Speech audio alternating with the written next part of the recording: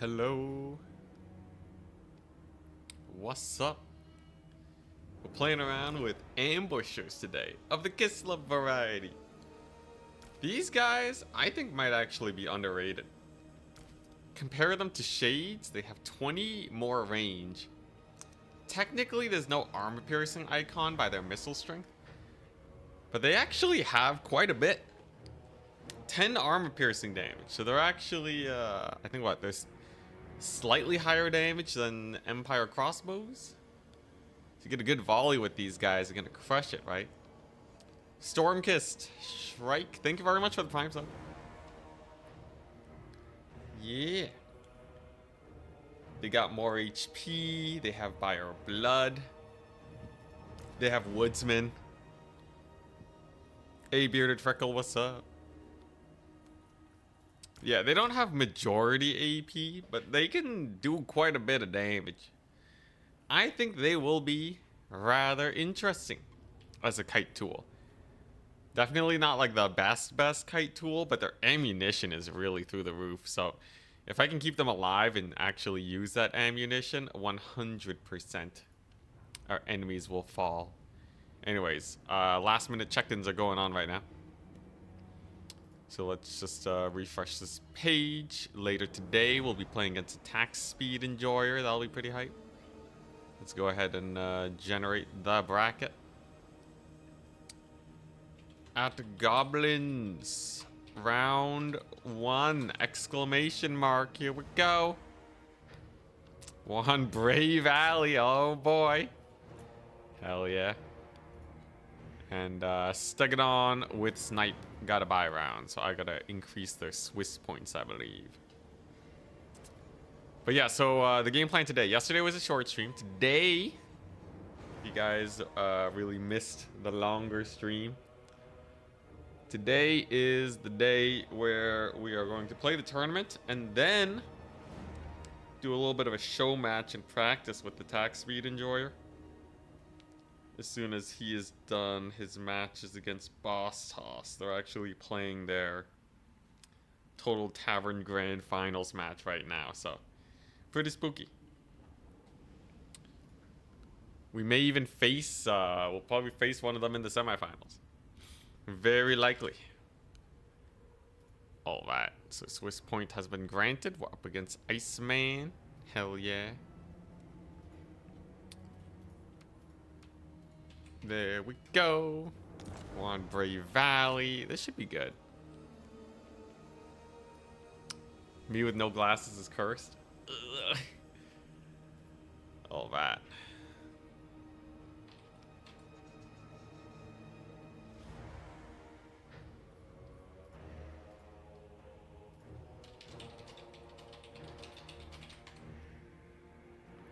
Oh, a little bit of adminning issues. Thankfully, I can fix it. I can fix it. We gotta add a guy back in the tournament. Let's see here. Lemur's Bane. There we go. Yeah, there's a problem with the website where if you try to update it, sometimes if you try to throw in an update while people are checking in, it will like save them not being checked in. What's this? What's this in programming? Race condition? Something like that? It's race condition adjacent at the very least. But yeah, that's what we're getting fixed right now. So that means Stegadon with Snipe should not have a Swiss point then. Okay, good to know. Hey, what's up, D-Horner? Hello, hello. Yo, we're using ambushers today. I'm so excited. So up against Iceman. Good old Iceman. Here we go. Okay, so Lemur's Bane is showing up as checked in now. Wondrous. Alright. And Iceman is playing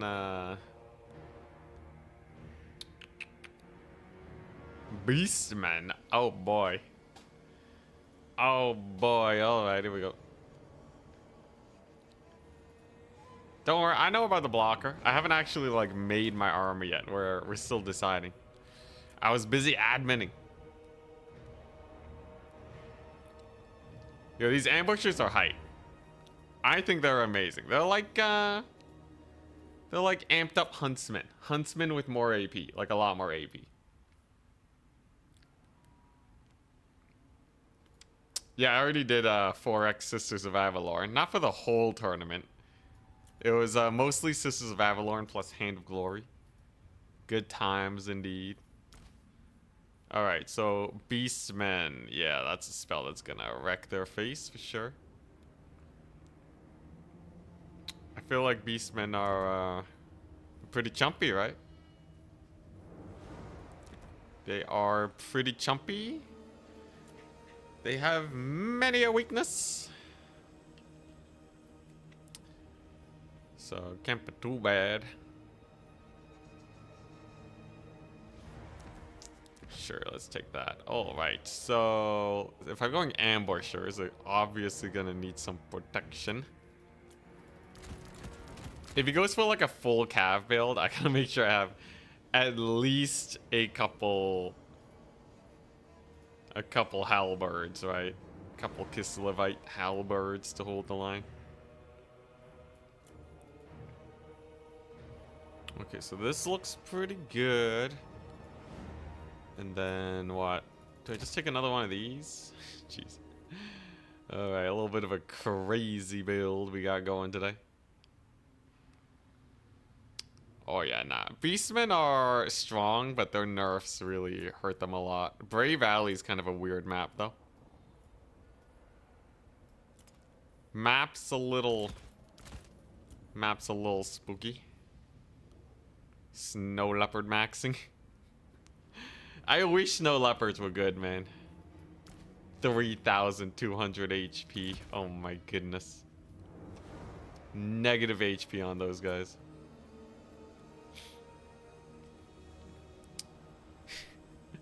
Ice Bear maxing. The ultimate test. Alright, so what are we looking at? Okay, so I'll take that. Do some of this. How do you spend 500 gold as Kislev? Obviously, you take this, right? Alright. And then the rest is ludicrous amounts of cav. You know, Griffin Legion are insane. Griffin Legion, like, outtrade every single Beastman unit. Actually insane unit, for sure. This should be good. But on Boris only war yet? I think I have. Long time ago.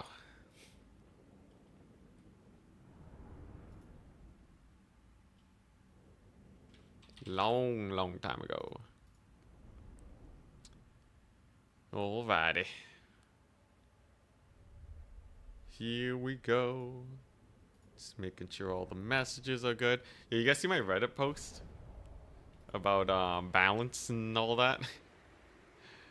About how the multiplayer community is so hated by some people in the single player community. It's pretty crazy. Let's see, there we go. So this is big old standard, you know, route them off the battlefield type build. These guys do great. Give them turn off fire well. And I think I'll play for center. I could play for the edge. This is really close to the edge of the map. That's actually potentially really comfy for me if we're going for like a slower, more kite play style. Let's do this. Ready? But yeah, I did send that to CA, so we'll see how the discussions come out.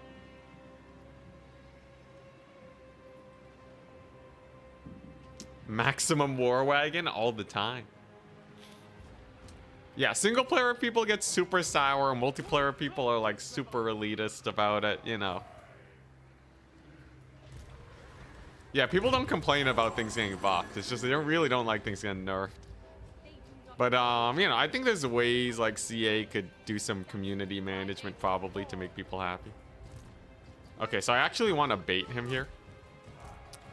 So I'm gonna be like, oh no, not the Razor Gore chariots. Oh, how terrifying. And then boom, ambushed into oblivion. You shouldn't have a good grasp on those guys. And then we just get a little bit of cavalry in here. Yeah, so I gotta make it like, you know, I gotta not play my hand early. I need to get them to like pull in with these chariots on these archers here, and then I just melt their face. It's all about keeping these guys alive. That's the main important part. Capture point number 1 is secure. That's very nice. I will say this is a very Beastmen favored map. Though if I'm playing on the defensive, I'm probably fine, right? What's his what's his caster have? Traitor Kin. It's a pretty good AoE spell. Gotta be a little wary of it. Anyways, my single entity power here is far superior. Oh, now he's moving a skirmish cav over there. All right, well, I want to deal with that. That's for sure. You can see Griffin Legion charge, insane. Absolutely insane. And what we're doing? Am I just going for the Lord Snipe? Hawks of Miska's pretty good. Get a little bit of a Vor terror going on there. I'll have my dude in here in a second. He'll be oh so helpful. There you go. Just yep, just keep Lord sniping. Just keep Lord sniping. There you go. Patriarch is in. And my ambusher's pretty good chariot control. Actually pulls it back to safety. Hawks of Miska doing pretty good though. Got a couple routes on his few Bestigors here. What I'm a little bit worried about though is this giant cav charge coming my way. We're gonna have to deal with that. For sure, for sure. Let's net these guys down. I got to pull back my dudes here to save it. Unfortunately, that cav charge is gonna be a little bit painful. My lord, too, definitely has to make it out. Patriarch's gonna have to save her. So I'd rather save my healing for later. Alright, there you go. Then I got a big old fight against his cav. Should go perfectly fine. Especially once we have our Patriarch in here. Unfortunately for me though, my ambushers kind of took massive damage from that. But as long as they stabilize, we should be okay. Patriarch heal is huge too. There we go. And that should be most of them surviving. That's a pretty big commitment from my opponent. There we go. Nice. Very nice. Alright, looks like Macav is doing great. Griffin Legion charge versus normal Centaurs is absolutely a fight we want to take. So let's just regroup. Get a little bit of a Hawks of Miska going. I'll have my big old terror roar from my big old beastie here in a second, so those guys should rout. Value trading actually says it's in the favor of the Beastmen, which is a little surprising to me. I guess it's a lot of these guys are just simply routing, right?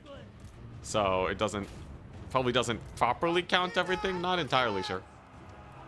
Ambush is doing great at least. Here comes the mighty cav charge of Kislev. There we go. There goes his character. He's taking massive damage. Cavalry's doing amazing. Yeah, it's just the ambushers are kind of having a rough time. Against a faction like Beastmen, it's always going to be very hard to get them to get their value going. At least I can net this cav unit down. Patriarch should have another heal soon. Very nice.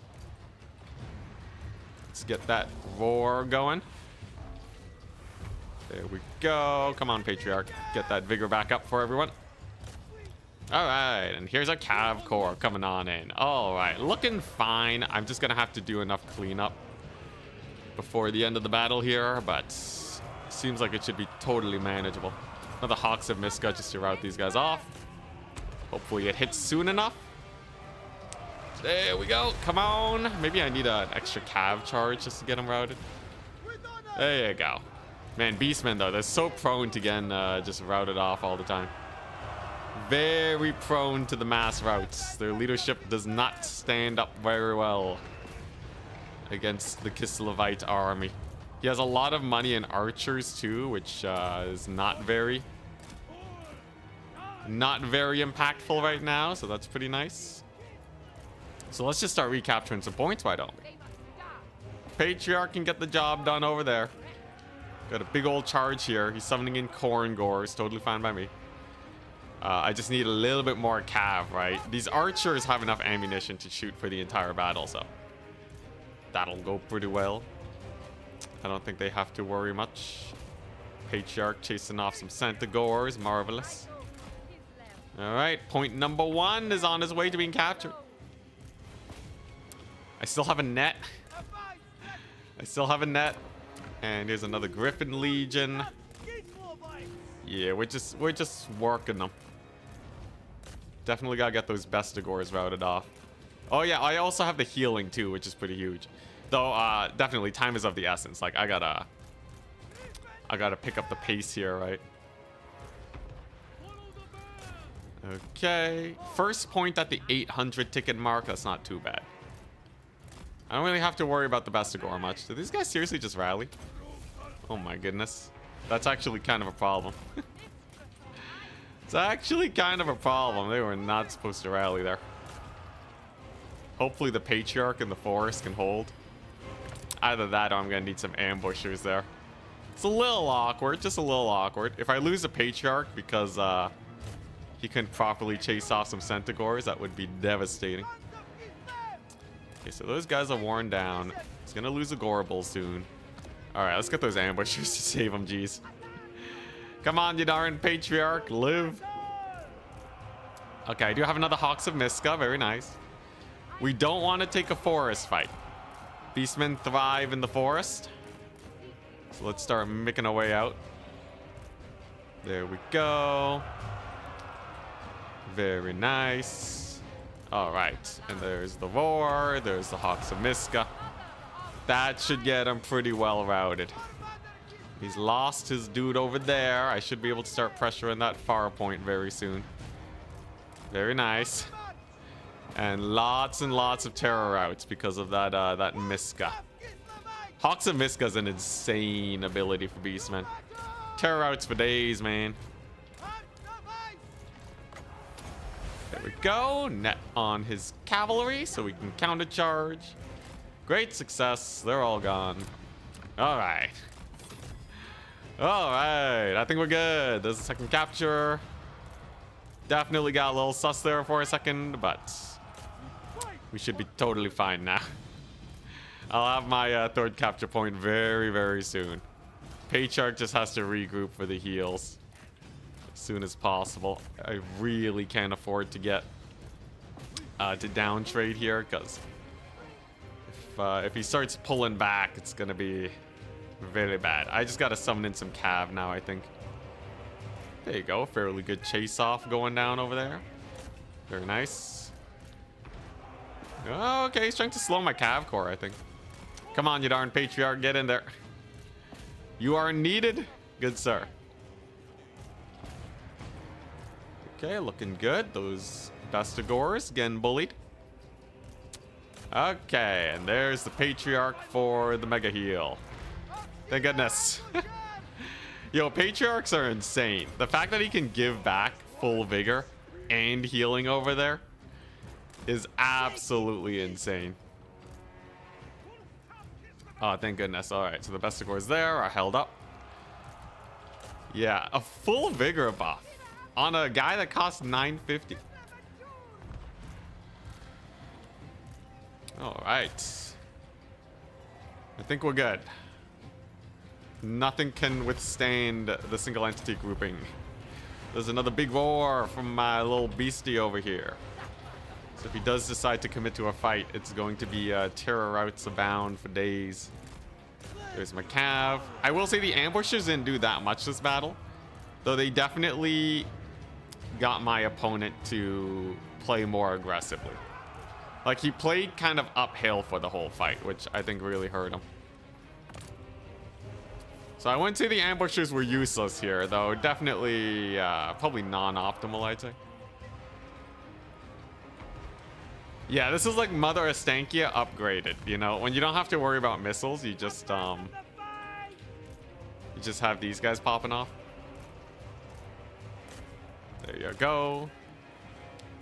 And instead of wagons, I'm using the ambushers.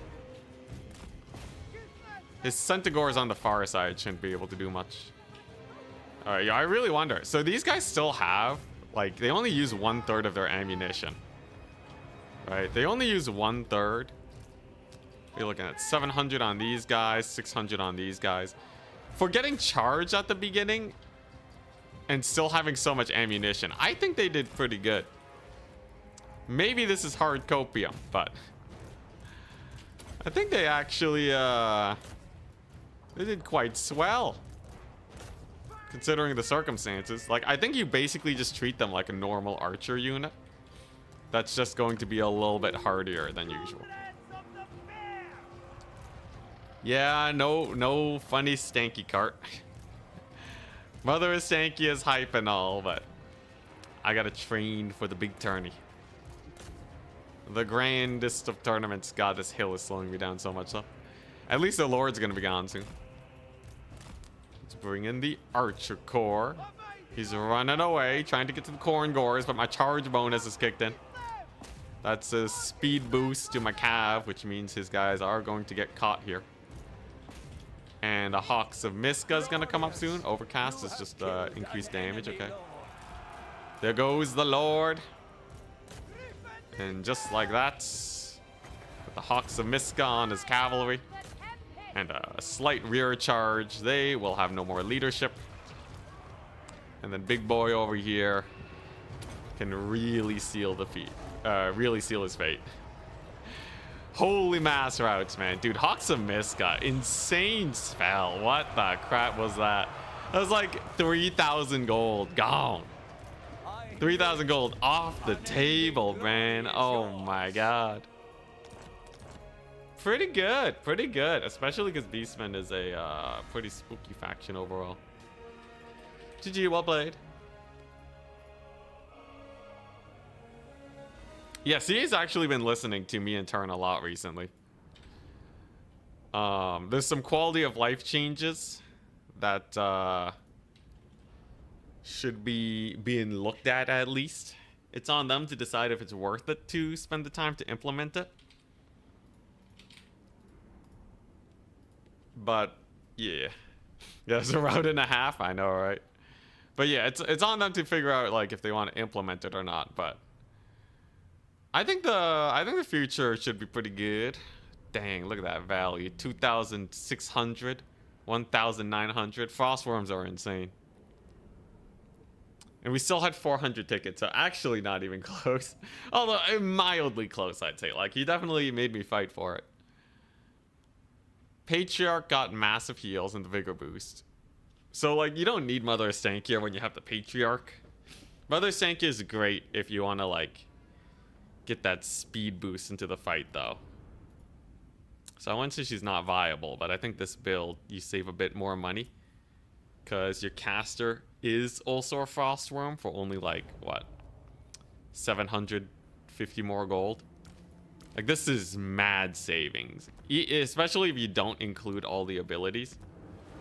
Like, look at this. You can get her 350 more than a Frostworm. I think it's funny to have the Ice Armor and the Freezing Winds plus the Frostbite. That's minus 30, minus 55, minus 65% speed in an area around her as long as she's casting. That's kind of jokes. So I do like that. It really helps with the cavalry catching units. But you could take a super discounted if you really want. It's a fun build. Honestly, Kislev's so fun. I think their infantry, their front, like, people who spam Kossars are not reaping the main benefits of Kislev. This is first and foremost a cavalry faction. With some crazy single entities. Like, this is like ground Bretonia. Think about Kislev as ground Bretonia. Right? No one's going crazy. Well, I guess Bretonian infantry got a buff because of Grail Reliques, but still, it's basically ground Bretonia. You shouldn't be taking the infantry every game, I think. Any upcoming games you're looking at? Silksong?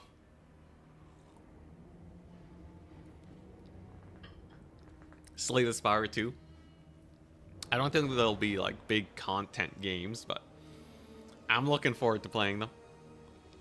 How'd you rate the map for this build? I feel like it was very suboptimal. Because I get to play on the defensive with the ambushers, I got a lot of free downhill charges. I think that map favors the defender a lot. So I would say it's actually not that bad. There's a lot of trees though. One which makes game it with awkward. Golden Knight, LS. Also her silence. Alright, fine. I can't turn down a good bribe. Look, people are gonna ban my Kislev in the grand finals anyways. I just have to make sure I'm still good enough with them for people to ban them. That's the main thing. Silksong's actually coming out. Apparently this year. What? She has a silence? 35-meter silence. Negates magical weapons in the affected area. Huh.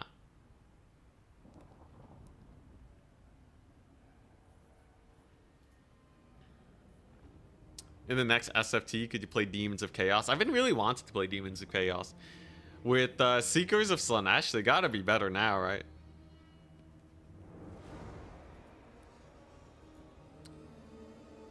Yeah, it's Total Tavern map. Armored Kossars are okay, but they're 700 gold. You know what else costs 700 gold? You know what else costs 700 gold? Sons of freaking Sigmar. Look at this. Would you rather have an armored Kossar or 2 Spearman shields? Or a Sons of Sigmar? Right? Would you rather have 1 armored Kossar? Or like a Marauder Berserker? Like these are some like the mid-tier infantry in the 700 range is spooky, man. Meanwhile, armored Kossars are just armored Free Company militia. Like, I guess they hold for a little bit, but like, what do they do? What do they do? They hold the line for a little bit? You spend it 700? Would you rather have them or Longbeards? With ITP, Encourage, and Spell Resist. 100 armor, massive melee defense. Yeah, I don't know, man. You can't tell me on armored Kossars. You can't tell me on them. There's so many units that outclass them. It's yeah. Yeah, I don't know. There's 65 leadership? Dang. Now, I'm not saying they're like absolutely garbage. 80 armor, 40 melee defense is fine. Pistols mean that they're not going to be useless. But I would definitely not say that Kislev's main strength is not in their infantry. Absolutely not. Even the normal Kossars are 450. Has the next round started yet? No, Ulrich all still playing. Dang it, Ulrich. It's fine. Tournament's going by pretty fast. Take a look at normal Kossars. Compare them to a dedicated range unit like the Elven Archer. Plus 40 range. Plus 40 range on these guys. Insane. Technically lower stats with the martial prowess, right? These guys, as an archer unit, far superior. Extraordinarily superior. I guess they do have a lot less HP though, but you know, that extra 40 range is insane. If you want a frontline fighter, let's say you want something that holds the line, right? 450. You could take a whole Orc Boy. Orc Boy is not really where it's at though. So what's like a solid hybrid unit? Let's take a look. I think normal Kossars probably outclass like Free Company militia though. So like I think they're okay, but like they're not like top tier at like the 500 range. You want an infantry unit that really holds the line though compared to normal Kossars. Because let's say they're not a perfect archer, right? Can they hold the line? The spear Kossars are 500. Cathay can field Jade Warriors. Oh, they did get nerfed though, 550. Oh, I guess that's not entirely fair. Honestly, I guess the Kossars are okay. I guess they're okay.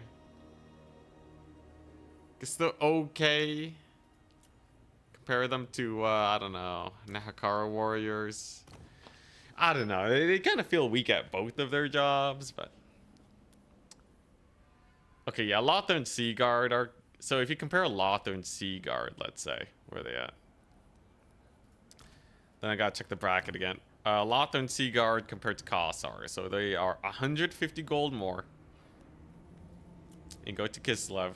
You're paying 150 gold more, but they have plus 25 range. And slightly higher stats. Very similar HP. They don't have Pyro Blood. So I would say Kossar Spears. I would say not bad, actually. Ever used the Kislev Artillery? Yeah, Lil Grom, you use it against ogres. It's quite nice. Okay, you know what? Kossars, I would say, are... Kossars are fine. Kossars are fine. I think the rest of the infantry, though, is pretty lackluster. Take a look at Kislevite Warriors compared to Empire Halberdiers. Halberdiers have 4 more melee defense, 2 more melee attack, 3 more weapon strength, and plus 10 leadership, along with a slight health increase. No Buy or Blood. They are a tight formation, not a loose formation. Pros and cons for that one. Here's the problem, though. These guys get completely outclassed by Empire Spearman Shields. Completely outclassed. Although, then again, Spearman Shields are like S- tier. Maybe even just full S tier. As far as infantry is concerned. But yeah, these halberds are, I'd say, slightly suboptimal. They're fine, you know, they're fine. But they're no Griffin Legion, man. Griffin Legion just annihilate everything. Which infantry is S+ tier? S+ is like they're banned. So currently, no infantry is banned, so there's no S+ tier infantry. Yeah. I think pre-nerf Wrathmongers were S+ tier infantry. Where like you'd almost take them every single game. Every faction that had access to them would probably run them. Just because their speed was so high, they could almost guaranteed make it to the melee fight. Although I will say, Empire Spears are a contender. This is an extraordinary unit. 350 gold. Compare them, yeah, compare them to Goblin Spears. So Goblin Spears cost 25 less gold. Look at the stat difference. You're looking at a difference of 14 melee defense, 10 leadership, 2 melee attack, weapon strength, and armor. And it's 25 gold difference. It's insane. Definitely one of the craziest units of Empire Spearmen. They're a unit that you'd be crazy not to take 5 of. Spearman Shields every single game. Empire Spears with shields or Dread Spears? Empire Spears with shields, man. Take a look. Spearman Shields, Dread Spears. These guys cost 100 gold more. They have less HP. Melee defense is technically the same. But in the end, you're paying 30% more gold, roughly. 30% more gold for 10% less HP. Is that really...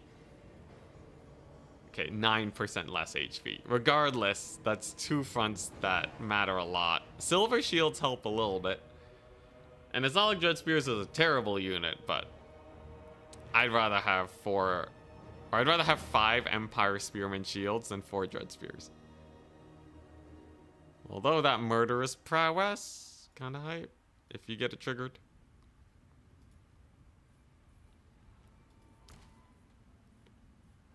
I would say like Dread Spears are like A tier. Solid A tier. Dread Spears, Bleak Swords, like A tier. I think a lot like... I don't think every faction would want a unit like these. But they are like pivotal to the roster. That's like what A tier is for me. Weirdly enough, dwarves have some of the best infantry. They just get hard countered. I think every faction would run Longbeards if they had access to them. This is insane, right? The 48 melee defense encouraged spell resist for 700 gold. ITP. Like, it's... Silver Shields. 100 armor, 8,600 HP. It's the full package. The only thing holding them back is that they're on the worst roster in the game. God, oh man, dwarves. They're there to be abused. Like, this is the perfect combined arms unit. It's so good. Oh, wasted potential. That's the dwarven curse, though. To be kicked around like a soccer ball. Chaos dwarves don't even have a Longbeard equivalent. That's how strong they are. They only have the normal warriors. And then some Infernal Guard. Which try to be Longbeards, but they're not. They're not. You're paying 250 more gold. You're paying over 33% more gold. For what is essentially the same unit with a few buffs. Although I will say that is quite a bit of melee defense. Quite a bit. Oh, Ulrich Wall's done. Let's advance that, Swiss.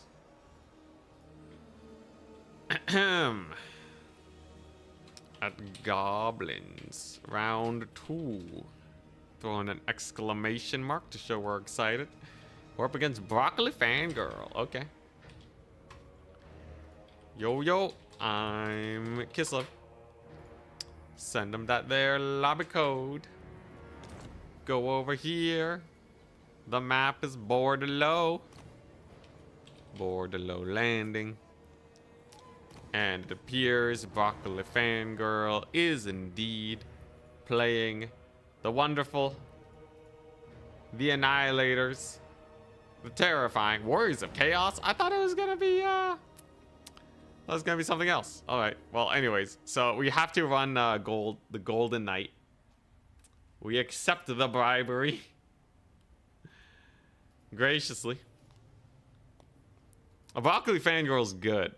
Golden Knight's not very good. But they have a silence effect. They have a slowing effect. I can make use of that. A little bit of slow action. Warriors of Chaos have Hellstriders, but they are absolutely manageable. I have a pretty fun strategy versus Hellstriders. We'll see if it actually works or not.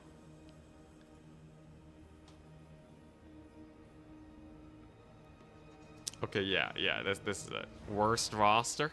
Overall, I think the worst roster is I would say, honestly, by some definitions, Slaanesh, in terms of like what the units do, capability wise, Slaanesh has so much overlap in so few units. Previously I would have said dwarves, but Doomseekers actually solve a lot. But Slaanesh is such a skew faction because it's all cavalry. They are helped a little bit by the armor they can bring, though. But yeah, they don't really have a lot of tools to deal with blobs. So that means their cavalry is way too powerful, which means that they got buffed up a ton, and that's why they're OP in domination and bottom tier in land battle. Definitely that's a product of their roster design. Chaos Dwarves, I think they have a few too many underpowered units. Like, I think their goblin units are really weak, and their trains are really strong, so it feels like the roster is pretty bad. I'm making a differentiation between worst roster and worst balanced faction, right? I think faction balance, you tweak the gold on units and you're fine. Roster problems, you gotta dig deep. Gotta dig real deep to get that fixed.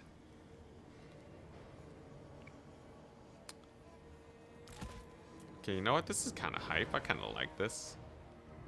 Vampire Coast is not the worst in theory.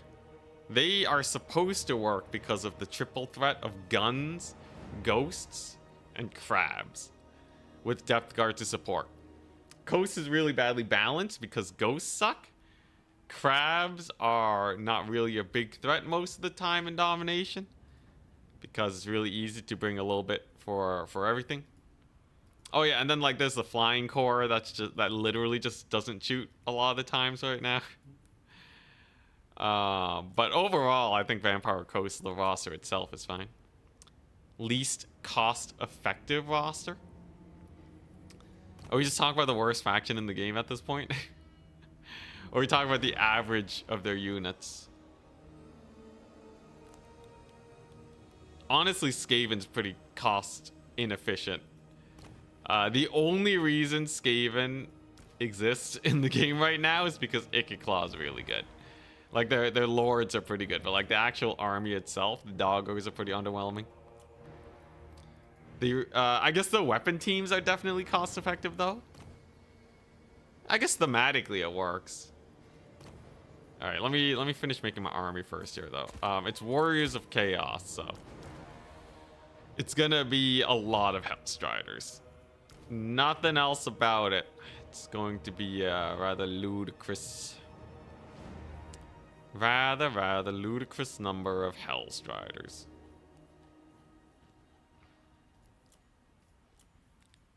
So, what's the counter? Am I really just gonna send endless waves of Griffin Legion onto Hellstriders? Kind of seems a little sus, doesn't it? Leave my rats alone.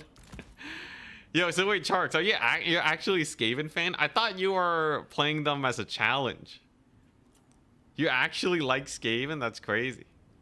I've never met an elf enjoyer that also likes Skaven. Just tuning in, we checked in Mercy's Discord what the deal was with the Mammoth's War Shrines. Turns out auras that apply to self and others can double up. Dang. Yeah, so they can double up for self and other benefit. Yo, that's crazy tech for the War Shrine Mammoths. I still think you can beat the build just because magic damage is so prominent. But that's kind of crazy. I don't mean to be rude. Oh no, don't worry. Don't worry. People are way more rude. People are rude to me all the time. No, honestly though, it's fine. Though the clarification is very much appreciated. Why do you like Skaven? Oh, you're talking to Charix? Oh, that's hilarious. Seems like it's just an uphill battle. I would assume thematics, and also I think I take Charix as a person who likes to challenge themselves. I don't really imagine a world where Charix will ever play like the sweatiest, best factions in the game 24/7. You know, Charix took on Bretonnia, they're taking on Skaven right now. They showed High Elves are pretty spooky. So, I don't know. Maybe they just like Skaven because they're the underdog. Because they're just so bad. They're just so gosh darn terrible.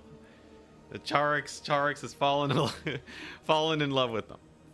I like Nurgle because I love suffering. Okay, actually, yeah, Charix doesn't play Nurgle though, right?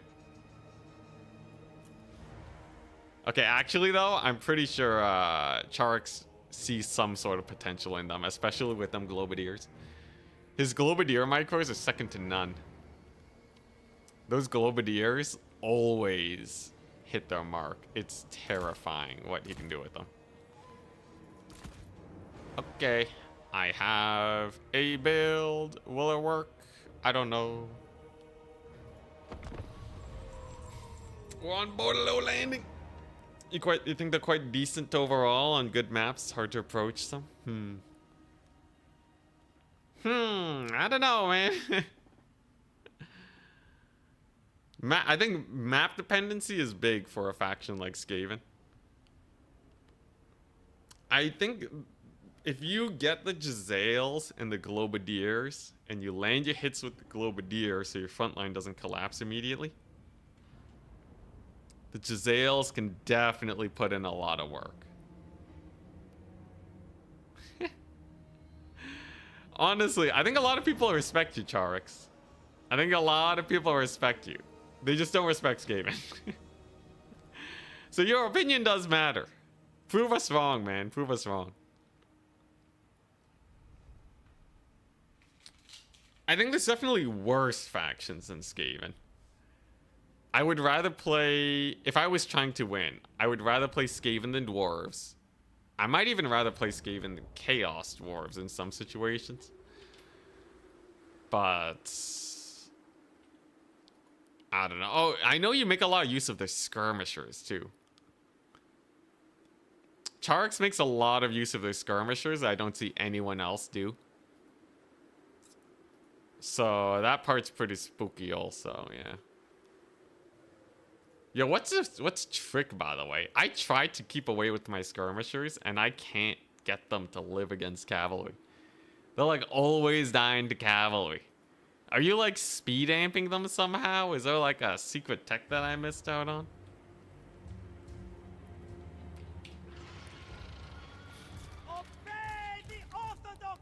Alright. Similar build. So the biggest problem with these ambushers is that they don't really scoot and shoot very well. They're very much a post up and fire away type unit. So yeah. I have to treat them like basic archers with some very slow repositioning. Yeah, Gold Knight. So I brought the 20% physical resist, immune to flanking. Stack that on top of the Ice Witch.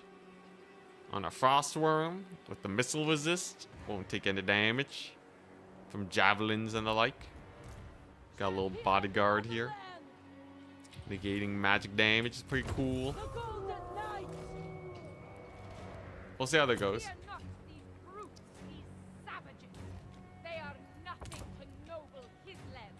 Armor wise, what we're looking at here? A Nurgle sorcerer, not Archaon, Rancid Visitations, Curse of the Leper. Okay. A lot of infantry, so that tells me we should be pretty comfortable here. Here's the problem with this army. It's slow. 4, 8, 9, 12 plus the Lord, 13 units. No sneaky shenanigans. Just a straight up mega blob of infantry. Keep it from the foe. So I'm gonna have to deal with Hellstriders, right? We will have to deal with Hellstriders. I have no intention of pushing up too aggressively right now, because I don't want my ambushers to get murdered. I just want to try and get a sneaky shot off on them.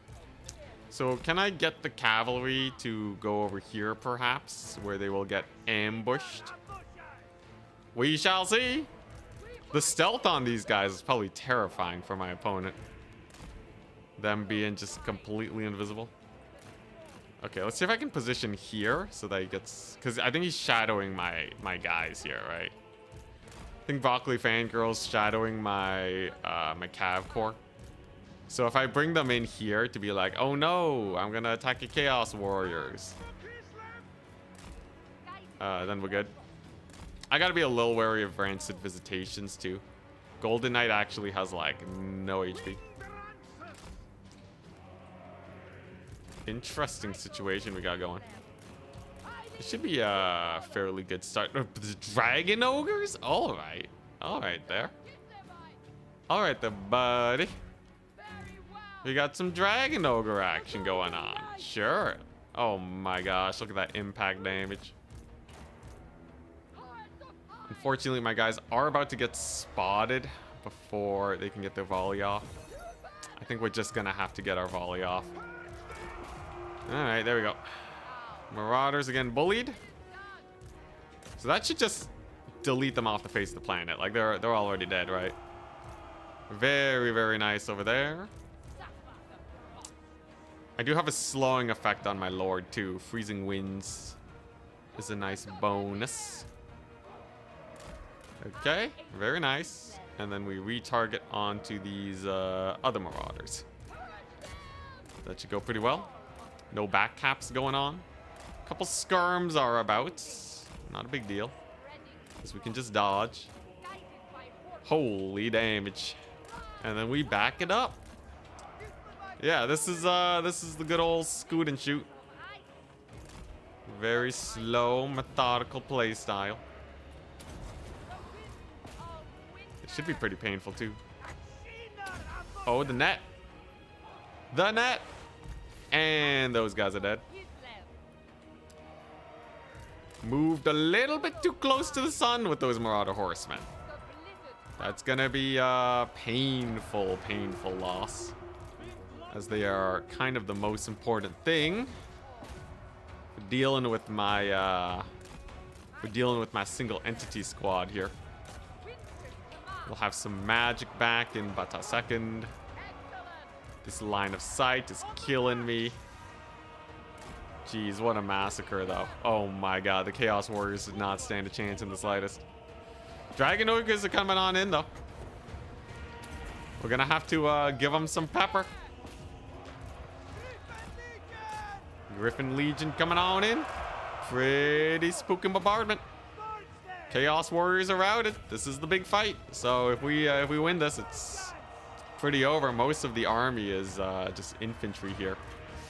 And yeah, Dragon Ogres did not do very well. Unfortunately for them. They kind of got annihilated there. What in the world? Alright, next up, we kill off the Lord over here. Let's just keep kiting with these guys. As long as they're able to keep on shooting, we're happy. Remember, they have insane ammunition counts, so they are perfectly fine and happy. Just firing at anything they possibly can. Hellstriders have arrived, though. The Nemesis. So we're going to need to peel off a little bit of cav to deal with them. Thankfully, in a straight-on fight, armored cavalry do great against them. Patriarch's coming on in, too. He's here to replenish my vigor. And then, oh, another net. Oh, the other net. The other net, it's glorious. Absolutely glorious. So they're just gonna die. Let's slow down his forces. There you go. It's a very expensive unit of Hellstriders down the drain. Massive heals for the Patriarch. And then I just gotta close it out now, right? We just have to close it out. I will say the infantry grind is still a little spooky, right? There are a lot of infantry units on top of me. Thankfully, my units shall continue to refuse to rout for a little while at least. Should be able to kill off this exalted hero of Khorne. Annoying as they are, they shall die. Hellstriders are gone. Big old cav charge underway. And then it's just, what, one Chaos Warrior Great Weapon? Should be fairly manageable. It's another Chaos Warrior Great Weapon. Should be able to deal with them. Man, these archers have so much ammunition, though. That's definitely a big plus. There we go. Exalted Hero is going down. And I still have cav in case more Hellstriders come on in. And with that guy routing off, too, now it's super bad. Because no more leadership for these warriors. That's very nice. Get a little bit of a rear charge here, perhaps. There you go. Another big rout. Another big rout. Little hero squad in here, popping off. I might be able to kill off their lord if we're lucky. And they still don't have my third point, my home point, so life's pretty comfortable. Let's get another bombardment down. I have another net. That net is insane, man. It's so insane, dude. This is crazy. Wow, and the mighty Chaos forces are down, and I still have so much ammunition on my guys. Wow. Wow, those ambushers, dude, they do damage, man. They do so much damage. They still had enough oomph in them to keep fighting, and they already paid for themselves. I'm telling you, they have a lot of armor piercing. They're crossbows. They're proper crossbow infantry, man. Jeez. Of course, the Frostworms help out a lot, too. Warriors of Chaos. Kislev wins again. That's a second win today with the Golden Knight, who did not very much. 800 rally though, kept my lord alive, I guess. It's not that good though. I really don't like the Golden Knight, if you couldn't tell. But like, why would you not just have another Frostworm? We saw how much my one Frostworm did. Why not two Frostworm? You crazy, guys. You crazy. Golden Knight. Also, yeah. Shades are limited by range and no net. So the reason this is much better is because I had the range to shoot at the cavalry, even though they're in the back line. Shades can't really do that. How can I see if my own unit is currently invisible to the enemy? Oh yeah, there's a little eyeball icon at the bottom. I think someone else already answered them.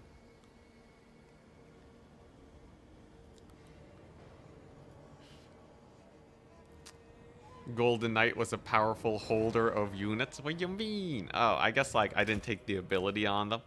It's a 6-second net though. You want me to pay 1,400 gold for a 6-second net? Why don't I just kill them? Why don't I just murder them with the Frostworm? Remember guys, murder is always a better solution compared to anything else when it comes to Warhammer. Seriously though, the Raw Deeps, they have some of the best animations ever, these Frostworms. But yeah, the big thing is these guys have 150 range. If you look at Shades, they have only 130. Though at some point I do want to do a Shade build because I think with the Cold One Night support, you should be able to keep them safe, very similar to this. Although this build definitely has a lot of slows, like Hailstorm Freezing Winds is so annoying to dodge. Very annoying to dodge. And then you're just getting shot up 24/7. Her attack slow by 30%. Shade Greatsword spam. Oh boy. The ultimate build.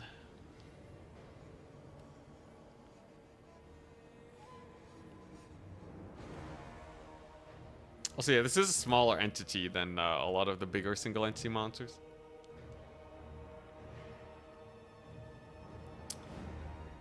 Oh, I guess if we're talking like, you know, headspace, I don't know. The Golden Knight just doesn't have mass. You can't exploit the fact that your opponent is straight up ignoring her.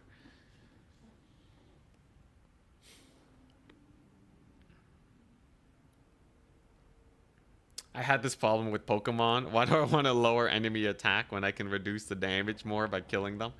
That's how it is in most games. Warcraft 3, though, actually has some really good buffs and debuffs, though.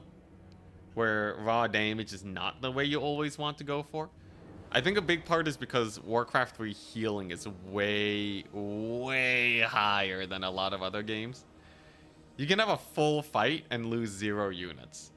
You can have like I've seen Grubby have a 1-minute fight against, or maybe like let's say 30 seconds, right, against another army, and he loses no units because healing is so good, which means damage reduction is way better. So there's ways you can spread out your damage. There's ways you can reduce them. The reductions are pretty big too, by like 30% in some cases. How many Empire War Wagons can you take into a tourney? 4. Just 4. They count as chariots, and there's a max to 4 chariots. It was added a long time ago because Tuskor chariots were OP. And people were like, never again. Never again. We're limiting chariots to 4. So this was added to the fruit rules, which is part of land battles, which then got transitioned over to domination, which ends up actually restricting the units you can take by quite a bit. Which is a little sad, but, you know, people don't like skew builds anyways. I just think there's a little bit too much overlap. Like, I don't think war wagons are legit chariots. I don't think they should count as a chariot tier. I think they should count as like the skirmisher tier only. And let people take like 4 war wagons, 2 war wagon mortars or something crazy like that.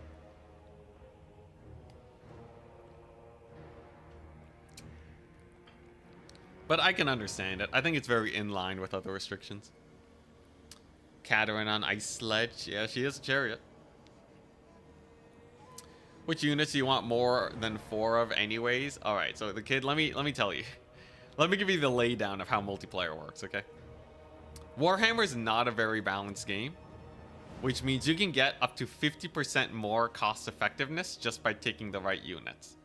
Regardless of composition, just having the right units means that you will do better.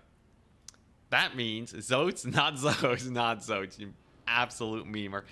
But yeah, that means you want to take as many of the same unit as you can if it's good. This is why you always see me taking the maximum amount of whatever. Like, I joke about, like, if one Frostworm good, why not two Frostworm? It's because of this. You see it with every single faction. Empire? Wow. Spears are good? Let me take 5. And then let me take 5 more. Right? It's like Grand Cathay. Wow, you know what's really good in Grand Cathay? The Cavalry and Crowman combo. Let's actually just take the maximum number of them, right? That's exactly how it goes 24/7.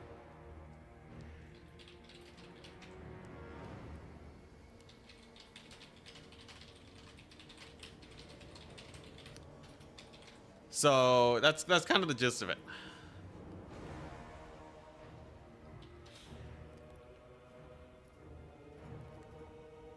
So Mass Zoids got it. Yeah. Okay, not trolls. This was a meme build and it sucks. But like, you want skirmishers? Horse masters, man. Oh my gosh. Peasant maxing. Yeah, the real scary part is if you identify the wrong unit to take and you start spamming those, you instantly lose. I've made the mistake of doing this before. Terrible idea. Don't do it. Don't do it. It's the worst. I don't know. I don't even know what's wrong with them. They just suck. So screw that business and instead take 3 Wrathmongers, alright? High Elf Spear maxing. If you think High Elf Spears are the epitome of staunchiness, you are gravely mistaken.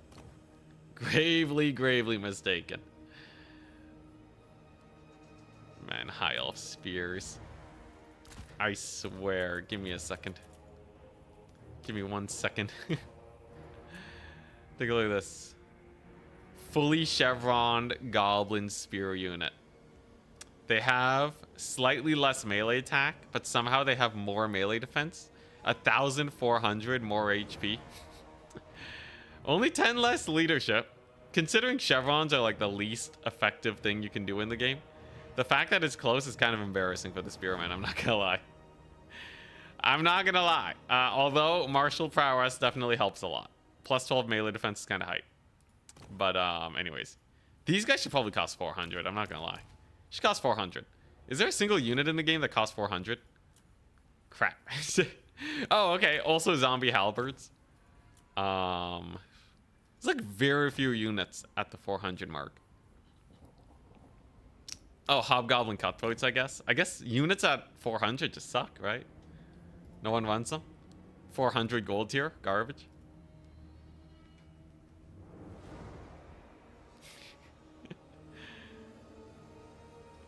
Hey, Meaty Dangler.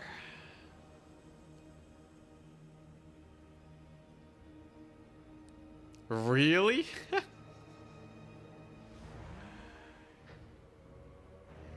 Oh, crap. Oh, okay. I'm like, why is Twitch asking me if I should allow Meaty Dangler's message or not? His message is, I've learned that Skull Reapers kill Black Orc great weapons recently. Which is a pretty normal comment, right? There's nothing weird there. The highlighted word, it didn't like black. And I think it's because it was I think it was because it was prefaced by kill. And Twitch was like, whoa there, buddy. Whoa, whoa. Calm down there. Whoa. Oh my goodness. Anyways, yeah, I didn't know Skull Reapers could kill Black Orcs. Yeah, I thought it was gonna flag kill. I'm like, I guess it has a problem with the word kill, but no, I think it's the Wombo combo. Twitch stands against green hate. Oh my goodness, jeez. I was not ready for that when I set up the tournament today. I thought it was gonna be a chill stream, and then like all of a sudden, A little bit of the real world snuck on in. Anyways, yeah, I don't know what's up with Skull Reapers. I feel like in a vacuum they do well, but in practice they like always suck. I don't know what it is about them. Black Orcs truly oppressed. Holy crap, that's hilarious though. Anyways, I don't know. What's wrong with these guys? What do you even like? They have 80 leadership. They should be like unbreakable, super high DPS, very high melee defense, decent armor. For like, you know, like lower expense elite infantry tier. So why do they suck? Is it their HP? Do they have low HP? They have about the same amount of HP as other units. Amount of models. 60 models is pretty rough, right? And I think they're really big. So they like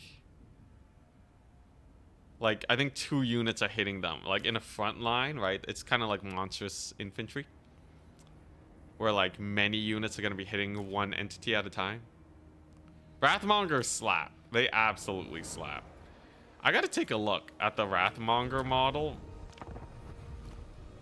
Compared to the other dude. Okay, let's take a look. Skull Reaper and a Wrathmonger. Are they the same size, maybe? Let's take a look. Feel like they get stuck being okay and in the middle when you can just take better quality units. Maybe. Like, Skull Reapers might be really good against, like, if you add them to another faction. But because Khorne kind of needs above average infantry, I think Khorne needs above average infantry to do well. Okay, yeah, you see that? You see that? Okay, so it seems like their hitbox is like the same as Wrathmongers. That's a big difference. So like, while Wrathmongers have immune to flanking and more HP, Skull Reapers are kind of asking for it, right? See that? Immune to flanking. More HP, more melee defense. And ludicrous damage. Though, technically, these guys against infantry should do just as well. Wrathmongers have fewer entities overall. It might just be the immune to flanking. I need someone to do a test. Get a mod where you remove immune to flanking from Wrathmongers and do they suck? Because I think if you gave Skull Reapers immune to flanking, that might actually tip them over the edge. 8 melee defense is a lot, though. At higher melee defense values, right? 8 melee defense can be the difference between a 16% chance to hit and an 8% chance to hit. Like, take a look at this, right? So these guys are 36 melee attack. 36 plus 35 to a 71 base chance to hit. Subtract 42. Right? So your average Bleak Swords are going to have a 29% chance to hit Skull Reapers. But they will have a 21% chance to hit Wrathmongers. So if you think about it, Bleak Swords do 30% less damage to Wrathmongers. That's an insane amount. 30% less damage in melee. That's huge. Especially when you factor in, like, you know, the leadership hits. So that already is a pretty big indicator. When you use, like, other infantry, like, I don't know. So these guys are 36% chance to hit. Like, if you compare them, honestly, that's the same as Zargard. Dang, alright. But if you throw them to, like, Chaff even, right? So let's say you have some Orc boys. 35 plus 28 is 63. Minus 42 is a 21% chance to hit. Compared to Wrathmongers, it's a 13% chance to hit. So that's like that's like 40% less damage almost, or that's like 35% less damage from Orc boys. It's a lot. plus 10 armor and more HP. Pretty big difference. And immune to flanking, just to be super sure. Super duper sure. Wrathmongers, they'll be, well, like, it's the armor piercing that helps them versus big targets. Technically, these guys have the melee attack and the weapon strength to do a lot of damage to big targets. It's just that most big targets have a lot of armor. Nasty Skulkers, any good in multiplayer or too expensive? Too abused by spellcasting. 160 entities, 15 armor, and a relatively low HP pool means that one wind spell takes them out. And because their price is rather expensive at 500, unless you're going for a skew build, you're asking for a little bit of pain and suffering. So your average orc boys take 25% less damage from spells, AoE spells, and Nasty Skulkers.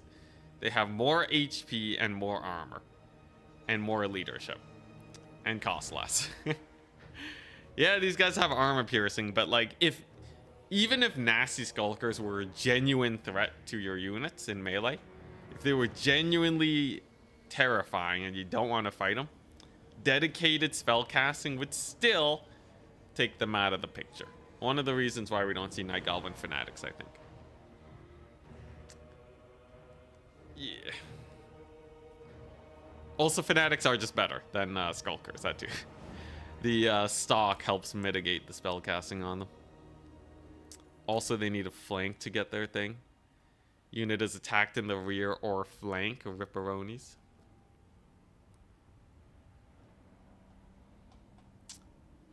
They also have 16 melee defense. One cav charge will murder them. Excuse me. Fanatics can kind of ward off cavalry with them fanatics. Are they faster? 35 speed? Ah, 37 speed. Look at that.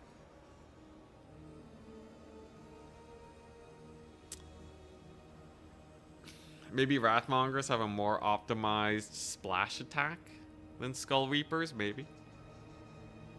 Fanatics rely on RNG. Actually, not really. Fanatics are pretty consistent. It's just kind of janky to get it to like shoot, but it's pretty consistent. Attack Speed Enjoyer, what's up? We're going to be playing against Attack Speed Enjoyer after the tournament today to get some tourney practice for the grand finals. Yeah, I think immune to flanking is the biggest thing for Wrathmongers, for sure. Immune to flanking increases, like, being flanked reduces your melee stats by, let's say, like 30% if attacked on the side. So this is kind of huge. Let's do a test.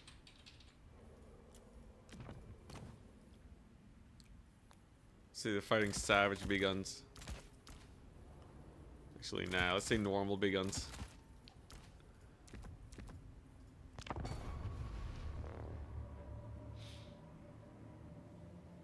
There's a trick to their shooty thing. Yeah. Well, like, you just have to not walk forwards when you cast it. You have to move away the second you cast it. And you also have to, like, it'll wiggle a lot. But as long as you, like, left click when it's pointed in the right direction, it's fine. Alright, so let's take a look-see here. How often are these units flanked when you send them into melee? Wrathmongers, get on in. Okay, yeah, you see this already, right? Like, you see this guy? He's hella flanked. Insanely flanked, right? But he don't care. Wrathmongers, however, they didn't get as deep, so they are actually holding their line fairly well. I mean, Skull Takers, Skull Reapers. See, the overall damage is way higher on the Skull Reapers, though.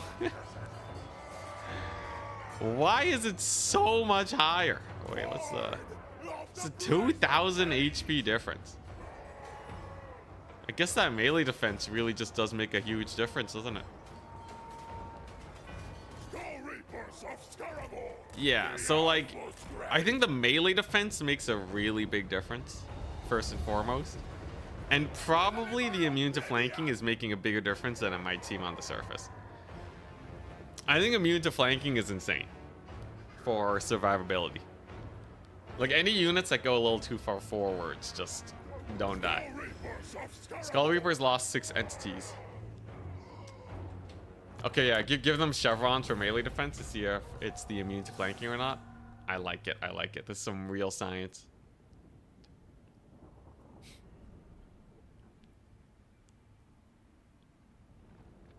Wrathmongers have more surface area because they have so few entities, they can get enveloped a lot. Okay, so let's get this. So now they have the same melee defense. In fact, they're actually quite similar in stats. What does this change this time?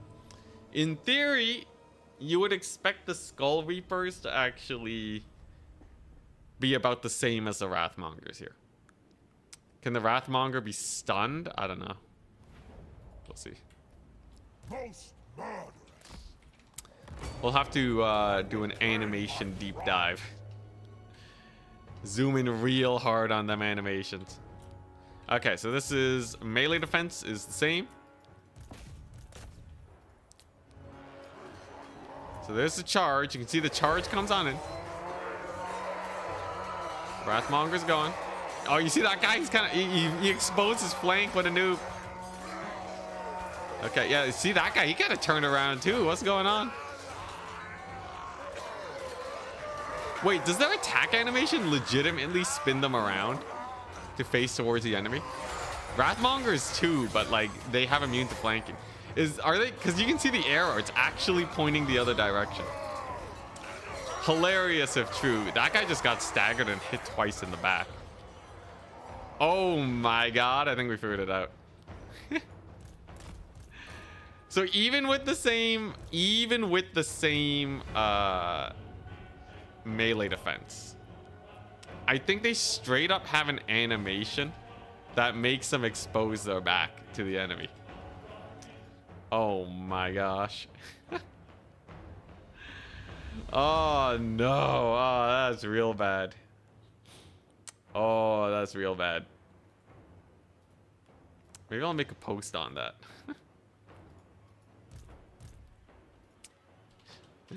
Just tested Skull Reapers versus Wrath Mongers.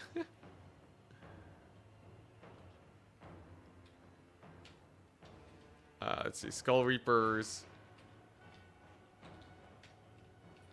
could use immune to flanking.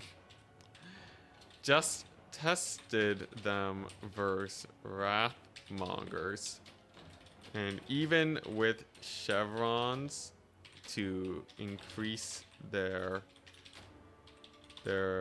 melee defense to 50, they still take way more damage because they expose their backs to the enemy while attacking. Giving immune to flanking would be an easy band-aid solution, I think. But I'm open to more involved solutions. Yeah, I don't think they have time to like give them a new animation set, right? But like that's pretty bad. That's a lot more damage. Ludicrous more damage. 1,350. All right. This makes them much weaker in general. So they don't see any play really in Dom. Okay. All right, that should do. Send it. It's been sent. It's 100% an animation issue, even with Wrathmongers. Yeah, it's like they attack. The little icon pivots in a circle, right? Because it's part of their attack. But then they get hit. They get staggered, right? And they're like, oh, my back. Oh, my goodness. And then they die. Wrathmongers do cost a lot more. Remember, this is like full chevrons. Also, these guys do underperform compared to Wrathmongers. So, like, if you also don't have the chevrons. Like, obviously, Wrathmongers should be better. But, like, these guys do kind of suck. Like, no one takes Skull Reapers. Nobody takes Skull Reapers. Unironically, like. Yeah.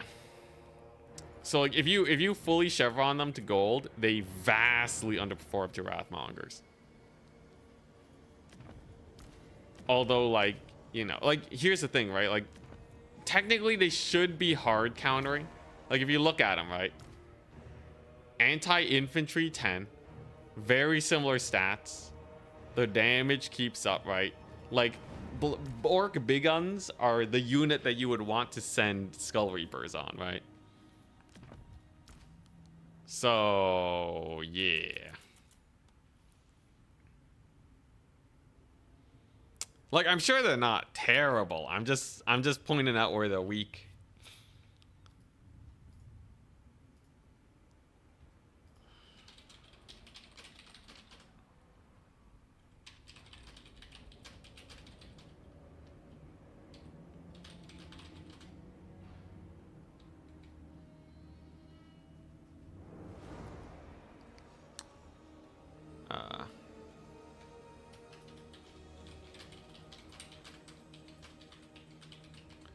Yeah, it doesn't have to be.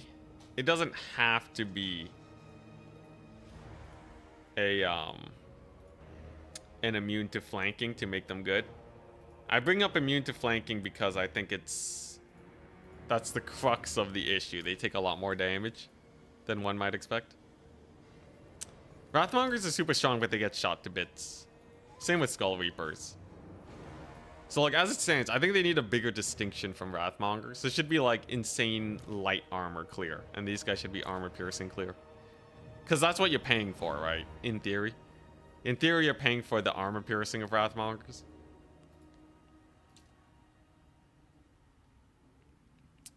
Give them Gore Feast just to make them naturally tankier, yeah.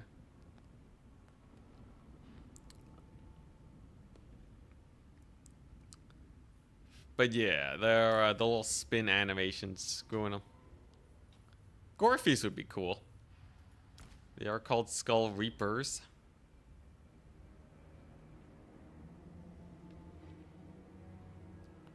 But yeah, I think Wrathmongers are in a good place. Like, Wrathmongers feel great. Skull Reapers should be like Wrathmongers, but fewer situations where they're good. So specifically for light infantry clear.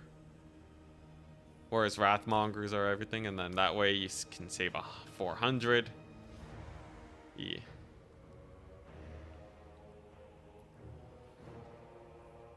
But yeah, definitely, I always wondered why they took so much damage. They take rather ludicrous damage.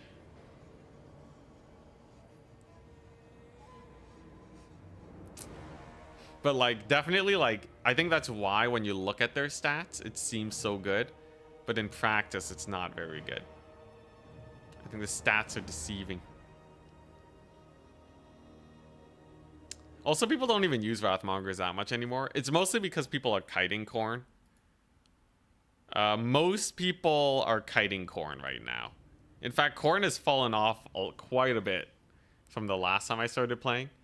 I would like to at least take partial credit for this. Because, I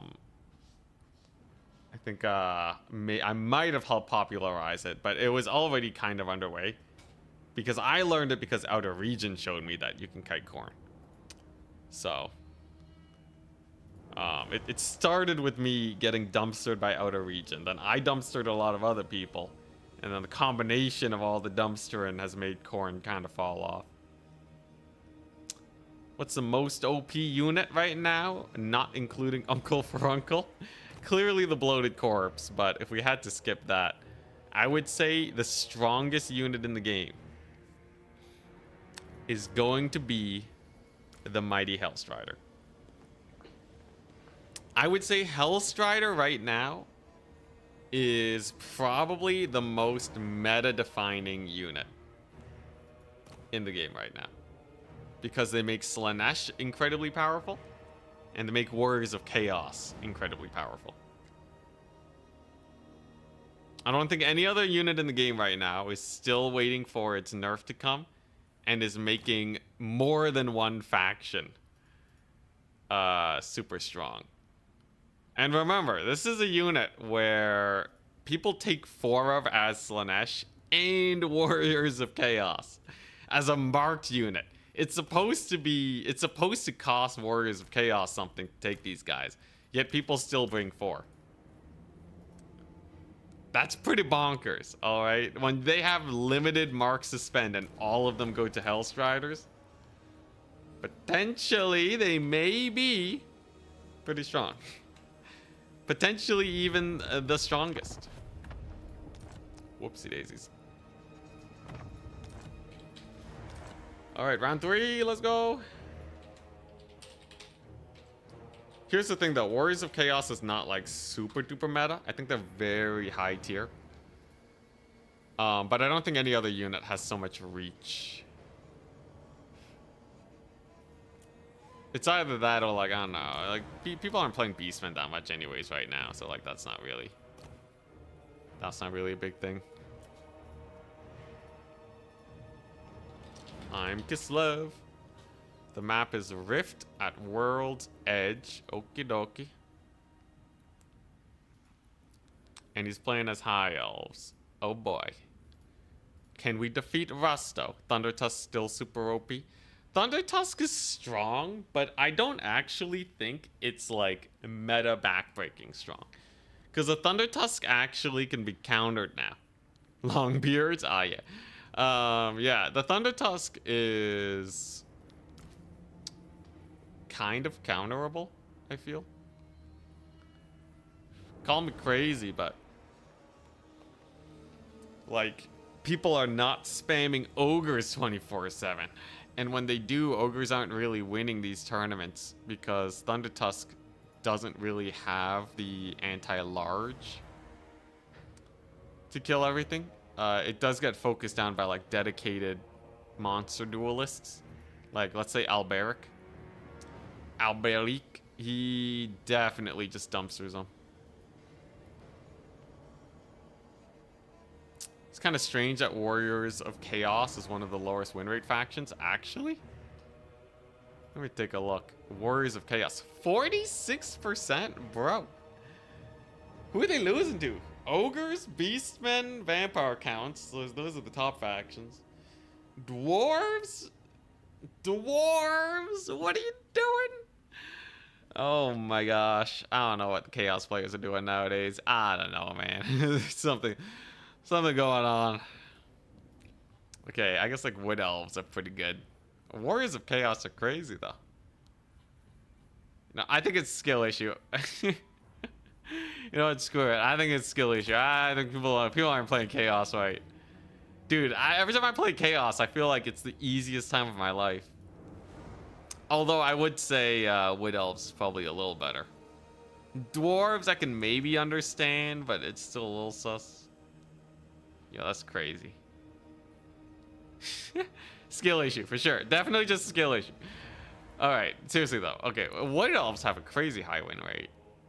Ogre Kingdoms are at 57. Yo, that's crazy.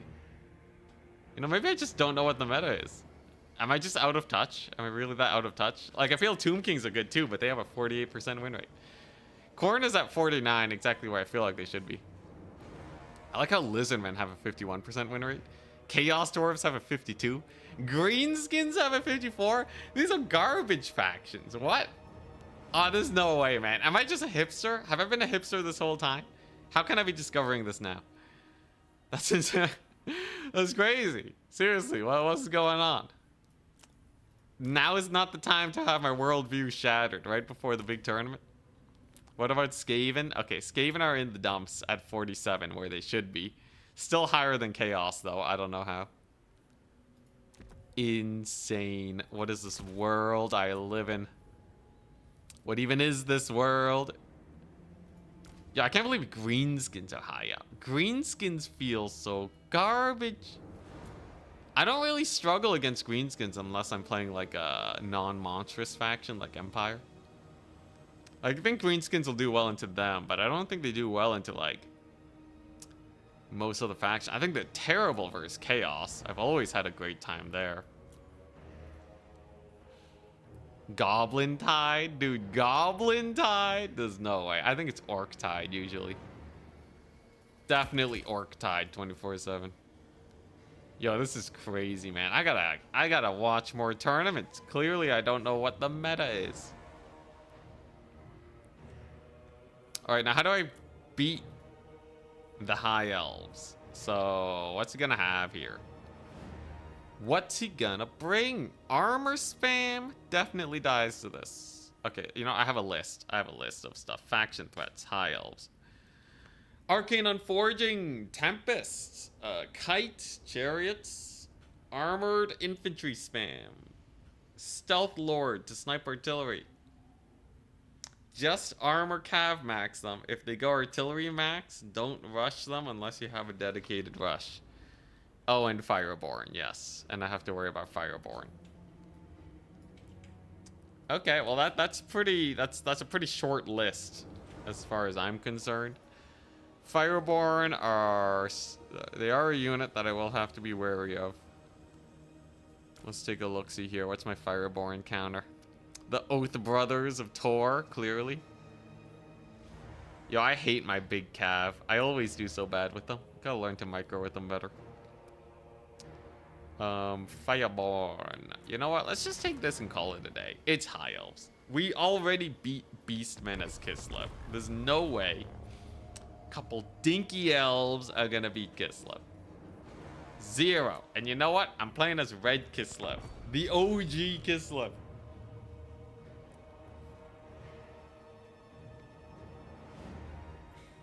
Skaven need 5-second cooldown on the Menace below. And 20 uses by default. If they gave Skaven the Menace below... So if Skaven was a Warhammer 3 faction, Menace below would totally be an ability you get based off of the number of units that are routing on the enemy side. I think the more units, yeah, that's how they would do it, right? And they would just be Menace below spam 24/7. If dwarves were a Warhammer 3 faction, they would have a Rune of Wrath and Ruin that you can cast globally anywhere on the battlefield. And you get that, you know, you get that for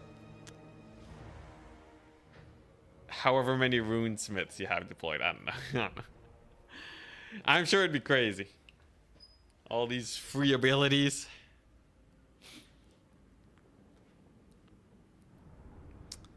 All right. So, High Elves. I think if I'm going for Ambusher max, I'm most worried about Shadow Warrior Kite. Aside from that, y'all should be game designers. Okay, yeah, it's true though, it's true. I will say, much easier for me to identify problems and to fix them. All right. I'm a very prideful man, but I know when I don't know what I'm talking about. If I was actually a game designer, I would run this game to the ground 100%. 100%. Pretty good luck, have fun. Many of us would too, unless you are actual game developers, in which case, hello. Please, send help. But yeah. Identifying problems, though, I can do. And throwing out random solutions, I can also do that. Ooh, unbreakable, army-wide. You know, the white dwarf has that. Orthodoxy. Alright. Let's take a look. He has an Archmage of Metal. With a lot of spells. Holy crap, that's a lot of spells. Silver Helms. So he also has a kite build, I see. Well, doesn't that make things a little interesting then? So where are your units then? It's a kite v kite battle. Okay, I need to position to maybe snipe his lord. A lord snipe here would be huge. He doesn't have vision of me or anything.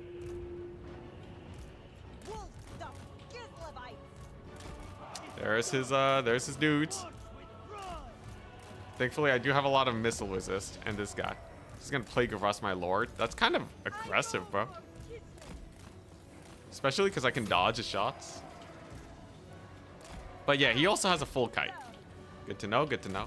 If he just stays in vision, though, that's definitely a bit of a misplay. He should definitely not stay in vision of my guys.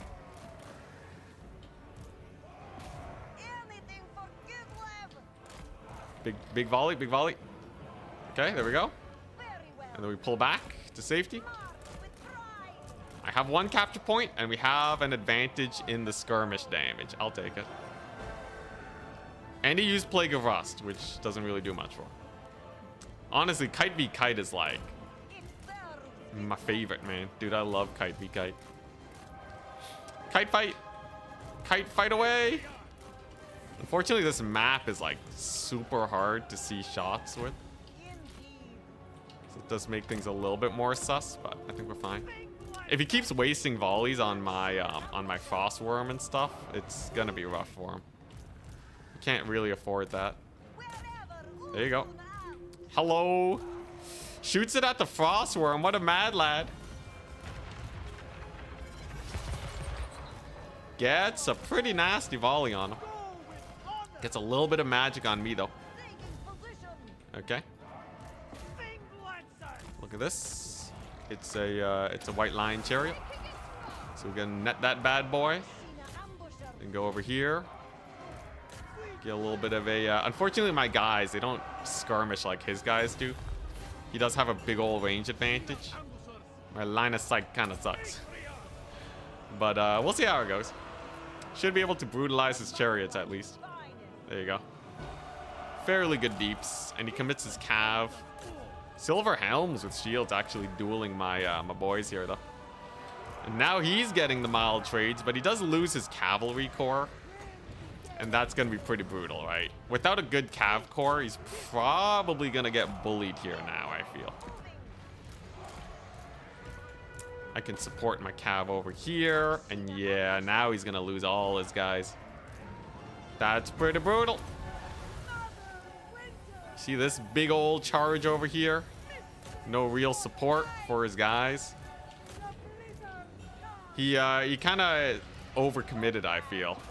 To that initial cav fight, and he is absolutely suffering the consequences of that now. My ammunition is also way higher. As long as my guys here survive, we're good.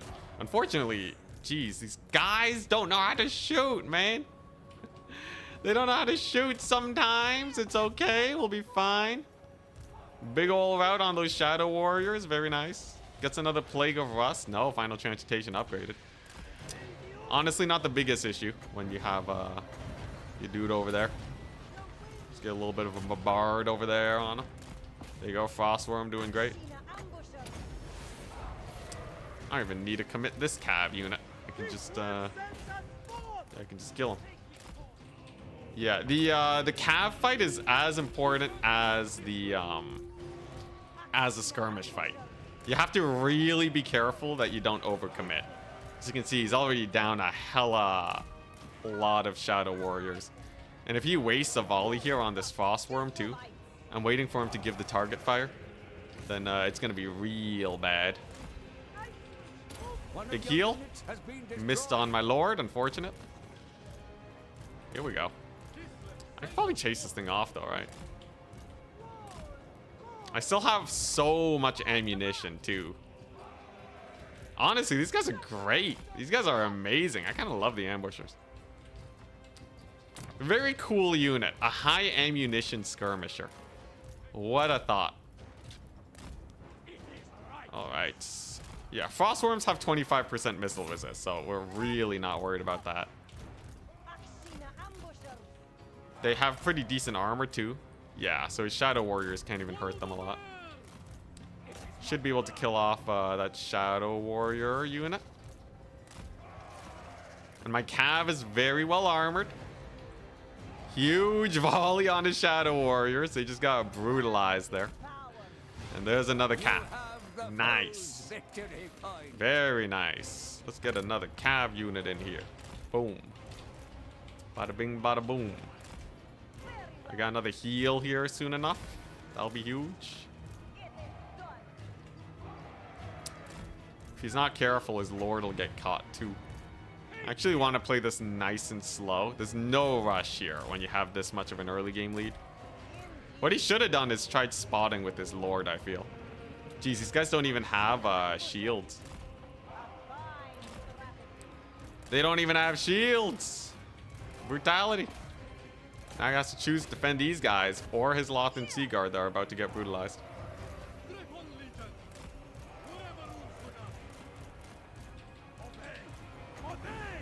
Holy crap, the brutalize. The brutalization is real. There's a heal. Very nice. Shadow Warriors again murdered. These guys again murdered. Wondrous. Now he's going to commit to a charge. We net him. We net those. Which means that you really should not have much else left here. My skirmishers are having the grandest time of their lives. I have more cavalry. This is pretty over at this point. Very nice. Very, very, very nice. I think we play this one great. Fireborn are here, but a little too late, right? As long as I have my my frostworm here, we should be a-okay. Big old cav catch over there. Let's get my skirms underway. One sacrificial cavalry to just stall them. And then I should just be able to shoot up the rest of his shadow warriors. I do have victory tickets too. Yo, Warhammer 2 has prepared me for this so much. Warhammer 2 kite practice. Kite battles for days, man. It was like only kite. Back in Clan ODM, the glory days. Fireborn a high vigor, by the way, so they are actually catching my cav, but I should be able to punish them with a little bit of, with a few shots here.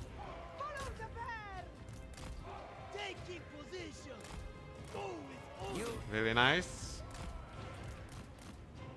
Ambush is a great one they shoot. Yeah, they have kind of that weird range unit thing where they like take forever to get into position. They're not like elves who form up really quickly. That part's a little rough. Aside from that though, as a unit, they are they're really good. If they had move and shoot, they would be insane. Anyways, we pulled back so that my frostworm wouldn't take damage from this. Let's just regroup, get my vigor back real quick. Why not get a little bit of perfect vigor, right? He already used his big old AoE, so this should be fine. Here we go. Everybody group up. I need that vigor boost. Are these guys tired? Yeah, they're a bit tired.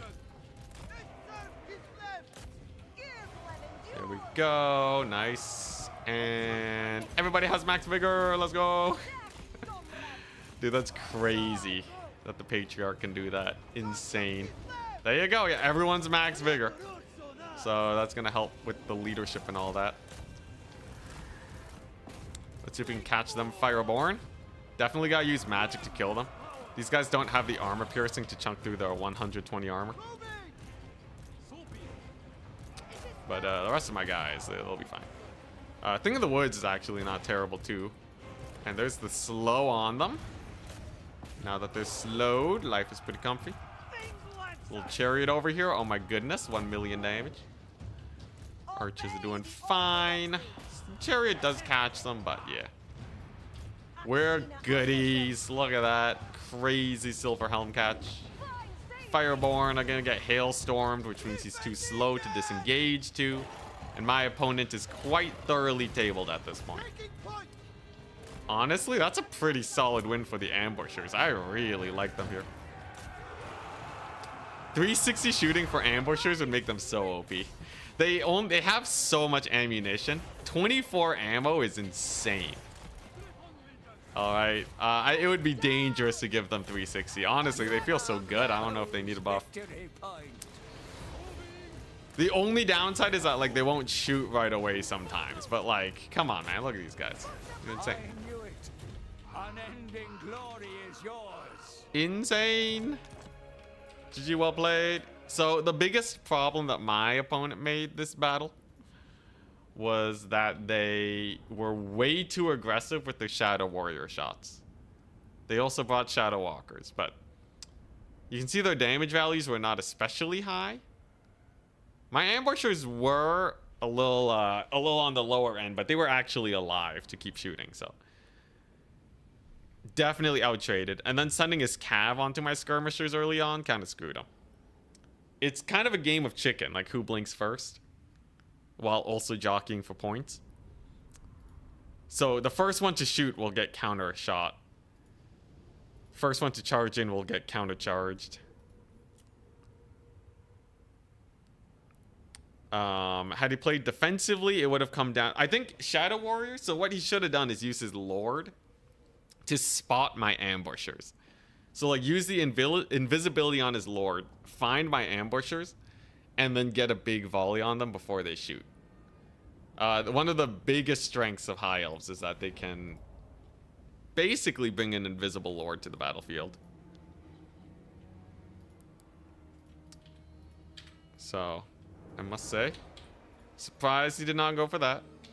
Kislev takes the win again. Yo, Kislev's a fun faction. Very fun faction.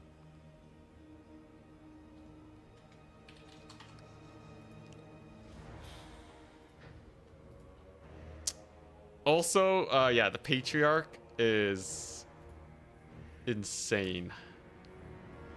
Dawes' song, infinite cast, perfect vigor, hits everything in your army.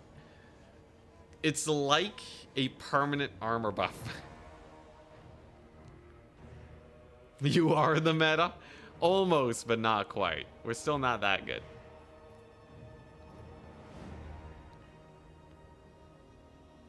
RTK still definitely leads when it comes to meta. It's good to see some people picking up the kite, though.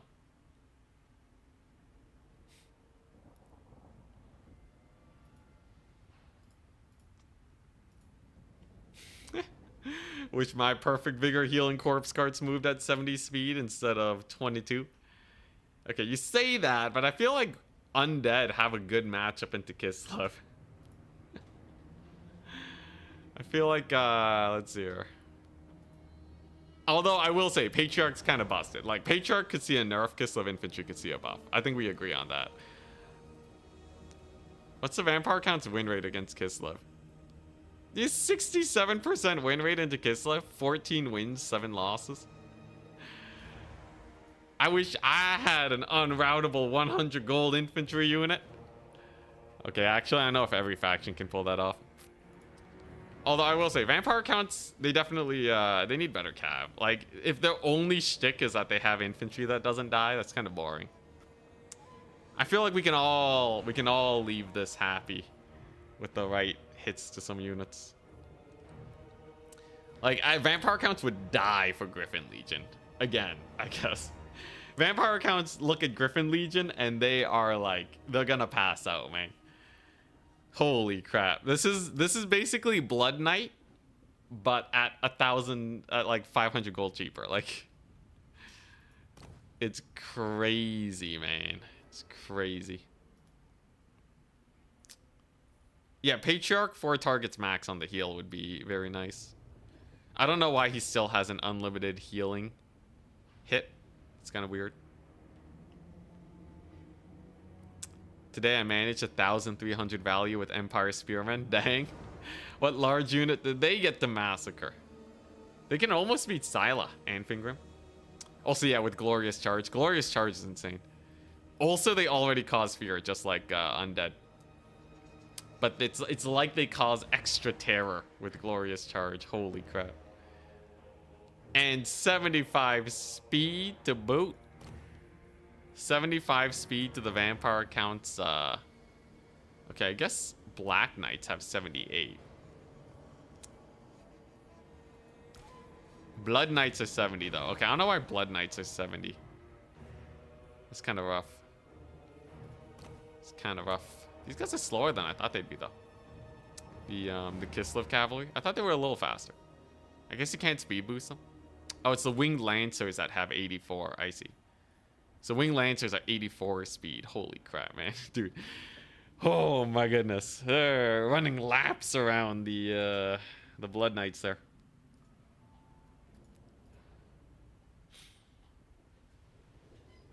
Vampire counts Cav is just depressing. It really is.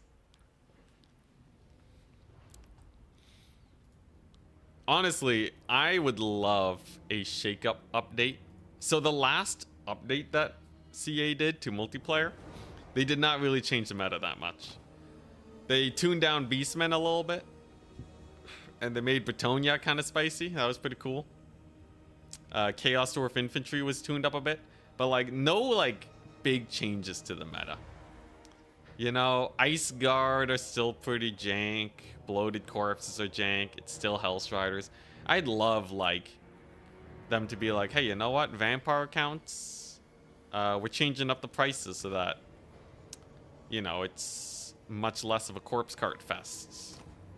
Kislev. I don't know. We're gonna make Streltsy stronger. You know, like Ice Guard. Like dwarves. What if dwarves, Dwarven Slayer builds were a little bit cooler, you know? Get some giant slayers going. They have a counter. It's called arrows. They're never gonna touch bloats. I still have hope. They touched them once. They already reduced them 25 gold. 25 gold though. What the crap? Anyways, yeah, it'd be nice to have like a shake up every once in a while, you know? Like, Ranger Great Weapons. That's a unit I never see. Just makes Skaven more interesting. Hellpit Abomination buffs or something.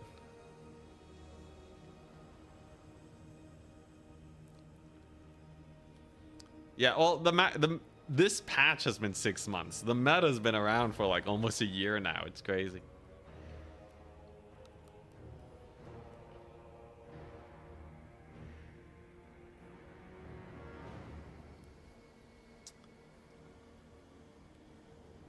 You instantly melted when bloats were mentioned. Well, I was the one that mentioned them. Your Plague Monks. Oh my goodness. Can we get some actual good Plague Monks? If Plague Monks... If you swapped out Plague Monks for Dryads, Skaven would suddenly be a very spooky faction. That would be insane. If you just made Plague Monks the same as Dryads, holy crap. Skaven would be like, wow. Wow, now we're talking, right? Like, that's a unit. Honestly, Dryads are like A+ tier. Dryads are definitely A+ tier. They have so much going for them. So much. Cheap. High DPS. Kind of anti-everything. Pretty decent leadership. Very good speed. ITP cause fear. Holy crap, for 550. Wowza. Wowza. Amazing unit. Cleave through all units that are cheaper than them.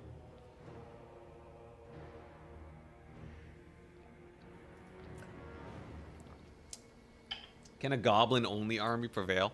I've actually thought about a goblin only army. That is basically Empire Mantide, but worse. But goblin archers, compare these guys to the Empire archers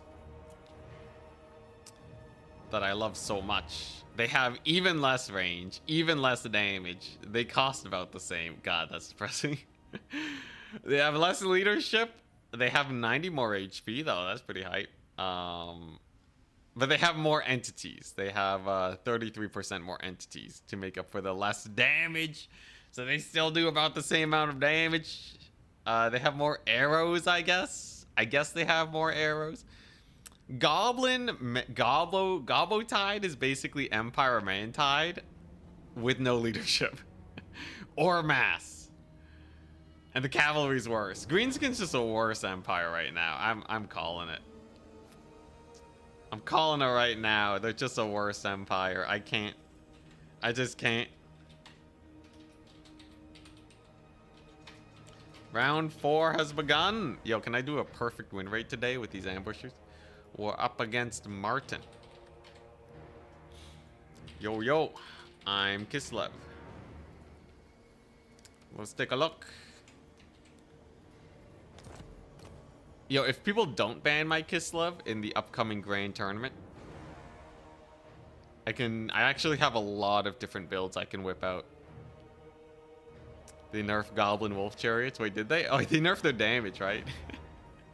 Something like that. They like changed how the damage works. That's pretty funny. Map is Bleak Spire.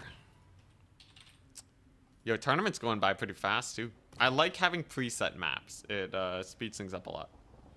Because what, we're 2 hours in and we're in 4th round. It's pretty good pace. Gotta embrace Dawa. Melee rush factions are definitely my blind spot. I really need to practice with them. Because it's such a fine line of getting army wiped or capturing all the points before that happens. And I just really have like zero instincts when it comes to that. The thing is though, is that like I keep beating these army rush strategies. So like until they start dumpstering me in a way that I don't know how to deal with, it's hard to like replicate the style. I need someone to like just crush me with you know, like Martinez is playing Greenskins right now. Perfect, right? It's so simple they loop back to complex. It's once people start figuring out counters that like you really got to consider what you're doing. Okay, so the Green Boys. The Green Boys are interesting. They have many an option indeed to throw my way. Many options. Here's the thing. I don't particularly fear the Greenskins. Though TBD. Like what? They got Orc Boar Boys up the wazoo? Spider Riders kinda suck. It'd be very hard for them to win the Cav fight. I think it really is just like a big old green tide. That's the spookiest thing. What's in their faction threats? Doomdiver, Mantide, Black Orcs, Rock Lobbers, Kite, Cav Spam, Rampage, Nets, Vindictive Glare, Ruglud's Archers, Giant Squigs. Honestly, I'm not... Yeah, I feel like I got this. What's the worst that I have to worry about? Is there anything that I should fear? Okay, I should probably take at least a couple of these. Alright, I'm ready. Here we go. Give me a worst, Greenskins. Give me a worst. This is a very close quarters map, so in theory, this is a bad matchup for Kislev. In before full Black Orc advance, ambushers have armor piercing. They do 10 armor piercing damage per hit. Greenskin artillery in the threat folder. I will say it doesn't do that much damage. It's something to consider though, right? Though realistically, I think the best play versus artillery is to just capture the points and pull back to safety. Because they take so long to pay for themselves, man. Bloody. Excuse me, ages. Oh man, I'm tired. Yeah, we're gonna be up against attack speed and Jort. So he did lose actually to Boss Toss. So if I beat Oishikun on Saturday, in the big day, my big tournament. Assuming he beats Leech Lord. I feel like he would, though. But assuming I beat Oishi-kun, I will probably end up facing either Boss Toss or Tim the Wilder, I would say, are the most likely to make it. Boss Toss already won, so if he beats Tim, then I'm up against Boss Toss. He's a little out of practice, though. I haven't seen Boss Toss playing in many tournaments. I've been on the mega grind. It would be great to win another Total Tavern Grand Finals, 2 in a row. That would really solidify me as one of the top players. Be great. I would love the prestige. Oh my gosh, my ego will know no bounds. All right, here we go. So ambush time with single entity squad, because greenskins have a hard time dealing with that. This is not a very elaborate build. It's the same thing we've been doing. Let's see. So apparently greenskins have a good win rate. Apparently people are all about them greenskins. Must be an RTK thing. It has to be. It has to be some weird RTK thing where like making greenskins work or something. Because I personally, I think they suck. I think greenskins are actual dog water faction, okay? So who knows even? Who even knows? All right, there you go. So they're ready. Let's get ourselves some vision. All right, here we go. And goodbye. Very expensive unit. Huzzah! Half their HP is gone. That's already 200 gold value. So that's the downside of trying to make that big ol' play. You can get ambushed by the archers. He does have a caster over here. If he's insane, he's just gonna walk him up and then he's gonna die. He's insane. All right, so he's probably dead. Yowza. Yowza. Oh my god. So he barely lives. If I get one more volley though, he's a dead man. And he's absolutely dumpstered. I think he might barely survive though, against all odds. So he has a rock lobber, but like, what's that gonna do? He has a primarily infantry-based force. Ah, so I see you've rallied. You have chosen death. And he's gone again. One more route and no more magic from my opponent, which is absolutely terrible for him. There you go. Pretty big charge. Oh, this is going to be brutal. And the Lancer charge. Holy crap. Okay, he does have some cav here, though. So I'm going to have to get some focus fire down. I'm going to have to peel for my range units. If he does get a big enough catch on my range units, it is actually just over, so one must be a little careful. Let's get our spooty cavalry in here. Big charge indeed. But most of my ambushers are still alive. His caster's back, okay. But can we rout his cav core? So those are big uns, he buffed them. Whiffs his spell, that's kind of rough. Big old charge coming on in though. We're gonna have to pull back these boys. Thankfully, most of his boys are running for the edge of the map now. So as long as these ambushers live and we keep them nice and safe, we'll be fine. His rush is not going to be particularly strong when it comes to me having... well, he has an artillery build, right? So that's going to be a nice little bonus there. There you go, a little bit of a net on those squiggies. Then if I can kill Grom the Paunch here, that'd be perfect, or at least just rout him off, right? Hawks of Miska will put him in possibly a terror route range. That would be huge. Come on, just beat him up. Frostworm's doing a good job with its slows. Kislev has so many slows. Very low speed on his cav there. Grom the Paunch gets absolutely routed off. Very nice. And if I just escort him off the map, it's pretty over, right? He had a lot of cav too. It's just this Kislev build is kind of insane. Patriarch's in here too. He's going to be providing leadership for all my forces, along with the wee little bit of healing and vigor. Hell yeah! All right, there we go. Rom the Paunch still getting bullied. Big old charge on these goblins, so then no more fanatics. That was a little spooky. And he throws down the buff. He throws down the buff spell on his orc boar boys. Will it be enough? I've always been so skeptical of these buff spells, but it looks like they will actually hold. Impressive. Grom the Paunch rallies too. All right. I see what you're doing. Despite the buff though. Oh, it was on the black orcs. Ah, I see. Mildly terrifying. Though it appears like it will not be enough. Most of my ambushers are still alive. And with all these guys routing off, I can just get a little bit of a disengage here. And it's just going to be one black orc unit. Like, that's not particularly scary. His caster did rally again, though.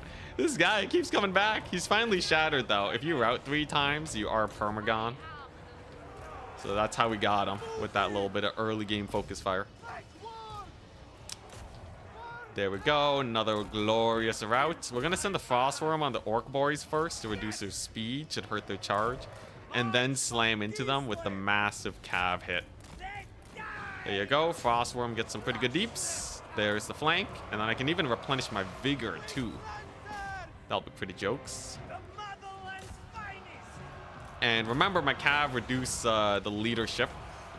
You count as attacked in the flank. Although I guess in this case, we are actually just full surrounding them. So they're just dead. Let's peel away. Let's get the heal again. Definitely have to be a little careful here. Oh, dang. And he gets a little bit of a downhill charge. Kind of spooky. Although, is it really that bad? I'm going to see if I can get a Hawks of Miska. Nope. He taps out.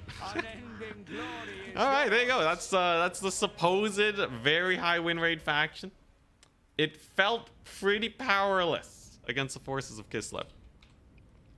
It might just be a rough matchup for them in general, though. I will say, his Rock Lobber got a hell of a lot of value, but it did weaken his charge, right? I just had less cavalry to manage.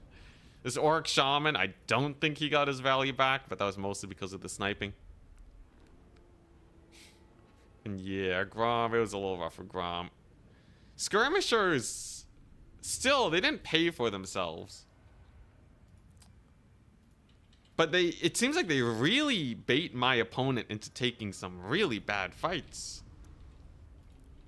Because every single battle I've been playing today, I've always managed to play on my side of the battlefield.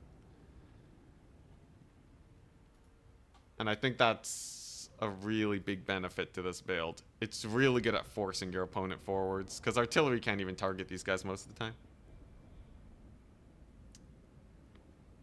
Meaty Dangler will rise as a champion. Say what? You beat Boss Toss on ladder? Oh my goodness, dude. What a Chad. What's the format of the tournament? This one, it's a single faction tournament. So you can only play one.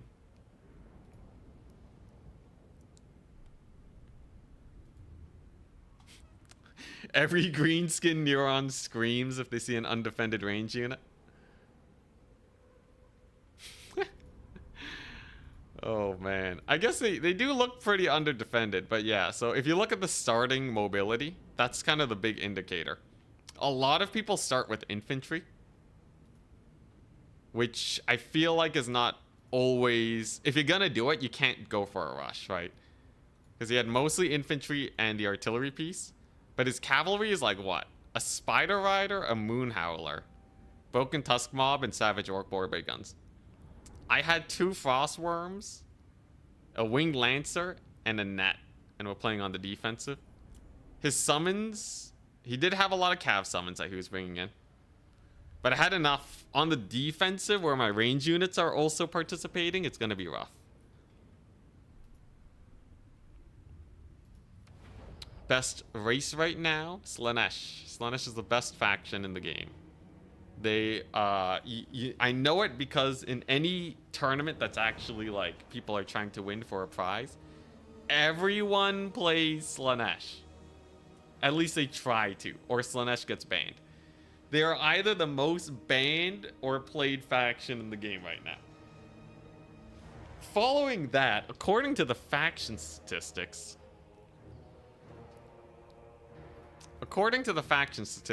vampire accounts are the runner-up, which is kind of crazy. I think people are finally learning how to play vampire accounts, because I don't think Maximilian... Like, let's just take a look at the leaderboard, right? Maximillionaire, how many games does he have this season?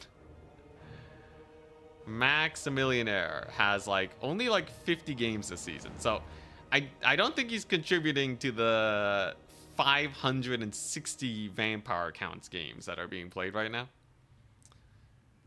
I would say vampire accounts is probably the best for a counter pick faction. There's some matchups that are absolutely atrocious for them. But as a counter pick, vampire accounts are very, very powerful. Got to count the last season games. How many games did Maxi get last season? Maximillionaire has... I don't know. It's not saying. I don't know how to get to the last season. Total Tavern's a little weird right now.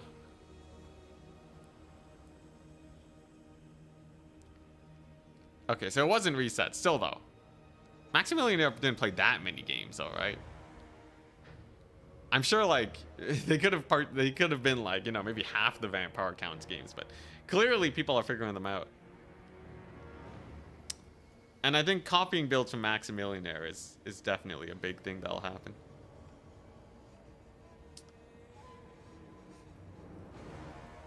But yeah, I would say vampire counts are pretty spooky. Beastmen, I would say, are the best faction that's like Slaanesh that doesn't get banned. I think Beastmen do lose to Mantide styles, but they play a pretty strong Mantide too. And as just a vanilla faction, like, they do pretty well. Not too many super hard counters.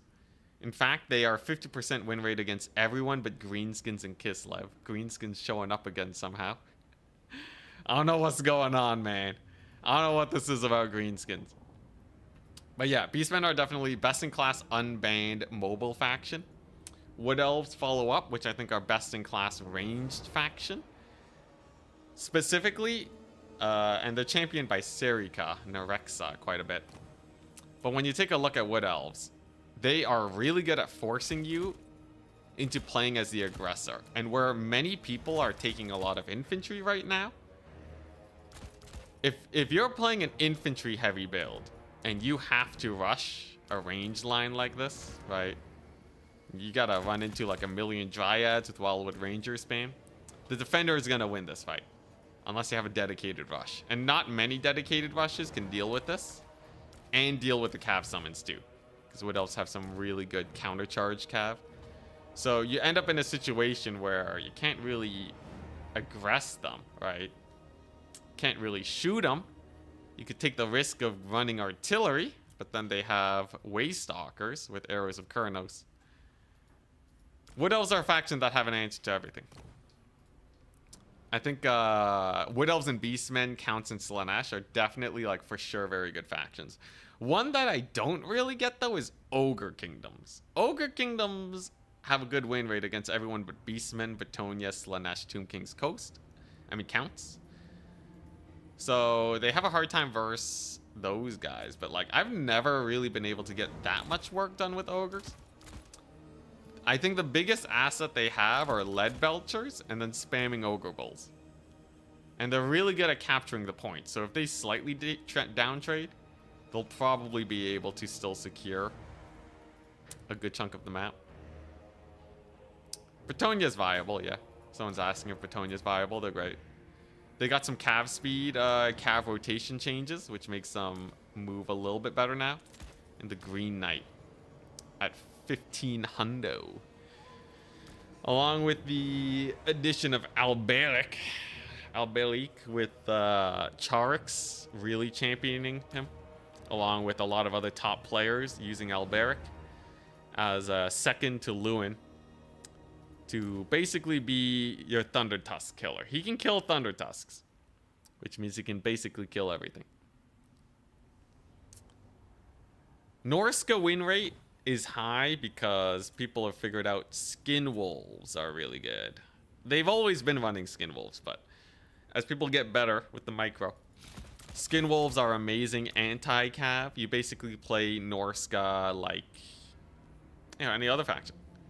You have a solid range core, you have a solid melee core, you have mobility. It's like Beastmen. Think of Norska like Beastmen. They are like Beastmen in so many ways. And they also have some fancy techs that you can play around with, war mammoths. And they also have skirmish playstyles, which can catch people off guard. Lewin has a better voice actor, so I choose him. Honestly, between Lewin and Alberic, I think they both have... They're both basically the same character. They're basically the same, more or less. For most games, it's basically the same. Alberic should have like way more bonus versus large though, right? Bonus versus large 30 compared to Lewin, who has no bonus versus large. 60 melee attack to Alberic's 52. Okay, Alberic should he dumpsters big targets. This guy, he's a missile. Lewin is literally Napoleon, same voice actor. Oh dang, that's hilarious. That's why I'm only good at Norska and Beastmen. Definitely very similar factions. Khorne is kind of different, more of that heavy infantry playstyle. Yo, Unlimited, you should play Slaanesh. You should totally play Slaanesh.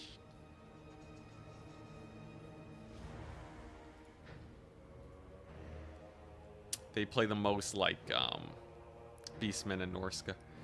Alright, so there's only 2 matches done, so we're still waiting for the top 4. We've qualified. 4-0 is great. Are you the last ODM? Most of them are playing Conquest nowadays. But there's a few ODM that play Domination. We just don't see them very often.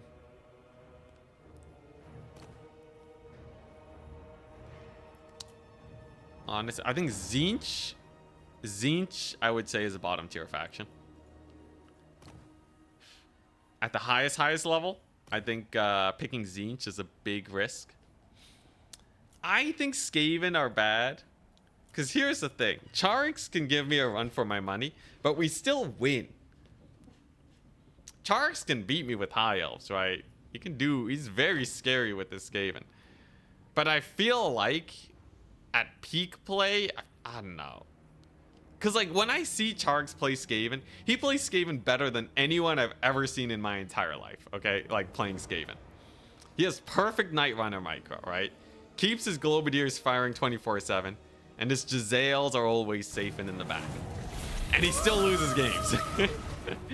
Alright, if you're losing games and you're playing near perfect, at least at the current level of play, I don't know what to say, man. I think the faction's holding him back. But who knows? B6 is also really good. He's been grinding Skaven for ages, and he has a hard time. Charix beat B6 in the mirror, though. I think Charix takes the cake now. Hey, Tafe, thank you very much for the Prime sub. Every little bit helps me do this full time forever. Thank you very much. Skaven were top Warhammer 2. They're it's all in the Globadiers. They got a price increase. The Globadiers are bonkers. Mortars were great, but yeah, I don't know, man. I don't know. We'll see. Maybe I'll get proven wrong. Imagine Charix rolls up into the grand finals of Turin's tournament. If he wins with Skaven, I'm gonna puke. Why are they bad? No cav? Nailed it. No cav, no mass. Skaven late game is really bad because cavalry is super prominent in domination late games.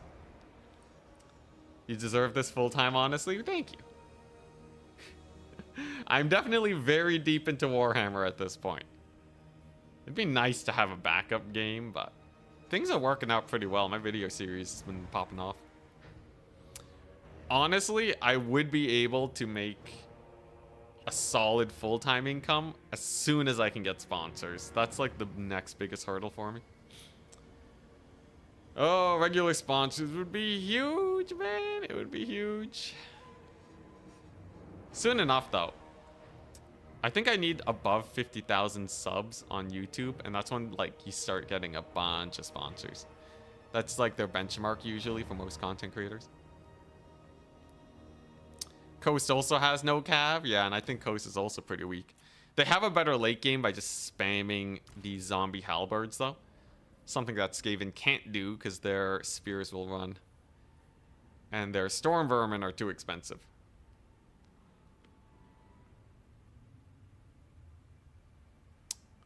Death Runners could, yeah, they could definitely use a buff. They're only really good versus dwarves right now.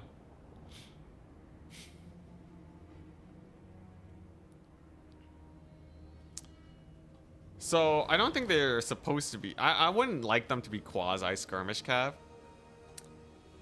Like, let's say Eshin Triads, right? They shouldn't be acting as cavalry. They shouldn't be running around to try and flank the enemy. They should be incredibly powerful cav catching units. Like, I think they should have, like, way more bonus versus large. Make it where if your cav get caught by these sneaky boys, they're dead.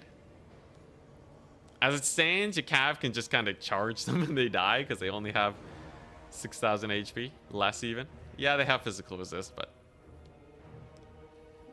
that only brings them up to like a normal unit's worth of HP, less so even. Honestly, I don't know why their HP is so low. That's kind of brutal.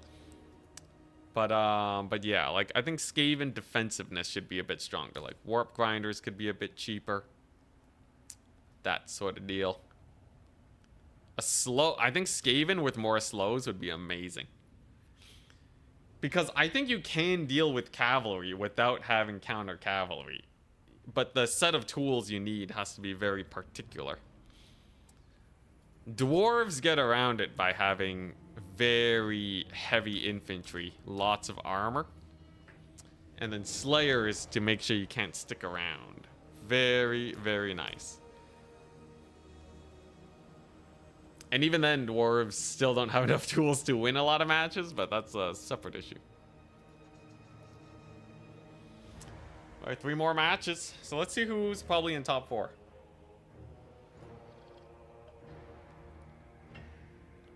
I'm there at 8 wins. Martin at 11. I mean, no, I'm there at 4 wins. Martin at 3. Charix at 3. Ulrich Rahl, Rusto, and Broccoli Fangirl are still fighting it out. Broccoli Fangirl's out, not enough Swiss points. Ulrich Rahl, if he wins, he'll have 3 Swiss points. Rusto, if they win, they will also have 3 Swiss points. So Rusto could potentially outpace Ulrich Rahl in this situation. Serika lost to Charix, so that's how Charix secured his position in the top 4. Gutter Runner should have actual nets. Honestly, the way Charix is playing with them, I don't even know anymore. Have we all just been screwing up with our Gutter Runners? So yeah, they have Snare Net, 35 meter effective range, reduces speed. And they have extra speed if their leadership is low, I guess. But he does a really good job keeping them alive. I don't know what he does. He just keeps them away from my calves so well. Is it poison? Does he have poison on him or something? I think Petonia's worse than Tzeentch. Ooh. I think Bretonia is better than Tzeentch. What did the stats say? What did the total tavern stats say?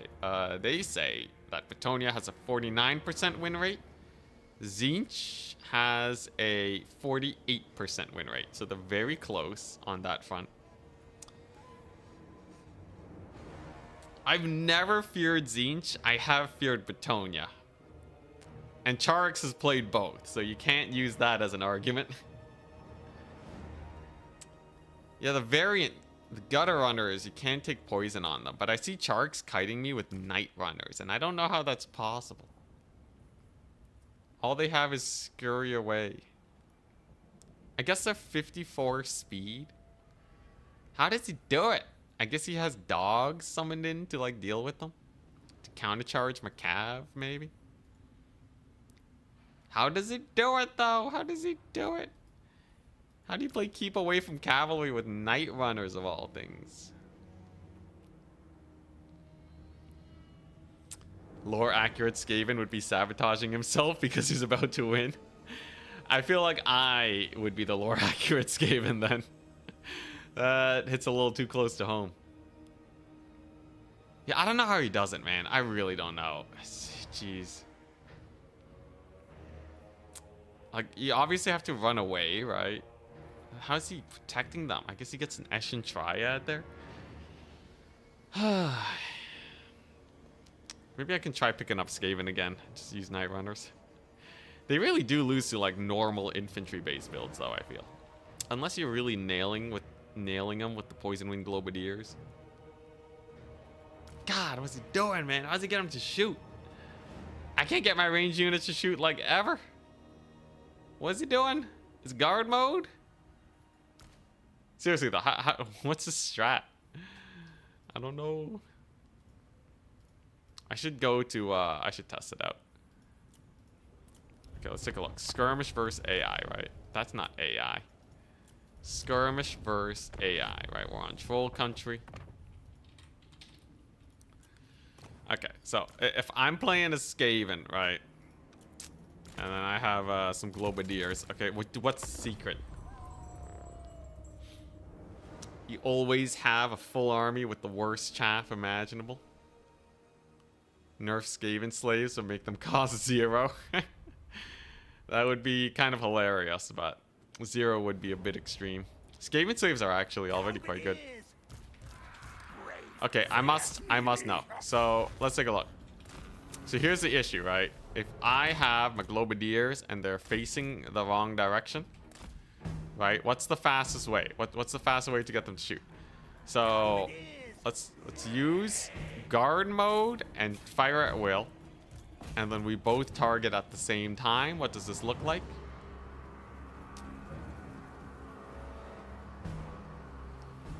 These guys didn't turn. These guys did turn. Well, what's doing that? Wait, one second. This whole time? Wait just a darn second. What was that? Just fire at will on.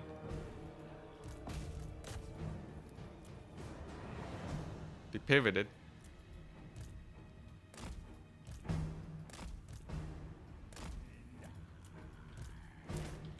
Wait, this is actually kind of important.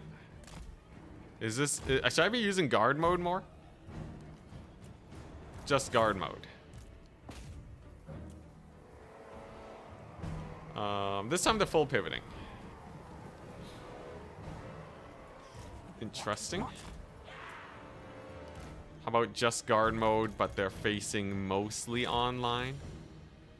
Is this the big misplay? Should I just be giving all my guys guard mode? God, these range unit mechanics. Okay, so this one has guard mode, this one doesn't. If we give them the attack command, they... Okay. So that time they both pivoted. Okay, slightly offset. Oh, man. These are some weird mechanics. Okay, so let's do this. Let's make them slightly offset. Off-center. So it's random. Nice. No, there's always a method to the madness.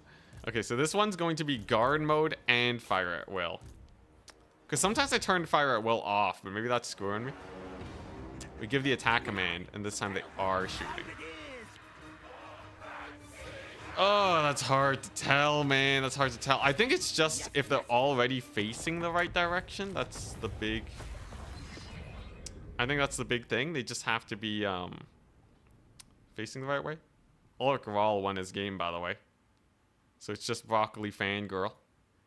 finishing up their match. And it seems like the top players, Rusto, they lost to Pontim's Claw. So Ulrich Wall actually manages to get the 4th position. What orders? Alright, I think the big thing is, like, if you don't want them to pivot, they have to be mostly facing the unit, right? So, like, let's say here, right? So let's position them here so that they are... This flag is barely out of range, right? And then these guys are positioned here. The flag is barely in range. Right? Guard mode, fire at will on for both of them. Give them a right click. No, they're still pivoting. And it's a full pivot too, which is going to slow them down. Yeah, I don't know, man. I don't know how Charix does it. The straight up, just, I don't know. Strange. Very strange. Yeah, you can also just have them attack with fire at will and they won't pivot. Okay, anyways. Broccoli Fangirl and Stegodon with Snipe. So, there's... Yeah, we can actually advance to top 4 early with this tournament. So I'll just go ahead and do that. Just the Swiss top 4. Alright. So that is at Martin versus at Charix. Wait, no. At versus... Wait, crap. At Martin versus at Ulrich. At Anticity versus at Charix. And there's the Total Tavern thingamajig. Yo, yo. Surprised I didn't meet Charix earlier in the tournament. Such is life. Alrighty. Here we go. Is he gonna beat me with Skaven? That'd be hilarious. Alright. BRB. What's the map? The map is Lost Temple of Sotek. Okay. I'll be back in a second. Hopefully we don't die. It's a pretty rough map.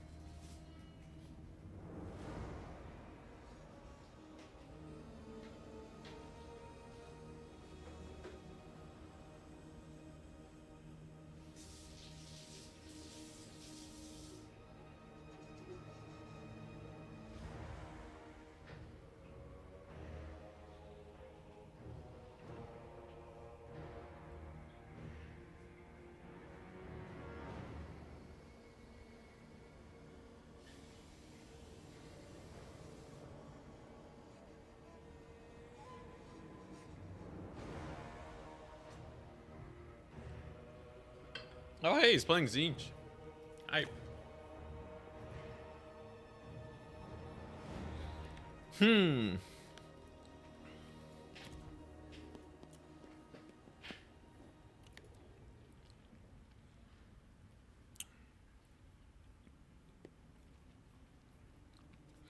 Yeah, no Skaven. Sharks has been learning a lot of Tzeentch recently. Interesting. I feel like ambushers here are a little weird into Tzeentch, but not a terrible idea. Like, what's he gonna do? Take Chaos Knights into me? Like, I think Soul Grinders are just a instant loss.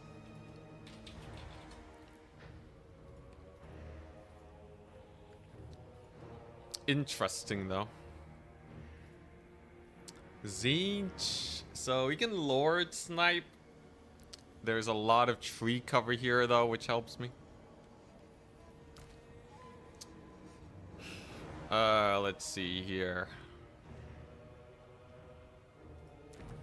Yeah, I really just need this, though, right? Yeah, that feels pretty good. Tzeentch can go for an armor spam build. Like, maybe he'll go an armor spam build and then snipe out my big single entities. And then the armor will be the end of me. It's actually not a terrible idea, thinking about it. Just have a ludicrous number of armored units. Yeah, I'll probably need something to deal with that. But in general, Tzeentch really suffer against some solid armored cavalry. Cockatrice spam incoming. That would be insane. That would be rather bonkers, yes.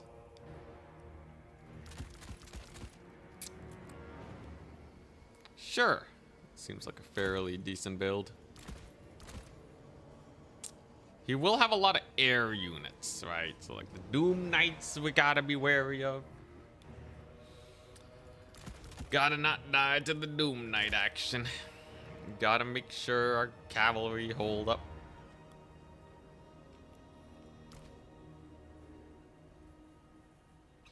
I feel like this is a pretty good build, though. Swap this out for this. Alright. Yeah, I don't like the ambushers versus Tzeentch fully, but it should be fine. Flying flamethrowers, he could. He could bring them.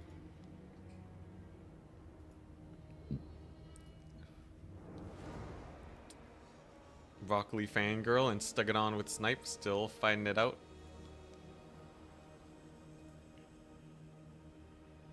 But yeah, they wouldn't impact the top 4, so we're good. Why bother with the dude? Maximillionaire. I'm not gonna lie, you got some crazy negative energy, man.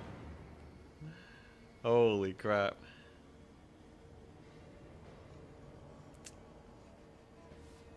I don't even think Frostworm's a good versus Tzeentch, man. Why would I take Frostworms into Tzeentch? Just like insta get sniped? Like, bro, come on, man. It's chill. It's chill, man.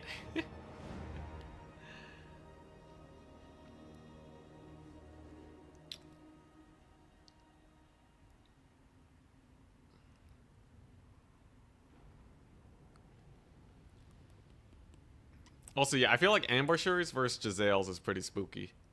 For what you mentioned earlier, Tom's Whip.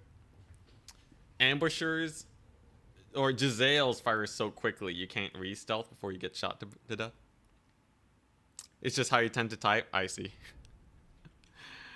I still think, you know, it's a little jarring sometimes. It's a little jarring. Anyways, I did bring a different build because I think Frostworms are bad into Tzeentch. I think they would just get sniped by Bluefire. So I am going to go for some skirms instead.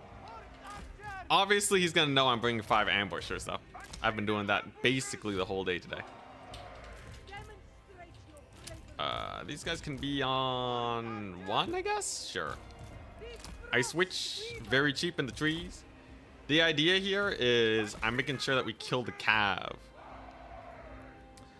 Making sure that we can kill cavalry, slow them down with hailstorm and the like. Otherwise, it's just gonna be trying to out-trade him. He has a very small army, interesting.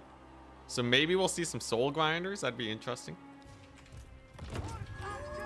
Soul grinders would also be really good versus build, but 1, 2, 5, 6. Just bring Chosen? Forsaken. Double book, dude. Exalted Flamer, where you bring 2 Flamers? This is a crazy build. Blue Fire and Thingamajig, okay.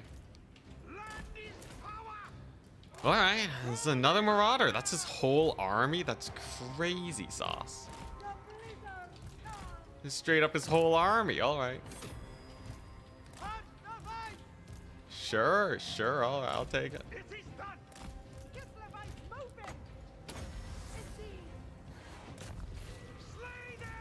So he's probably gonna land to try and dodge. Oh my god, what are they doing? What are they doing? These guys are the worst. Oh my gosh, what was that? What was that volley? That's the worst thing I've ever seen in my entire life. Oh, ambushers. Yeah, so that's kind of their that's kind of the big oof moment for them. So he's gonna melt one of my dudes. That's okay. God, what a waste. What an absolute waste for those guys. Didn't even take out the shields. I know, that was brutal. Alright. New plan. Light war sleds. He's gonna come in with the Exalteds. Should be fine. You can bog him down. He just has a bunch of infantry. And the Exalted Flamer here should not be a big deal. Kairos is actually kind of in the weeds of it too. So that's not particularly scary. And maybe we can even bully him with a couple shots to the face. Mayhaps. Let's pull back over here. There's a big old route. And we're just going to try and bully Kairos, essentially. He is fairly exposed, thankfully for me. Let's go ahead and bring in the Cav Corps. He's getting in the sick Bunas, that's for sure. Definitely has a lot of screamers over here. Thankfully, Kairos is getting beat up pretty hard. He's getting beat up pretty hard right now. I just gotta keep away from these Exalteds. And damage-wise, it ain't the end of the world. We actually got a lot more damage on him here. The Chariots especially are going to be a big issue. And the Screamers just kind of suck, so they're not a big problem at all. I will say my Ambushers left a lot to be desired, but other than that, it's okay. There you go. Kairos getting bullied. Very nice. He gets another net down. But he does lose his Exalted Flamey boy. That's very nice. The Motherland's finest. Big old vortex coming on in, but yeah, the Chariots are going to be an issue for your boy Kairos. Here comes another bombardment just to slow him down that little bit more. Ah, but he has Centaurs of Tzeentch now. All right. He's bought in the big guns. I assume he's going to be able to keep Kairos alive. Those Chariots, too, are most definitely annoying. Trading-wise says it's in my favor, but I don't fully believe it. At least Kairos is low, though. Dang, that magic, though, is so painful. We are going to have to get some work done here today. Lord-wise, getting a little caught up, too. We might just get army wiped here. We might just get army wiped. That was such a rough start. Oh my goodness. I think the Woods are doing the best. A lot of his magic isn't counting, and a lot of my damage is on Kairos here. So that's the big issue, right? His Exalted Champions are kind of annihilating me. Big bombardment though, pretty good. Chariots need to pull back. Everyone needs to pull back. Jeez Louise. Alright. Interesting battle. Honestly, this is pretty bad though. Kairos is taking a lot of damage. I do have a Cav unit here. Hopefully he doesn't get more Bunas on his books. He definitely got a couple of really good Bunas there. And Kairos is getting massive damage. Don't know how much I like this build against him. Good dodging on his part too. Jeez Louise, man. Jeez Louise. Alright, there we go. We got a couple guys rallying at least. We have a little bit of time to hopefully just value trade for a little bit. Jeez, those exalted though. Maybe I should have taken double Frostworm. I feel like double Frostworm would have done great here. There's a big ol' fights. Uh-huh. It's definitely a high value trading game indeed. That should hurt him pretty hard over there at least. And I do still have my chariot. I do have my secret weapon. One Zargard. He's used most of his magic at this point, so the Zargard should be able to cook pretty hard here. That bombardment actually whiffs super hard. But at least we'll be able to kill off his rather expensive units over here. Lord will be able to survive, most likely. We'll see if we can bring in some more cavalry. But yeah, I just don't really have anything to kill these exalted. I think I kind of goofed. Yeah, a lot of trading into his barrier too. Yeah, you got me. Oh, it's a pretty good route over there, but the yeah, I should just brought like a late game summon at least. We kind of screwed up there. Unfortunate. Maybe the chariots though can still cook. Does he still have magic for a big spell on them? I think he does. Oh, that means they were a terrible choice. Terrible choice there then. Come on, run! Bombardment is coming on in. Do I have a cav unit I can bring on in? Oh my gosh, dude, I screwed this up.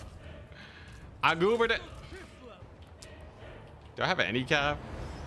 Jeez Louise. Also that, if I had gotten the net on Kai, like, I don't know why my units didn't shoot though. That was definitely a big, I don't know what went on there. That was rough. If there's one thing I'm gonna complain about is that it was like the fattest net ever and it just did nothing. There you go. Do we kill off his Centaurs? It appears not. The Zargard was a terrible idea. Dang. Yeah. Do I get a route here at least? Looks like probably not. So I went Blue Fire and Tzeentch's Firestorm. I really wonder how it would have played out without. Such is life. Hey, Centaurs got routed at least. Lord's gonna die though. Kairos has insane winds of magic here today. Yeah, I wonder if I just like took the single entities and just said screw it. If it would have gone well. Maybe Maximilian is right. That's the only strat we should be going for. But yeah. Dang, these guys got so much value. 2,200. Insane. Alright. Pretty sure we're tabled here. Is there anything secret I can bring on in here? Technically, okay, if I get these chariots to shoot Kairos to death, I'm gonna give it a hard maybe that we can army wipe them and retake points.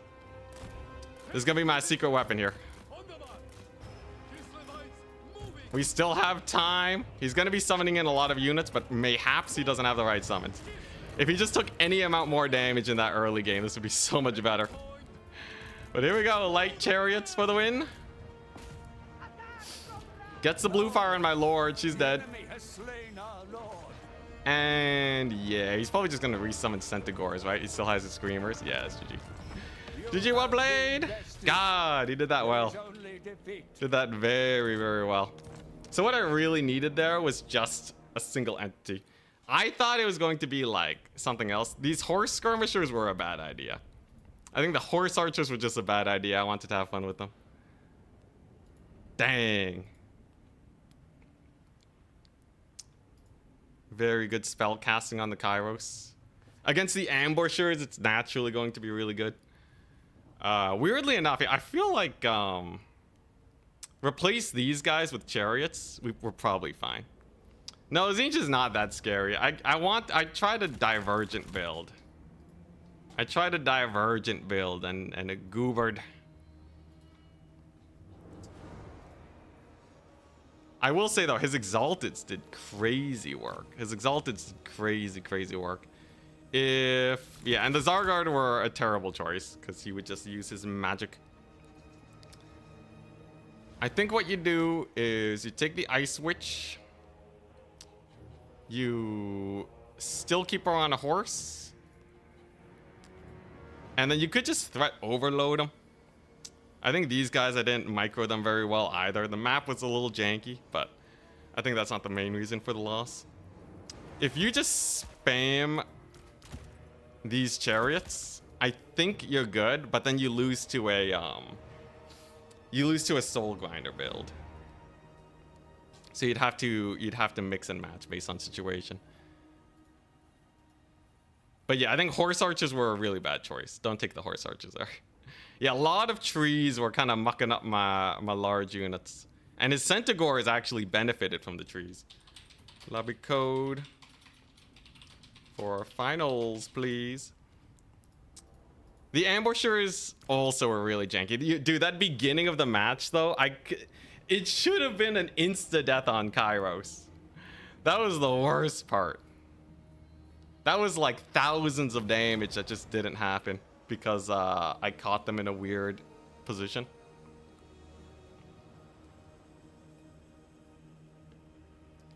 But yeah, like I think the build just ended up working out really well. Such is life though. Charix showing that Tzeentch definitely has teeth. Let's get the army blocker up. And join the grand finals. Here we go.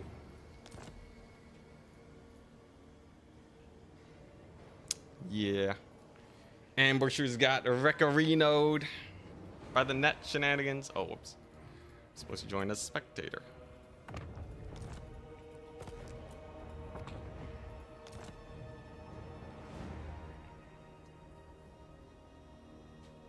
But who will he be facing? That's the big question.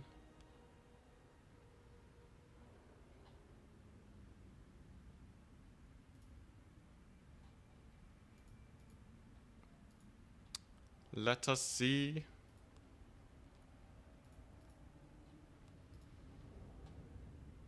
It's the winner of Martin and Ulrich Wahl. Very interesting indeed.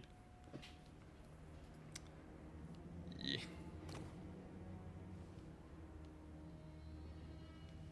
Let's see, wait, so what was that? Did I have that in my Tzeentch threats? Lord Snipe, Green Knight, Changebringers. Okay, yeah, so. I gotta have a specific note for Charix. Charix likes to play. I think if I get to change my build and we play like a best of 7 against Charix, I think we win every game. Okay, maybe not. I think you'd still catch me with my pants down once. But I feel like that was mostly just because I didn't have like a preset build or like a good idea. The biggest thing there, for sure, are those Exalted Heroes. I like to play Exalted Heroes plus, what's it? Kairos, Blue Fire, and, what's it? What's it called? Tzeentch Firestorm Snare. Like, I was just eating Firestorms the whole battle without trading back.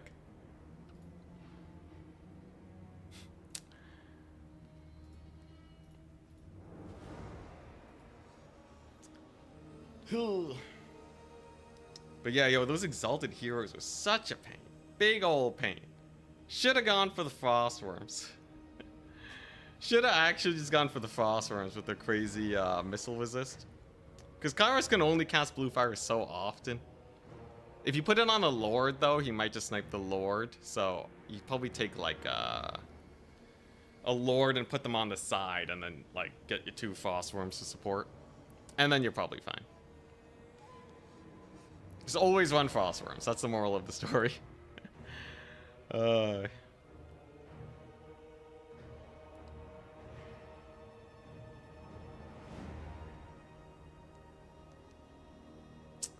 Charix's build was hard countered by turns.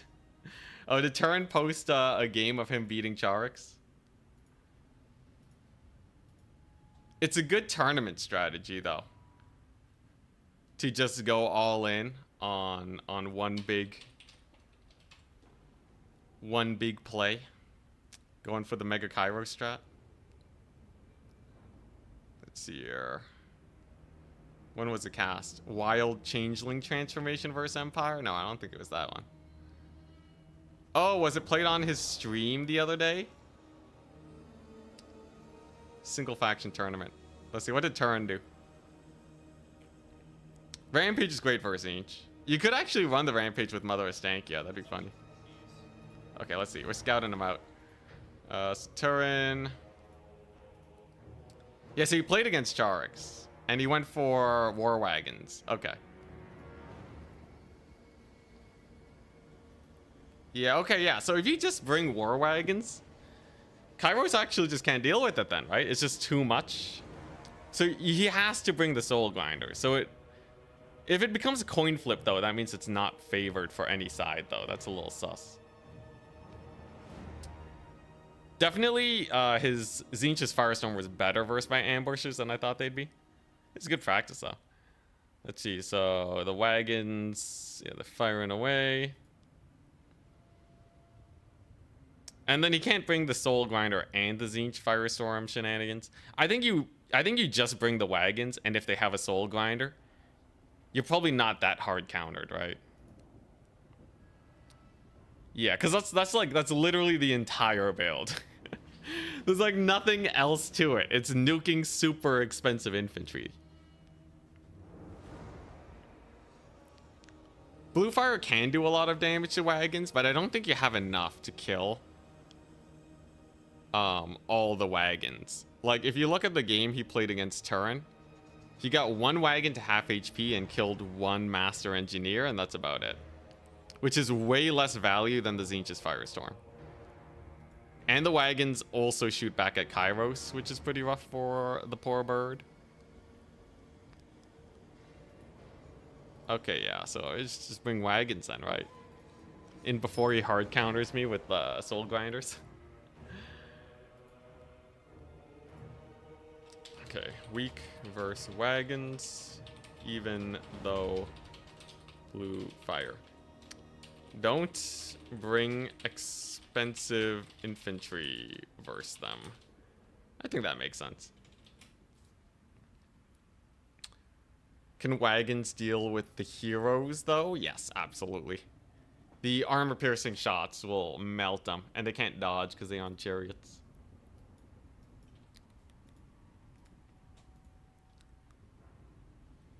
And then the other great side effect is if Kairos is wasting all of his magic on that, he can't really melt your infantry. The ambusher net is definitely really low. It doesn't last very long, though, so you have to be very careful with it. Other than that, though, we should be fine. Man, I'm still so sad. I did so little damage. He only got 1,000. That's so sad. Hey, we'll get to scout him out for this game, though. Take a look at his builds. You think he has some crazy shenanigans? Yeah, if he's actually bringing Tzeentch, Skaven, and High Elves to the Grand Finals, though. If he wins the Grand Finals with Tzeentch, Skaven, High Elves, he's just better, man. He's just better.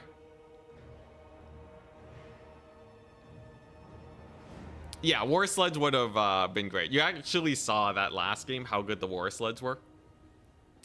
The War Sleds cooked, man. They just didn't really have the rest of the support to do well. But they were doing very nice.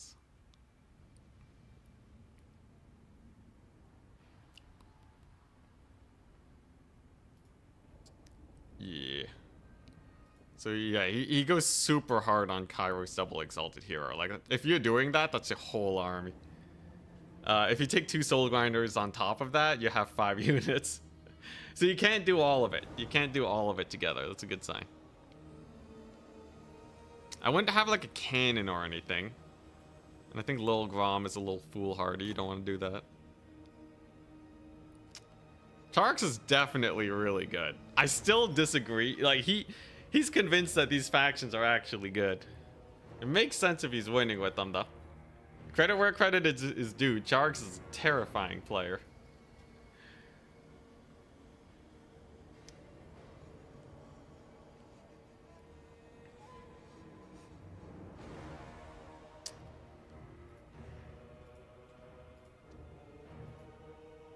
I'm excited to see the finals, though. This will be great.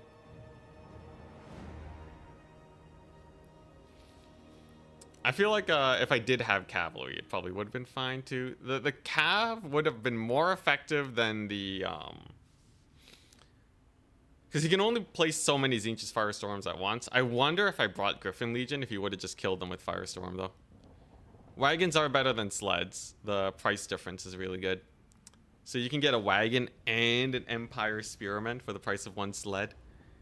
Which is very nice. And they both do decent damage in the charge. Onto infantry. Let's see. But yeah, the big thing is knocking Tzeentch's Firestorm. I think you just eat the blue fire. I think you just eat blue fire and just say, you know what? So be it. Alternatively, you run Mother Estankia. And you use her spell resist. But I'm pretty sure she'd get sniped into oblivion. Oh dang, RTK finals, let's go. What's Charx's biggest strength? His micro. And not being afraid to bring skew builds. I actually see a lot of people that like refuse to bring skew builds out of principle. And it makes it where you end up in matchups. So like Charx brought a skew build there, where I think it would have been pretty rough versus like a wagon spam, let's say. But it ended up being a good call because I was worried about the soul grinder spam.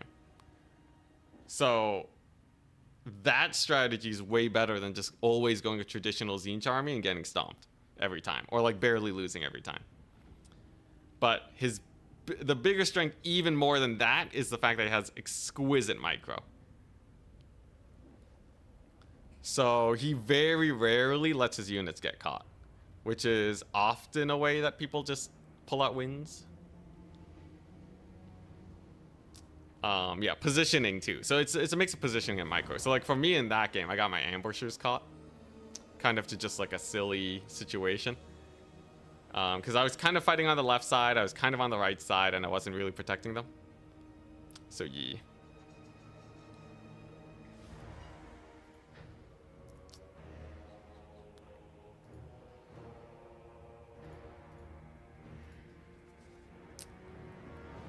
That consistency, though, that's where it's at.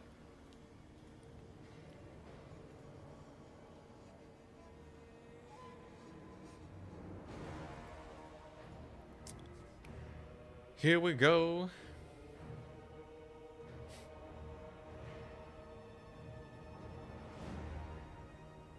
I'm starting to believe Charx could win with goblins only.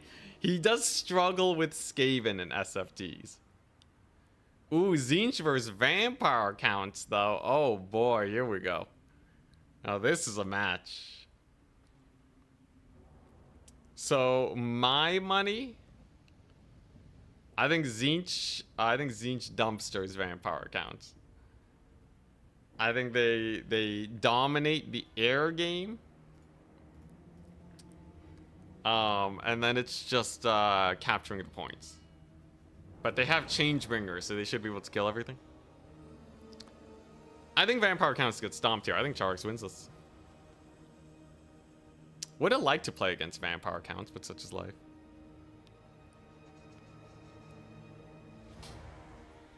Very interesting indeed.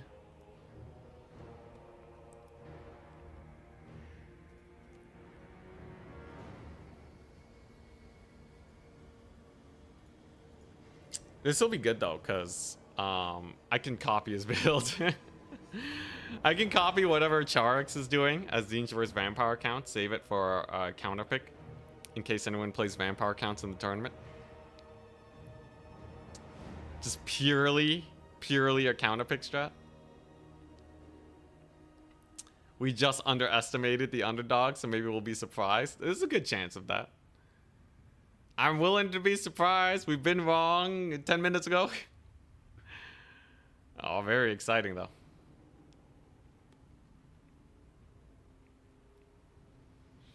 Hmm.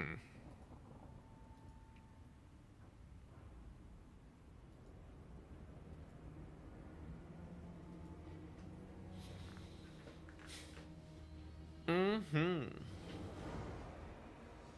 See, if Vampire counts, what would be a skew build to deal with Tzeentch? So you can bring the Tornado Casting Lord. And maybe hit the Changebringers with them. You can also use Flock of Doom to get a little bit more damage, or Spirit Leech or Buna maybe. Both are acceptable options. But what else? Even.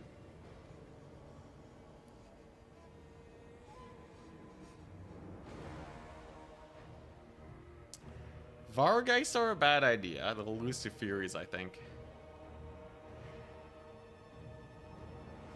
You could go for a lot of Cav. So let's say Charax, you know what he's gonna go for, right? He likes the Exalted Champions. You go for Cavalry, you go for a single entity. But what single entity can duel here, though? Just go for the Dragon Lord. Dragon Lord is so risky, but I think maybe you do. Like, everything kills the Dragon Lord, though. But, like, he might not be ready for it. That's the thing. I honestly skew Dragon Lord and then get some massive picks. I think that might be the way. Gaze of Nagash spam. Let's see. Kairos is snipeable. It's not impossible to snipe. Oh, this is very interesting. Another alternative is to go for Graveguard, but that would take a lot of damage from his net shenanigans. Let's see, let's see. Okay, so very similar. He has the Knights of Immolation. A Cold Hellbrass. Okay, you do Charax is insane, man. And he is, okay, so we are seeing a Graveguard build with the anti-air. So pretty skew, lots of armor. Storm of Night, yeah, so he bought the Storm of Night. So that's gonna be pretty good versus a lot of this. The question is, does Charax have enough oomph to kill all the Graveguard? We know he's not afraid of bringing in Centaurs of Tzeentch, right? Oh, this is real interesting then. Super duper interesting. I think based off the builds, Vampire accounts are going to have to get a lot of work done with their cavalry. One thing I really want to see is if Tzeentch's Firestorm kills cavalry if they're not blobbed up. A-Cold is kind of insane. I don't know how I feel about A-Cold. If he can snipe the corpse carts, though, he's good.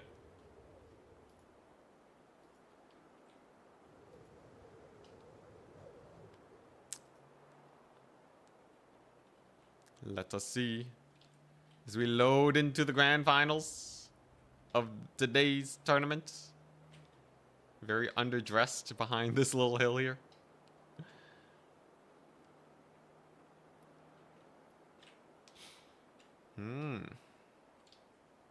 What's it gonna be?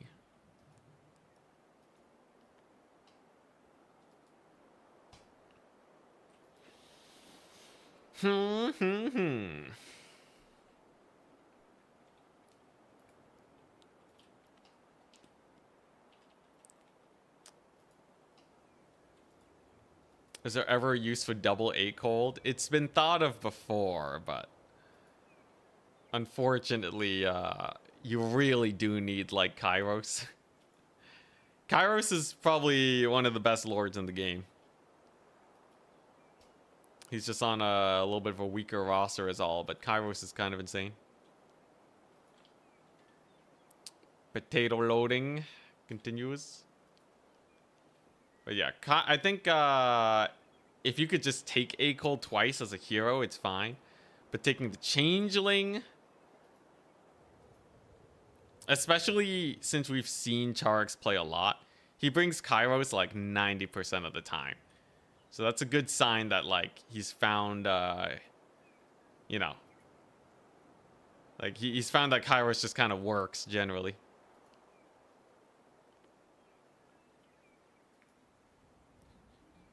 Any moment now. And here we go. Kairos, the Fate Weaver. So he has the usual kit on him. Has the Scroll of Destiny, Blue Fire, Tzeentch's Firestorm. The strat is to net and then use Tzeentch's Firestorm for 1,000,000 damage. I think he's just normal casting it too. Doesn't even need to overcast it, because it already does so much. Great Arcane Conduit for that damage boost. Makes sense. Otherwise, Knights of Immolation, we'll have to see how well they do against the forces of the undead. So if you take a look-see here, these are Corpse Cart normal and normal. No Balefire, no fire resist today, as most units will be fighting away from the Corpse Carts, most likely. Doesn't want them to get sniped either. Has 2 units of cavalry and the Dire Pact, and most importantly, a Von Karstein Lord with the Storm of Night, Raised Dead, Invocation of Nahek. There's nothing too crazy going on here. It's yeah, it's gonna be that. Now the big question is, will he get sniped? Kairos definitely wants to snipe this guy, but you can kind of line of sight using these pillars or the trees. Very interesting. The rest is Graveguard. We'll have to see how they hold up. Wait, does he have Gaze of Nagash? No, no Gaze of Nagash. Just a Necromancer with the zombie summon. Raised Dead on the spellcasting Raised Dead. Interesting. And the battle begins. So can Tzeentch do enough damage here? Marauders, Forsaken, all very high DPS, but they lose to the armor of the Vampire Counts. Some quick captures coming on in from the Count side is going to make them pretty comfortable. I feel like Gaze of Nagash doesn't really kill Kairos, though. I feel like it's a little risky.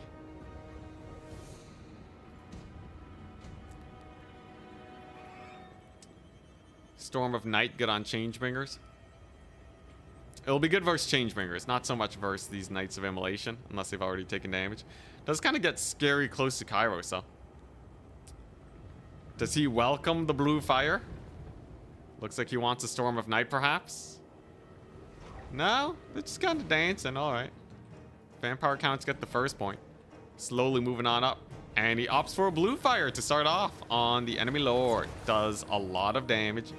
Definitely well worth it. What? He's paying 6 winds of magic for almost 200 gold. Insane value. But can he stop the Cav charge? The Cav charge number 1 comes on in. Looks like he wants to get the nets and AoE combo on him. Doesn't really get it though. Oh, a little bomb drop from the Knights of Immolation. Quarter damage to Graveguard. Tzeentch climbing up in the value. No nets. So it looks like Charx doesn't net cavalry unless they're blobbed up. So he's really trying to min-max here. He knows he can probably get all his abilities off. So why not just get as much value as possible with them, right? Wants to get those nets. Makes a lot of sense. Gets another blue fire on the Lord. Also makes a lot of sense. Already 1/3 dead. That's pretty painful. The Vampire Counts only have 2 points, so it's a fairly good start for Tzeentch. 8 gold just kind of chilling too. He doesn't have anything but his heal, which is default on him. The Vampire Counts are just trying to weather the storm. At least no crazy spells have been dropped quite yet. And a goose. Okay, now that's a spicy choice. Summons in the Terrorgeist against the Knights of Immolation. Gets a big hit and the Tempest ability on them. Doesn't friendly fire. And most of the battle is going to come down to this. So both players have decided to commit to the fight. That's the important thing. So whoever is losing here is going to be losing a lot. That's a major deficit. Not battle deciding, but definitely a huge advantage for one side or the other. As the Goose seems to be coming out on top with its bonus versus large against the Knights of Immolation. It hasn't taken much damage either. and it's sitting fairly comfortable. Not a lot of blue fires on it either, as they've been spammed on the Von Karstein Lord. But there you go. How do you do? Changebringers are now on the battlefield. And it doesn't seem like there's much to deal with them. Does use a net on the Vargeists. Fancies himself not needing it, really. But the Knights of Immolation are still cooking away. Graveguard are crumbling. Vargeist, they haven't gone for the charge, but the Goose actually lives. Surprisingly enough, it does seem like single entities are the way to go for Tzeentch. Just, apparently against Tzeentch, you just say, screw it. I'm going to bring so many single entities, you can't snipe them all. I guess that's the faux strat. Does get a massive volley on the Goose, though. Gets a quarter HP off. Misses the Changebringers, too. A little bit spooky, I must say. So the zombies are on the blues. The Knights are crumbling. We know Vargeist do pretty bad into the Knights of Immolation also. And the Lord is getting sniped. So I still fancy the position for Tzeentch. Though definitely, with a few picks, it could swing the other way very, very fast. Bats are going down on the Changebringers too now. He actually bought a second Changebringer. That's a huge power play for the Vampire accounts if they can actually catch that. And a landing over here does mean that the Knights of Immolation are going to be getting a little bit caught up. So overall, I'd say Vampire accounts are definitely tussling quite well. It's going to come down to whether or not these Changebringers live or not, with the Goose coming back to Kairos. I don't know, man. I don't know. Exalted Flamers? Yeah, nah. No one's running Exalted Flamers when Changebringers are on the field. So they're just flying about. They're trying to get another shot on the Goose. And Kairos is still at full HP, which is a fairly comfortable time for the forces of Tzeentch. Blue fire does drop too.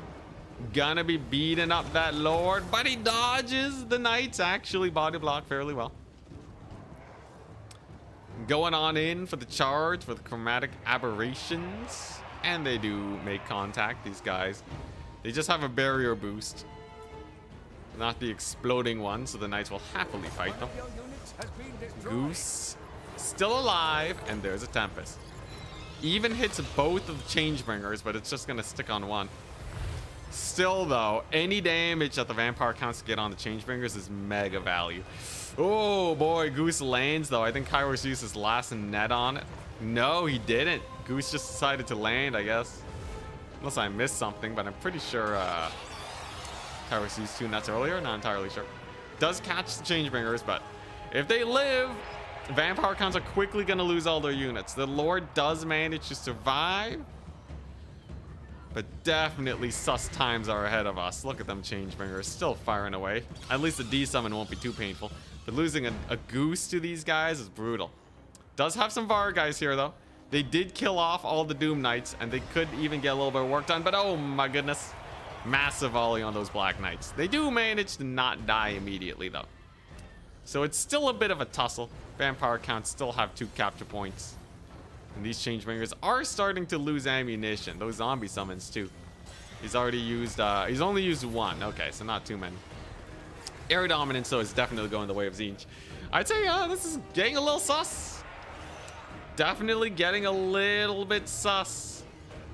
Because, like, these Changebringers, they're gonna need to be desummoned eventually. And it's not like they can catch the Cav as long as they're on the move. Like, you can see these guys in such a sparse formation, they're moving. They don't get, like, insta-deleted, right? Although that was a pretty brutal volley. They still have 3 in the bag, so we'll have to see if it will actually stall long enough. That volley was much more lackluster. Lord Snipe's coming on down, though, so maybe a Lord Snipe into victory could be at play here. Vampire counts are already halfway up the ticket, so they almost win on a single capture point. And okay, going for the victory ticket condition. Get down, Mr. Von Karstein. He's already dead. He's down. And so the capture points are going to be fought over. So Vampire counts with the triple cap could get into a position where they essentially have to be completely tabled to lose this match here. Changebringers don't get a lot of value on something like a corpse card either, right? Furies are going to have to land. Changebringers are going to have to be desummoned. And we have Crypt Horrors coming on in, which are going to be very hard to kill without blues. There's some Doggos Forgotten in the distance. One Zongor and a Forsaken. They should be able to secure 1 point. Middle point, if there's not enough killing here, middle point will probably stay in the hands of the Vampire Counts, especially with the Cav coming on back. So honestly, things are pretty sus, right? It could be anyone's game. A resummon of the Lord could be huge too. Tzeentch has the hardest time out of most of the factions when it comes to recapturing points, and we're definitely seeing that right now. He secures 1 point. We'll be able to move 10 capture weight back over here. But look at the Cav, they're still cooking. You can see Charax knows that Tzeentch has really bad capture weight, so he does summon in the Marauder Horseman to try and deal with it. A-Cold too is just kind of chilling. Barely taking any damage. He has 40 melee defense, and he's doing fine. And a little bit of an AoE drops. Now, if there's friendly fire, that'd be pretty bad. These guys are on their way out anyways, though, so it's not the worst, because we do have the capture weight coming on in. Vampire Counts are now at the point where they win off a single capture point, though. But Tzeentch is about to get a double cap and potentially a triple cap with these guys. Vampire Counts are being worn down pretty quickly, right? Although more horrors are going to be a pain in the butt to deal with. Zombie summon here, too, to hold the line. Necromancer's doing his best. And the point will get slowly flipped. That's at least a little bit. It doesn't look very fast, though. It seems like Tzeentch is barely getting the capture there, but they're definitely feeling quite comfortable with the double cap. Still, though, a lot of horrors, a lot of cavalry, a lot of units that will be hard to kill in the later stage of the game. Gets a D summon on the Changebringer. Suddenly, there's a lot fewer Tzeentch units. Crypt Horrors absolutely can pull it back. Look at that. As soon as you get on the point, all of a sudden, back in the favor for the Vampire Counts. Corpse Guard getting massacred, though, by A-Cold. The Ignored does manage to get a little bit of work done. Sniping out the Necromancer, also very smart play. A little bit of a friendly fire bombardment on the Forsaken. A little bit painful for them, actually. Might even get them routed. Potentially a misplay, though. Some of them managed to get out of there. What's a little worse, though, are these Marauder Horsemen getting caught up. Definitely wanted them for capture weight. Not really the best fighters in the world, so they're taking a bit of damage. But Tzeentch is managing to re-secure the point here. Vampire Counts just not really having the oomph to deal with them. And it seems like Tzeentch does get the capture. Now, Vampire Counts could still play for value. A lot of the value here is in the air in the form of Kairos. Oh, but a sneaky capture? Oh my gosh, I didn't even notice. Dodges the drop. Okay, all right, I see what he's doing there. Gets the net down, uses his last and final net to keep the knights there, but it actually gets captured. Oh my gosh. Vampire Counts get it done. Tzeentch's Firestorm, pretty brutal. Yeah, it is called Tzeentch's Firestorm. Melts the cavalry since they're stuck in combat, and with the Lord dead, they're just gone. Tzeentch will be able to recapture in about 20 seconds too. And the point over here does go the way of Tzeentch. Now there is another Cav summon. Black Knights with Lances and Barding. If he has like a Centaur, though, if he has a Centaur, it's over. But money is pretty low for Charax. He will be able to capture this one. But this is a tenuous point over here with the routes and the Crypt Horrors more or less undisturbed for the entire battle. All it really takes is the cavalry getting on here, and they will probably be able to retake this point. And this is all the Vampire Counts have to do. They just have to hold 1 point at a time for the next 5 minutes. Which is quite some time, but not impossible. Cavalry, are they going to overchase? And they're all off the point now, which means that potentially Tzeentch could retake. Blocks with the Knights of Immolation. Fabulous play from Charax. And it looks pretty spooky over there, but the Knights to get back on. If it does get captured, he only needs like 4 minutes, I think, to win the game. And it does actually go the way of the Vampire Counts. You're kidding me. Zombie summon to stall the Skirmishers yet longer, along with the Forsaken.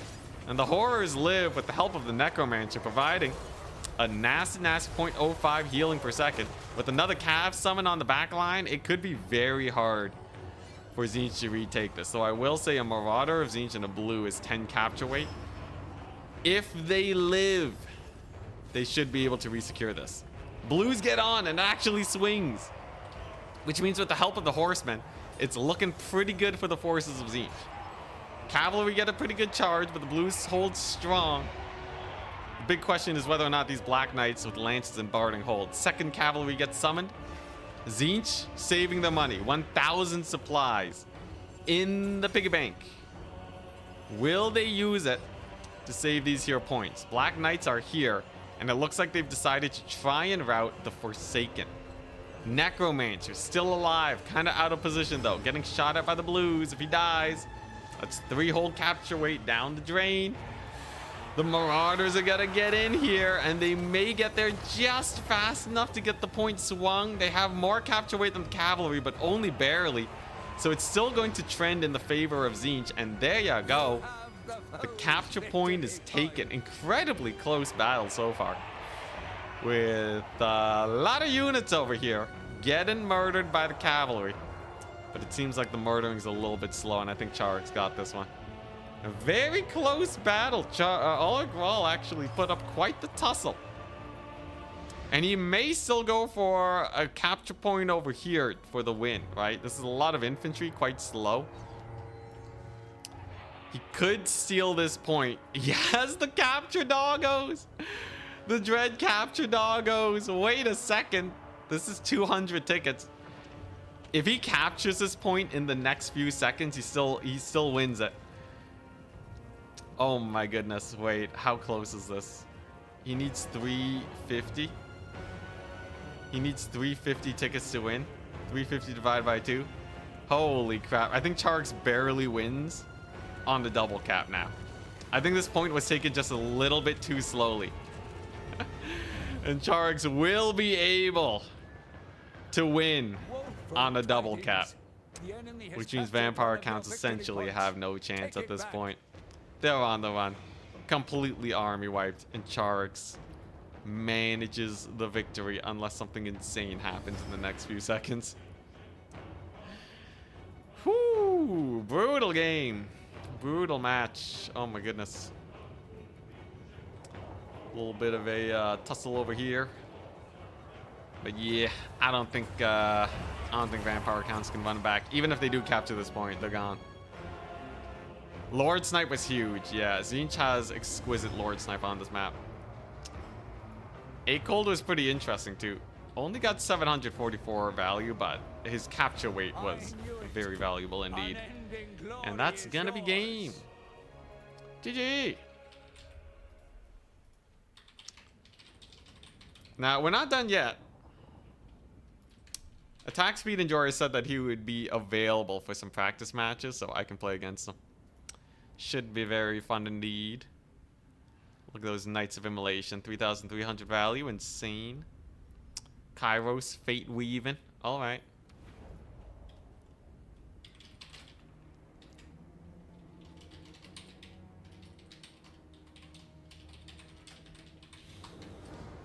Well, GG. Congratulations to Charix pulling out the win with the Rogue Tzeentch plays. Insane.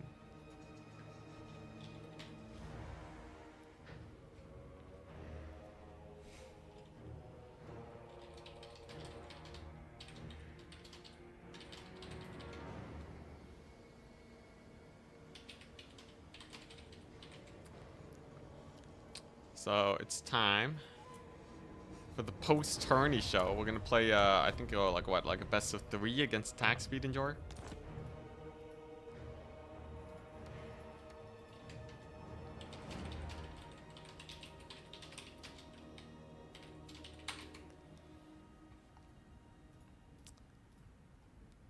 Here we go. Just gonna play some show matches. Let's play on Celestial Lake. I'm gonna play Warriors of Chaos. We're going to see if we still got what it takes.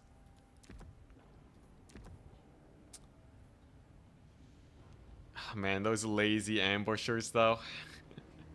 Yeah, the fact that they can run into a situation where they just don't shoot is really bad. Very, very bad indeed. That screwed me over so bad.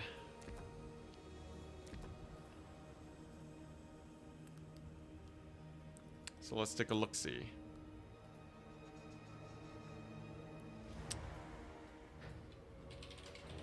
He wants to try Wood Elves. Alright. So here we go. Show match time.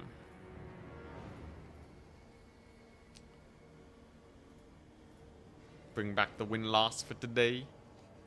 So these are just going to be some practice games. So the grandest of tournaments that Turin be hosting. I need to practice and tune up on a lot of my better factions. So we're up against Wood Elves. That means Hellstriders are amazing. Can't really go wrong with them. They're just good. Wood Elves, they have some elite infantry, but as long as you melt the faces off with Burning Head, it's fine. So, do I run Forsaken is the big question. Or do I run Aspiring Champions? Aspiring Champions will win versus anything except for the elite Wood Elf infantry. So I think absolutely we're slamming them down. We're going to start with Hellstriders for just a little bit of capture. And then what? So Pavane is banned in Turin's Grand Finals. Ain't no Pavane action. I could go for okay, well, Hell Cannon is like standard business. And then Forsaken into the horizon. One dual weapon of Khorne to cleave through his forces. For the lulz, why not? I had an extra mark. We might as well use it. Alright, the rest is gonna have to be the traditional. Lots of Forsaken. A couple Marauder Horsemen. You know, if we're facing trees, I want Axe Throwers, actually. And then the rest... So Marauders lose to, like, every Wood Elf unit. I think they're a bad idea. And we don't have Cavalry, but Chariots... Not a terrible way to threaten his backline. Alright, this is good enough. Let's see it. Can it be done? Why is my Archaon so cheap, by the way? Shouldn't it be... There we go. That explains a lot. That explains a lot, don't it? There we go. Took him on foot. Am I crazy?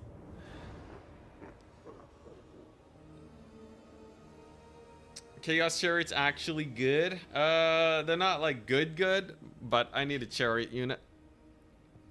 Because the rest of the Chaos Cavalry is so bad. We need something to pressure his range units. So this is the way we're going.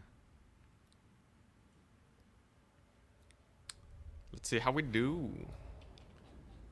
The big thing that I have to do here is kill everything that can kill my Aspiring Champions. If they're dead, the Aspiring Champions win the day. Yo, Beastman Chariots are hype, most definitely. Here we go. So he reported his score. Nice. You can give him his congratulations. Congrats to @Charix for the tourney win. With the Tzeentch, too, of all factions. Much spice indeed. At least I'm getting the... I'm so happy I got the exposure to his Tzeentch builds, though. That way I'm not blindsided by it when tournament day shows up. When we do get to tournament day, by the way, I have to pretend everything is terrifying. Give it maximum respect. It's the only way.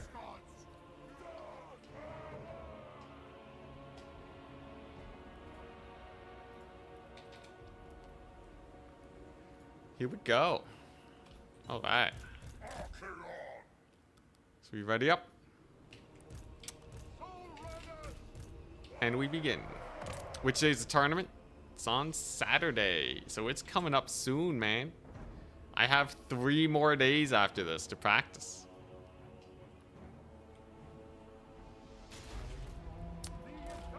So yeah, everyone else is gonna be on my skill level. I feel like sometimes I see them take. I have a bad habit when they take factions that I feel like are weaker. I like don't play as seriously, or like I feel comfortable trying out slightly different strategies. Like going for those horse archers was a terrible idea. I think the Kislev horse archers were very lackluster there. They didn't do anything.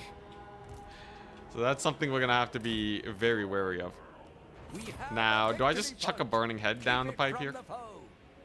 Because he's kind of just exposed, right? It's very hard to dodge too. And he had a bunch of units just kind of globbed up there. Definitely a worthwhile burning head, I'd say. We want to just wear him down early on. He doesn't have he has a flock of doomer. 15 units, so a little hard to tell if he has like some sniping tools for my hell cannon. So I'm a little wary of just chucking it out because arrows of Kurnos can be so annoying. But the burning head early on was a solid play. We're just gonna play it safe, get the Hellstriders into position. Hellstriders are the absolute be-all, end-all of dealing with everything. Okay, so he's summoning in his cav. Okay, so he's super. You know what? He doesn't have cav here in this section, and he's playing ultra wide right now. My Hellstriders are straight up. They're just gonna disengage. They are just gonna disengage while I murder his face on this flank. 'Cause here's the thing. He doesn't have anything here except for like one flock of doom. That's gonna do essentially nothing. You can see these Hellstriders will rotate just fine. Archaon's got that terror too. And now we're sitting pretty comfy, right? That was just a big old massive collapse on his flank. Very, very painful indeed. Forsaken are beginning to spill through, and his Wild Riders are just extremely out of position. Now, I gotta make sure we don't feed my Hellstriders to them. They do love munching on Hellstriders. These Wild Hunters of Kurnos will have to play around for sure. Get the charge there just to boost their leadership. Okay, Archie, you're doing great. Let's bring in another chariot. Whoa. No, not the Hellstriders. Hellstriders are suffering a little bit, I must say. They're probably going to get chased off the battlefield. Unfortunate. Value trading wise, it's questionable. But I might be able to get them with the late game. I definitely have a good infantry advantage, so not the most worried in the world. It's definitely a little sus, though. Definitely a little sus, right? Okay, that'll be a good burning head at least. And I will have Hellstrider resummons very soon. So that's definitely a plus. Aspiring champions will be hard to deal with. And I'll just use the chariots to clean up shop. Forsaken should do fairly well versus cavalry too. Attack speed and Jorah kind of messing me up though. For sure, for sure. At least the infantry's doing great. Aspiring champions, they're doing fine. And look at them chariots. Having the time of their lives, hopefully, if they can get onto those archers. I gotta make sure I don't overchase with these aspiring champions, by the way. That would be devastating. Here he comes. And the Hellstrider resummons are here very soon. There we go. Good chariots. Doing a lot of work. Archaon. Doing fine. I do have 2 capture points. Very nice. Definitely want to desummon these guys. Resummon as many Hellstriders as I can. There we go. Aspiring champions. Yeah, you see that focus fire? He's really putting in work on them. Unfortunate indeed. Looks like, man, those aspiring champions are cooking so hard, though. My goodness. Okay, there we go. Chariot's doing fine. Archaon is, doing okay, maybe. He does get 1 point, though. Just the one, just the one. I can live with that. Not like he has a lot of spears left or anything. Go get him, chariots. Okay, Forsaken fighting. Aspiring Champions are still cooking. One of them got routed though, which is a little unfortunate. Looks like he wants to route off the next two. I could try to bring in a Ooh, this is a good burning head. I could try the Hell Cannon now. He clearly doesn't have any Hell Cannon answers. So I can definitely just use that to value trade for a little bit since the battle is still a little bit young. But yeah, I'm definitely going to need Archaon to just tear out these fools. Or we just keep summoning in Hellstriders. You know what? That's fine. I know the Hellstrider resummons will cook. It's fine. Chariots, I don't know how I feel about them. They felt a little lackluster, especially with all his range units surviving. But definitely a very good pick here. Massive Flock of Doom, though. Oh my gosh, was that Overcast? Jeez, all right, my dude. Guy's cooking, man. Guy's cooking up a storm indeed. All right, it's fine. I got the late game. Late game Hellstriders are, they always crush it, man. He's pushing in for the center line. That's fine. Let's get a desummon on these guys, and I'll get resummoned. We'll be goodies. I'll have a burning head in one Winds of Magic too. There you go, they're back. And Aspiring Champions are back. Okay. There's no way he captures this point. And look at these guys. Indestructible little fools.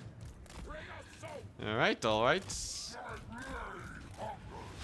Good capture weight. It's exactly what we want. And no Archaon snipe is solid. Probably gonna resummon some Forsaken here in a second. Dang, does route off those Aspiring Champions. Oh, he does have Waystalkers. Okay. No Hell Cannon then. Screw that biz. We're just gonna collapse in on these guys instead. Get some Forsaken in here. Archie should be able to do fine against this Dryad stack. With the Burning Head. And a little bit of a rear charge to get him out of the picture.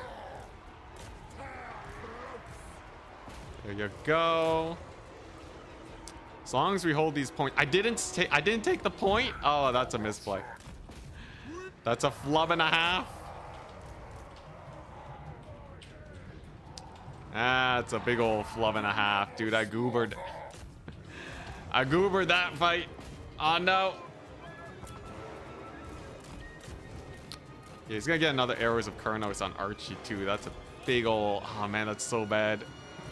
I really needed them tickets. I also should have just summoned the Hell Cannon early on. I think that was a big old misplay. We'll see though. I don't like his archers getting so much value, but at least I can probably take this point. I still have one Aspiring Champion left. Archaon is still technically alive. He doesn't have this point, and he's fully positioned over here. One of your units has been destroyed. Oh man, not capturing that point so bad though. That's very rough. So this is another Arrows of Kurnos. Gets line of sighted. Very nice. Okay. Very, very good. And that's a massive burning head on his face.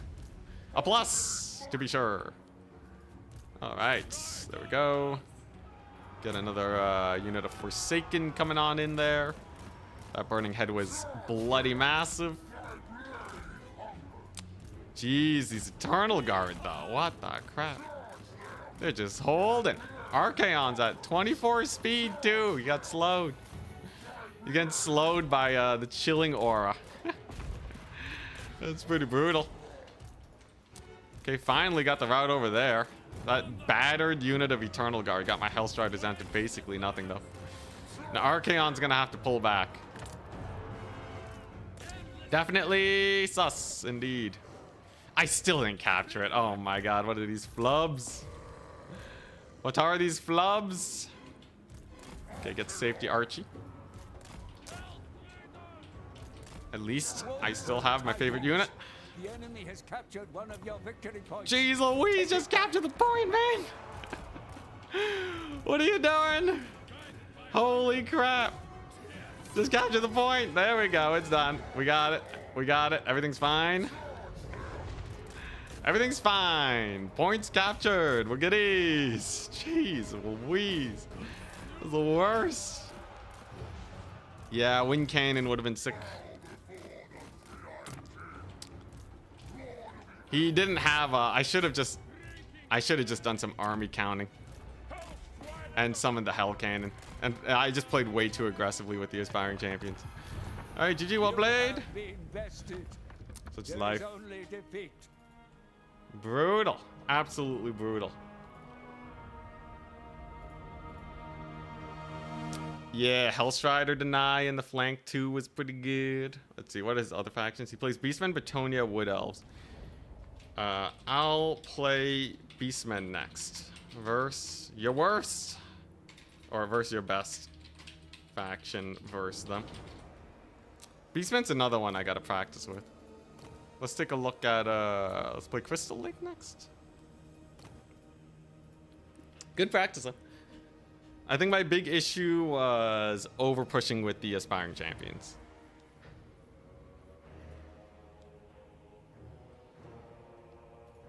He'll go Betonia versus Beastmen, alright. Very interesting. Alright, so Betonia versus Beastmen as far as I'm concerned. Betonia have a lot of cav. They have the archers. It's not a terrible matchup for Beastmen to go for, like. Oh, okay. Slaanesh versus Beastmen. Alright. He's giving it to me. Yeah, he played that Wood Elf game really well, too. For sure. Looks like he wants to play Slaanesh versus Beastmen next. Spooky indeed. I told him to give me his worst, so this is a matchup that's likely to be played. And especially because I'm not the best with Beastmen, it could be much spooky indeed. One thing that I know Slaanesh is weak against too, though, is Spirit Leech spam. So I'm just gonna go for that. Take myself a Doombull. And just go ham with this. Yeah, no, we're not gonna go for the extra leadership. Actually, you know what Slaanesh really sucks against? Suck against Mantide. So if I just go Spirit Leech Mantide with like handful of archers, a little bit of a single entity duelist, and Korok's main rippers too. Okay, that's a little too crazy now. Pretty sure, well actually I do want something that can win the melee fight. If you go Mantide versus Slaanesh, you need something that'll win that. So we'll go Bestigor Herd and the Horns Ravagers. So now we just have a crazy stack of units. Put in some Korngors there too.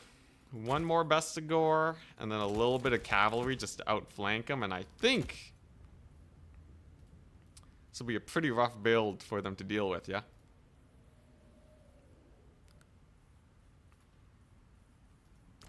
Sure. One more archer, one more infantry. I think this would be pretty rough for Slaanesh. Might be terribly wrong, though.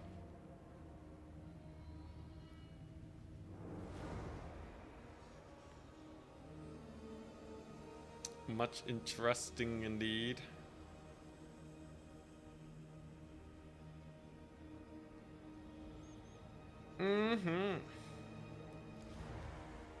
If this build loses, I will need to go back to the drawing board. This build doesn't have anything experimental, really. It should just be good. Minotaurs are meta, but too prone to routing for me to comfortably take them, I feel. There he goes. Slaanesh. But yeah, I do have a theory that Slaanesh just sucks to these kind of box builds. It's a little worse for Beastmen, because yeah, you have a bunch of units that are prone to routing. But I think this will be good. Yeah, I don't really micro my chariots very well. Maybe I should just not bring chariots in the tournament. I like the idea of the chariots. I just never get them to work really. They're like getting caught by Cav and all that. It's rough. Or like they're getting shot to pieces. I think with enough micro, you could definitely make them work, but maybe not when I'm microing a bunch of other cav. Could just go for like way more Forsaken or something. But I think that last game was lost because of the aspiring champion overextension. Never overextend with those guys.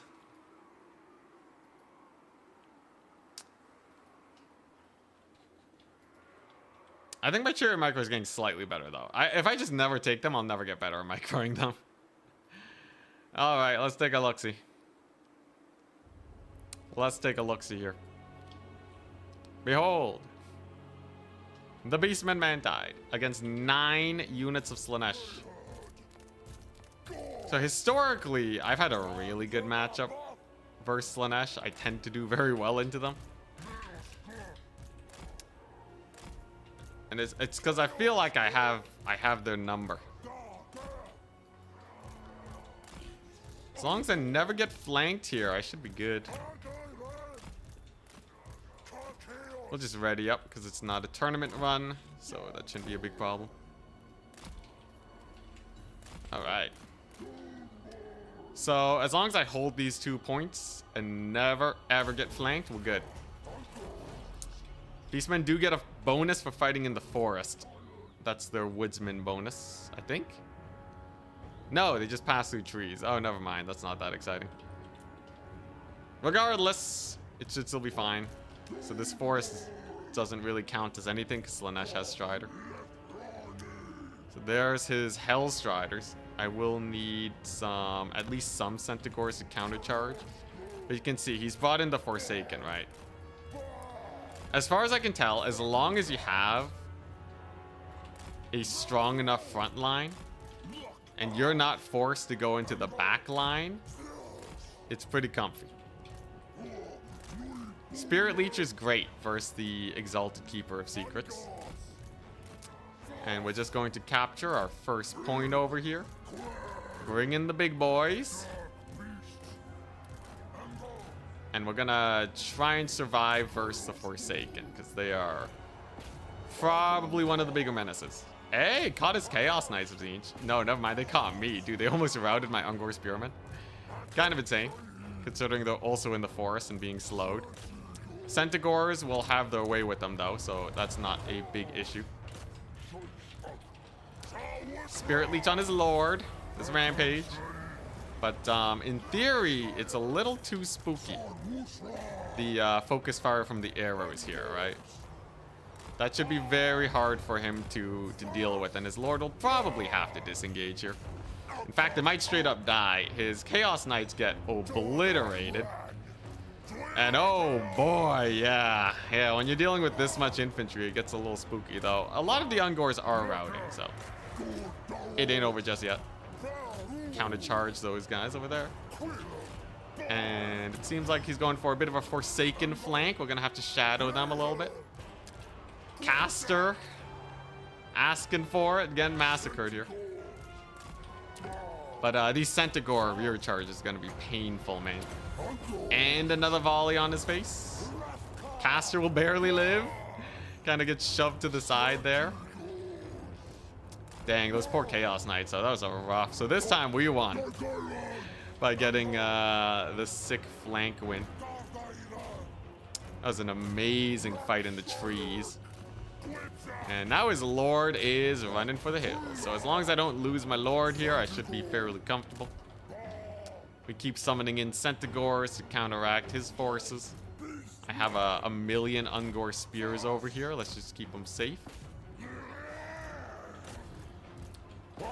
And it's just going to be Spirit Leeches until his Lord is dead. I think that's essentially the game plan we got going here, right? Can those guys brace? Okay, Overcast over there, just to get the cooldown going.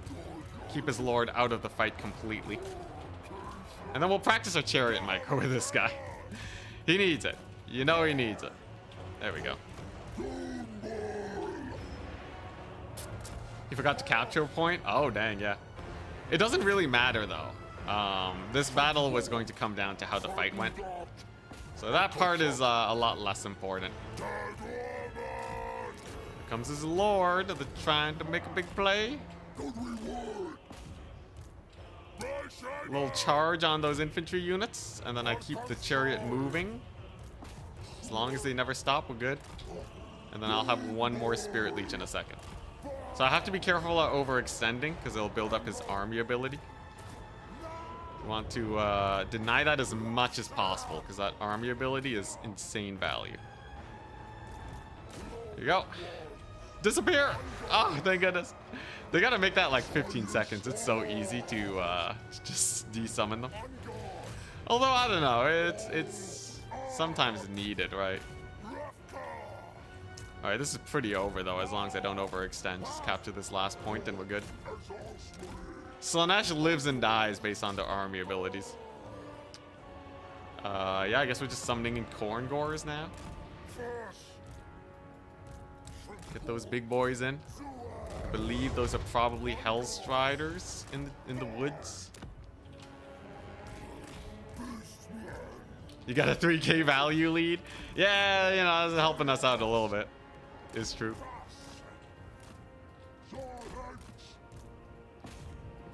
Sure, just send him in.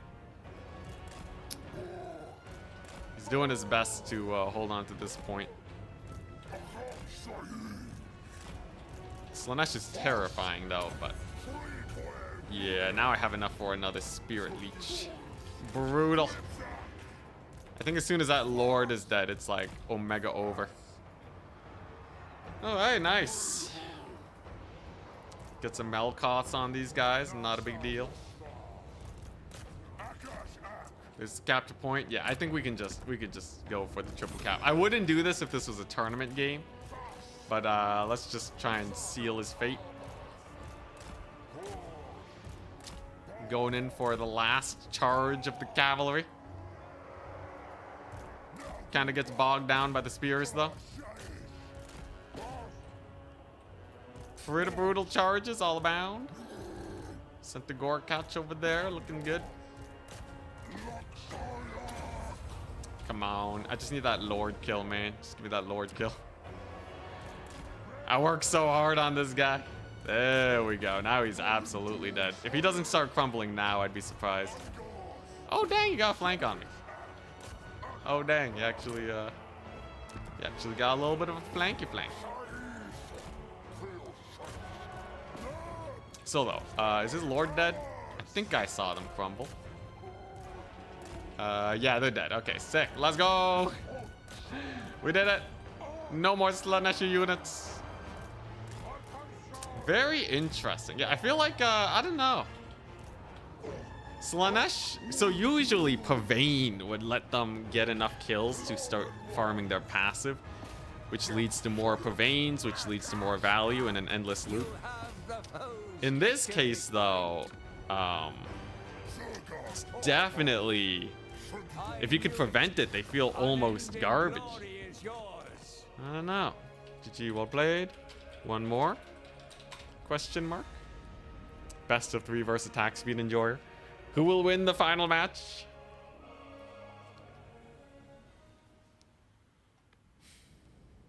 Yeah, Gortide really removes their maneuver space. And then a few basic archers to force them to attack you, and then you're good.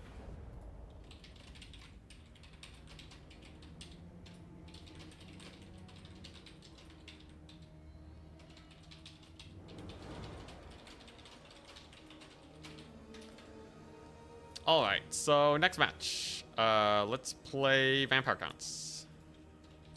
I'll play Vampire Counts versus a medium to slightly bad matchup.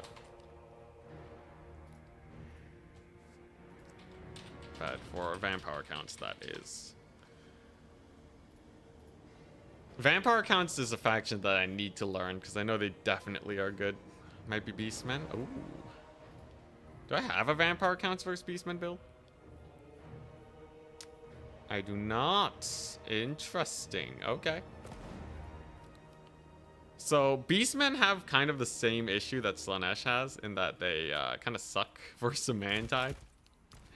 It's really weird. It's really weird. But yeah, any faction that can actually hold.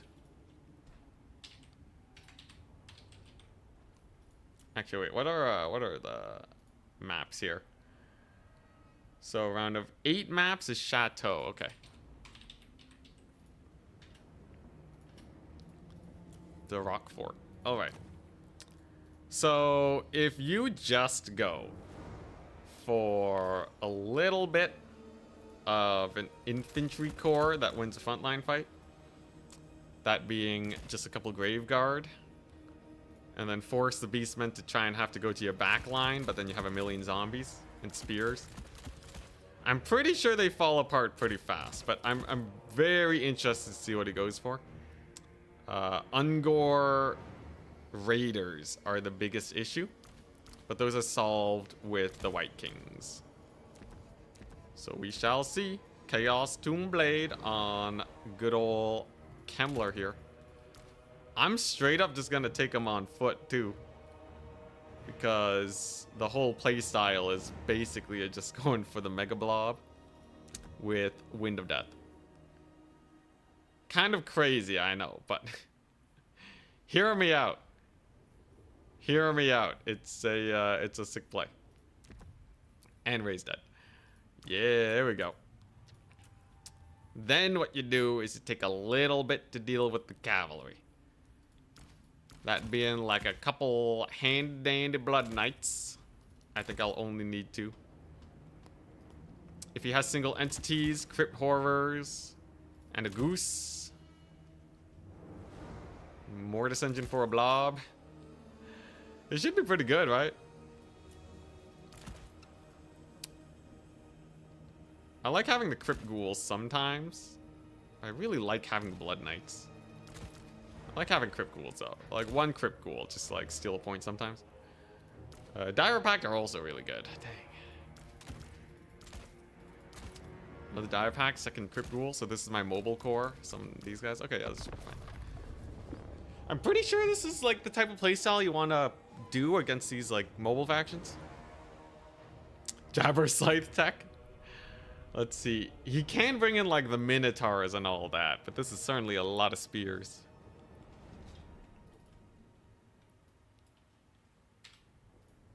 Let us see.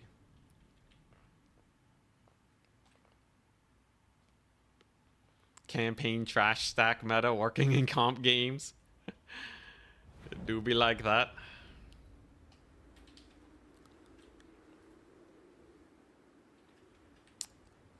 Now this map should be pretty good for Beastmen. It's rather massive. Everything I'm summoning in is pretty fast, though, so I don't expect them to flank. And it's just going to be the White Kings killing off his raiders. I'm pretty sure double Scab Scrat just full shatters a raider unit. This map is ugly, really? I think it's fine. It's a little foggy, so everything's a little muted. There's not a lot going on, but like, I think it's fine. It's a fine map.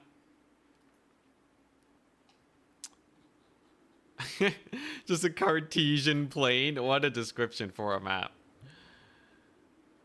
I kind of like it though. I don't like lumpy maps when it comes to gameplay, because you run into like really hard to see line of sight issues. As a player, I really appreciate it, but I can understand how as viewers it's a little bit more boring like this. Okay, so the big play. Let's do this. So zombies could hold down the flanks pretty well. Actually, nah. Zombie front line is where it's at. So we'll just park them like so. They're just here to stop my Grave Guard from being super flanked. And I'm just going to go for a big ol' double corpse cart, stack on these points, and then we're fine. There really ain't anything too crazy about this. And he's ready. This map feels like Cav Heaven. Absolutely. Although sometimes having some line of sight blockers can help you, Cav. So with these styles, with this style specifically, you want to have like one mobile unit to countercharge anyone trying to like, you know, cycle charge you. He is going to capture a lot of points very quickly. And he has a single Goreable. Some Centaur summons. Overall, nothing too bad, I'd say.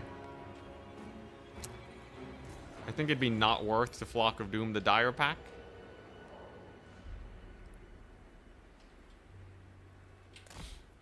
The zero effort farm placement. Yeah, you'd expect it to be more farms here. Alright, it's fine. Let's not bash the map too much, though. Map makers are part of the community, man. I don't think it's as bad as chat's making it out to be, but I understand the criticism. So what, 11 units? 4, 5, 5. Okay, he doesn't have Raider spam.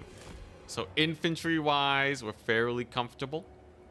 I could straight up just go for the Mortis engine. But this Goreable is a little annoying, right? Okay, he's trying to Malagor me. Interesting plays. Okay. Totally fine. Doesn't really slow us down very much. I'm gonna need a Terrorgeist, though, against these bulls over here, though. Thankfully, my spears will be able to cook. There we go. And we know the Graveguard absolutely cook here. So we're really relying on them to just tear them apart. This is not a terrible time for Blood Knight Lances, but I feel like the Goose is just better for that cycle charge action. There we go, a couple zombies coming on in. And yeah, look at that Graveguard massacre. Graveguard are amazing, and the Goose is in. This should be pretty bad for him, all things considered. Unless he walks in with like a lot of archers soon. His Goreherd are gonna get double Scab Scrath. Very, very painful. And if he just brings in more cavalry, I really don't expect them to do too much. Plus, we have Wind of Death. Gets a little Flock of Doom. Doesn't matter very much. And yeah, I think it's just an overcommitment of the Cav Core. Where's my other... Oh, dang, okay. So he is killing one Corpse Cart. His single entity advantage definitely paying off. Interesting strat, though, I must say. Going for such a melee heavy build. With really only the skirmishers to speak of.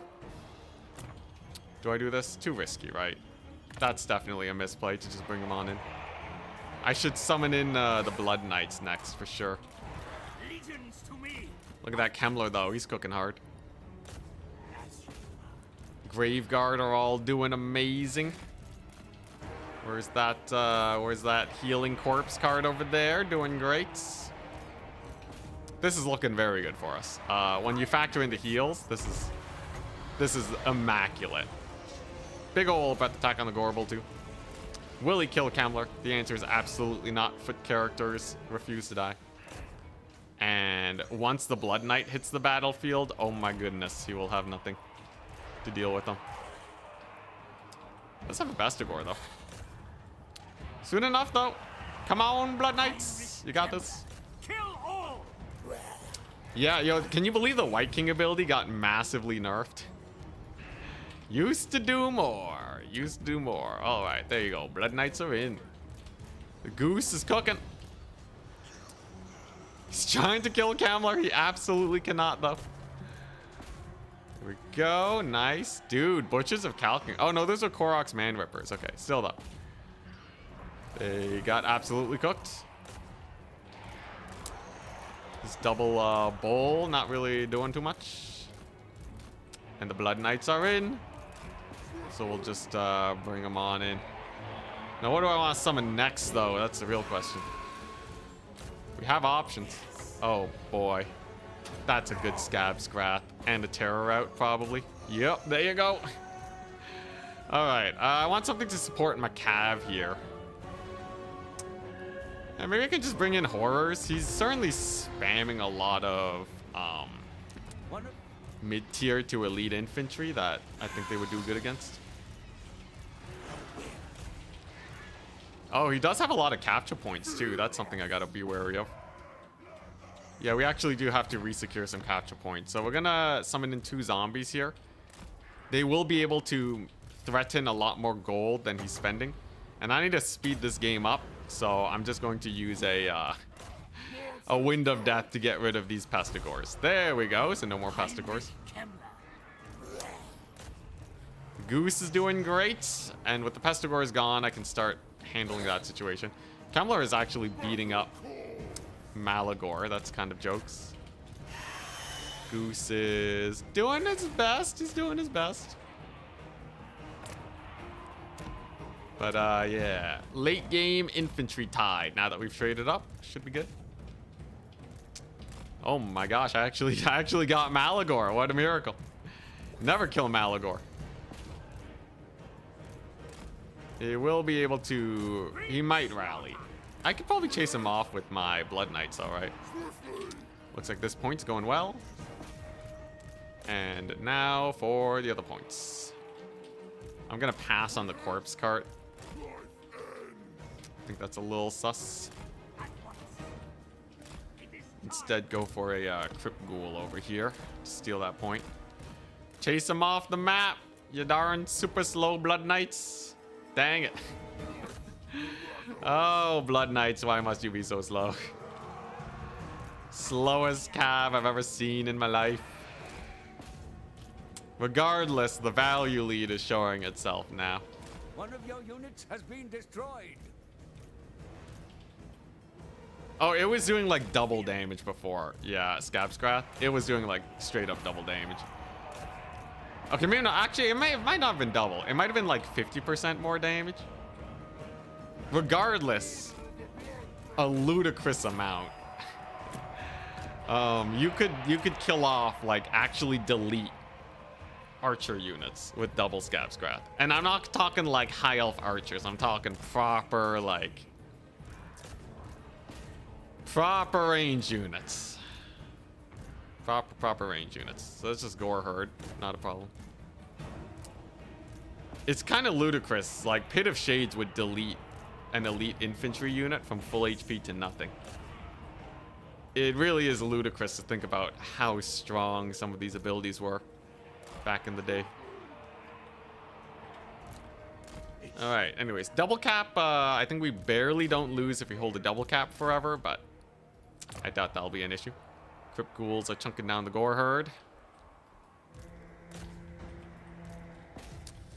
And although my Blood Knights are a little bit beat up, I still have so much magic. I didn't even need to use some magic really this game.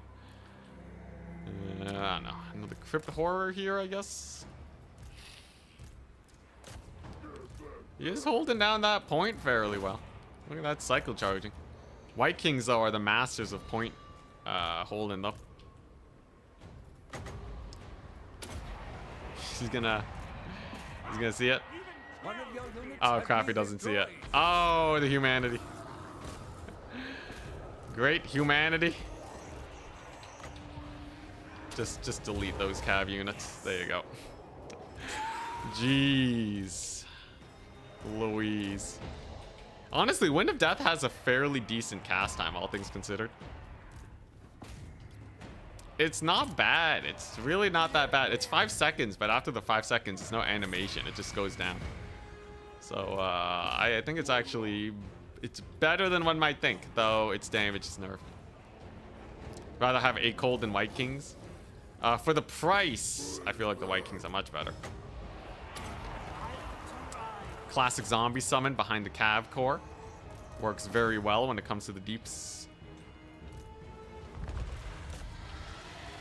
Let's get them attacking as soon as possible. Unfortunately, Kemmler taking a little bit of heat. Can we get a sick... No, we got canceled. Alright, he has like nothing left though. We have this point? We do. You know, I should park a Mortis engine there, why not? Holy crap, Kemmler routed off Malagor again. What a Chad.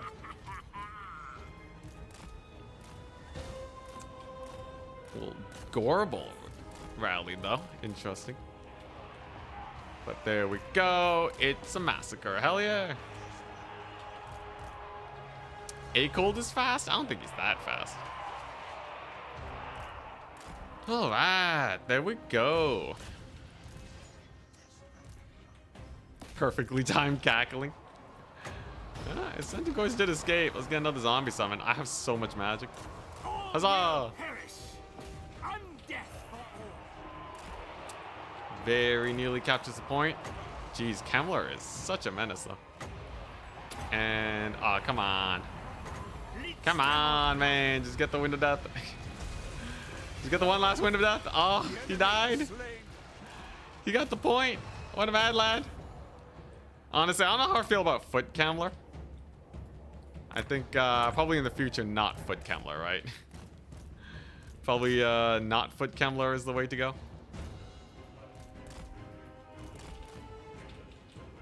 Great success. All right. And now we do win on yeah, we do win on double cap.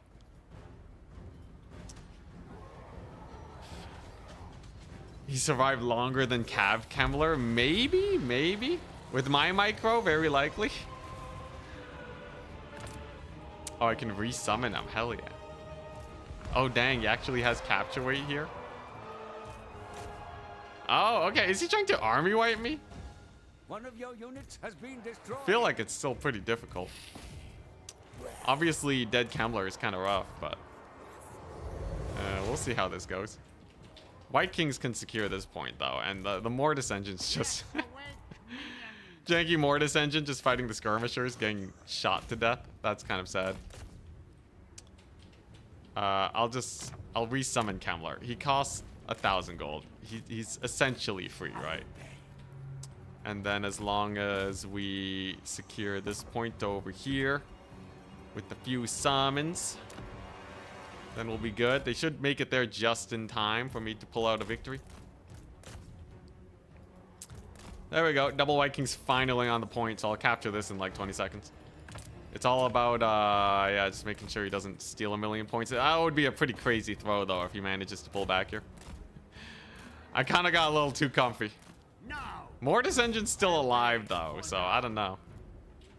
And we are re-securing this one over here with Graveguard. Though I must say, my opponent has certainly made this a little bit more terrifying, hasn't he? Get him, Mortis. Yeah, that Gorbel. I don't know how he's sticking with it. One leadership. He routes to anything.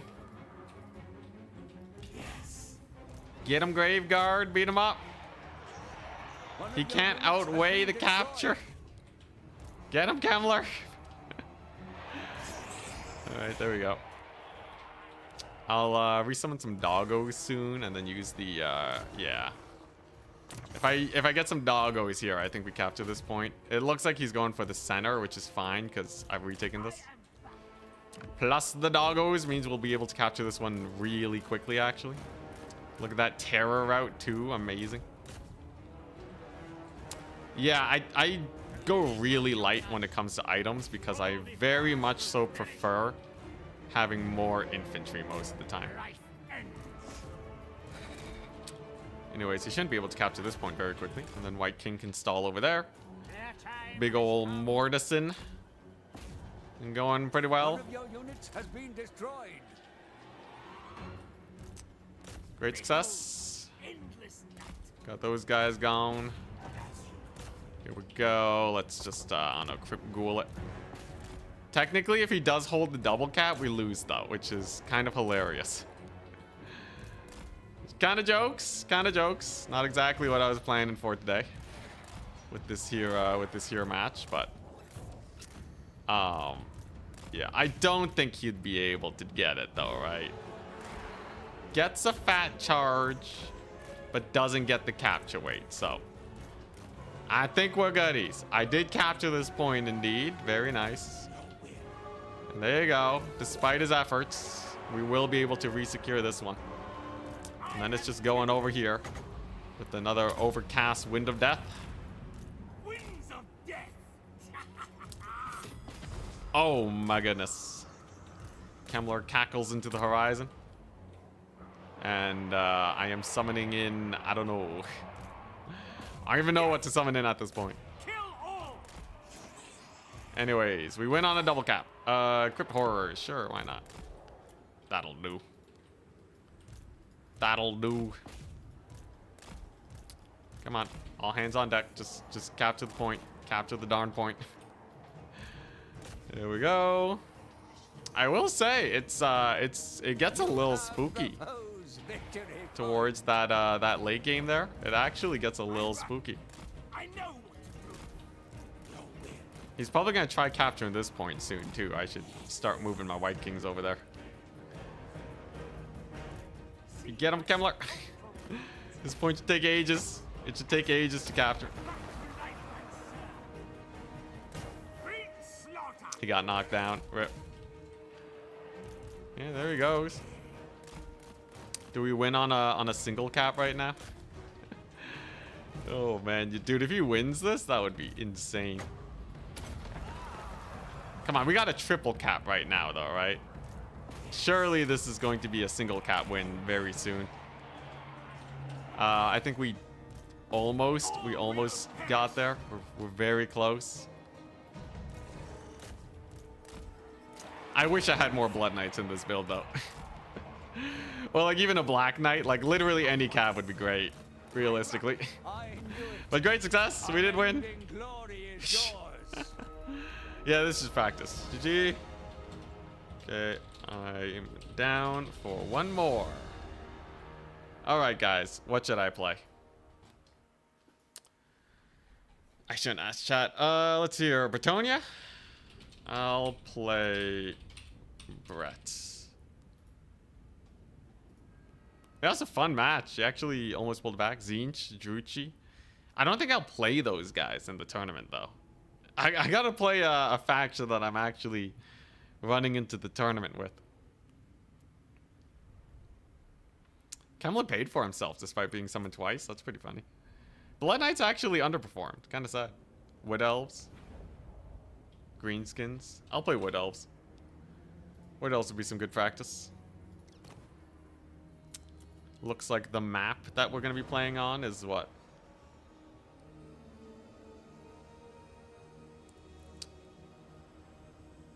Crystal Lake or Jade Tomb. Okay, let's do Jade Tomb. Alrighty.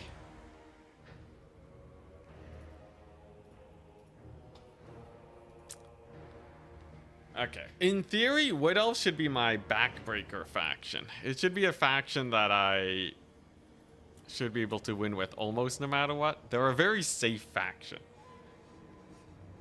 But we'll have to see. What's it gonna be? Attack speed enjoyer?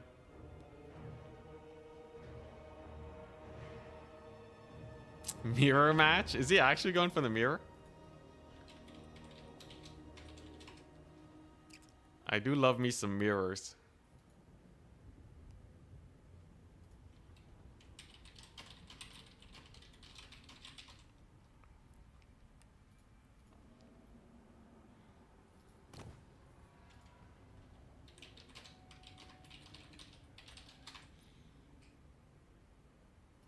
Could be Beastman. Could be Beastman. All right. Beastman. Hell yeah. We're going to be playing against a lot of Beastmen today for sure. So one style I feel like I really want to try is a Swift Shiver Shard build into Beastmen. Because, yeah, it's like the Kislev build, but better, really. So I use these guys to shoot him out. And if he brings a hell of a lot of cav on me, he just chucks a million cav units. I should be able to just counter. Like literally just super vanilla. Just nothing on anything here. Except for Blessings of the Ancients. And the only thing I want to do is to just run them down with cav. Alternative, I can actually take a lot of Glade Guard too. Like, how much cavalry is he really gonna bring? Even a full cav stack would not be that threatening versus. This is rather menacing, I feel. The menace in this build is real. It's a million range units. He's gonna have to advance towards me. And then that's where we give him the punishment. This is great. This is my front line. I don't really need anything else. This is perfect. Wood Elves are really unfavored into Slaanesh and Beastmen according to the stats. I think, actually, I don't know why. I feel like Dryads should do really well into them, but I guess the Beastmen Cav might just outclass the Wild Riders. I would dodge if I loaded in and saw this build. It's a pretty spooky build indeed. This playstyle is good against builds that try to counter it. And it's also fairly good against... and it's almost an auto win if they have too much infantry. Has he mastered saying Swift Shiver Shards? Isn't that how you say it? Wood Elves have a 43% win rate versus Beastmen. Really, huh? I can understand the Slaanesh. Slaanesh have crazy infantry, but... Where's the Beastmen? Dang. I would have felt that... I thought it would have been more even, but maybe that's just me. Anyways, the big spooky here... I just have so much shooting, and if he never catches me, we're fine. We're gonna play a little careful here. If these guys live, we win. I don't think there's any stalling strategy the Beastmen can go for. We'll do this. Turn struggles with the tongue twister of a unit. Makes sense. I can summon in some Dryads. But mostly it's gonna be the Cav Spain. Yeah, so you see, he has some Centaurs here at the start. A lot of units, but I'm just gonna leave Fire at Will on.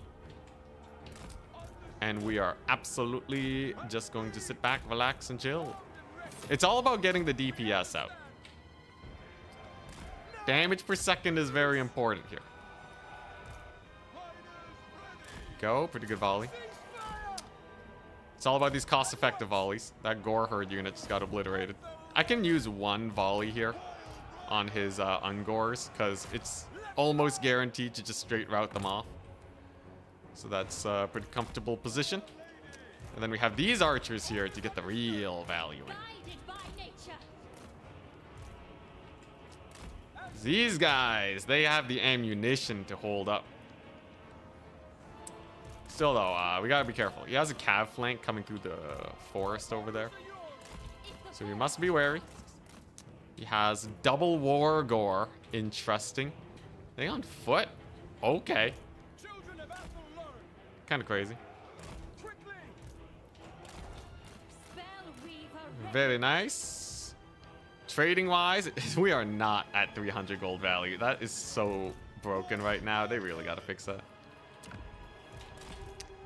There's another Cav unit coming on in. I really want to shoot into Silver Shielded Zongors with these guys. That just feels like a bad idea. So he is going for the big push. So this is where we turn Fire at Will on and just pull back. My Cav absolutely win against one Centaur unit. If he has more, then this is bad. Oh, dang. Okay, pulling them into the forest. And dang, holds position with them. Okay.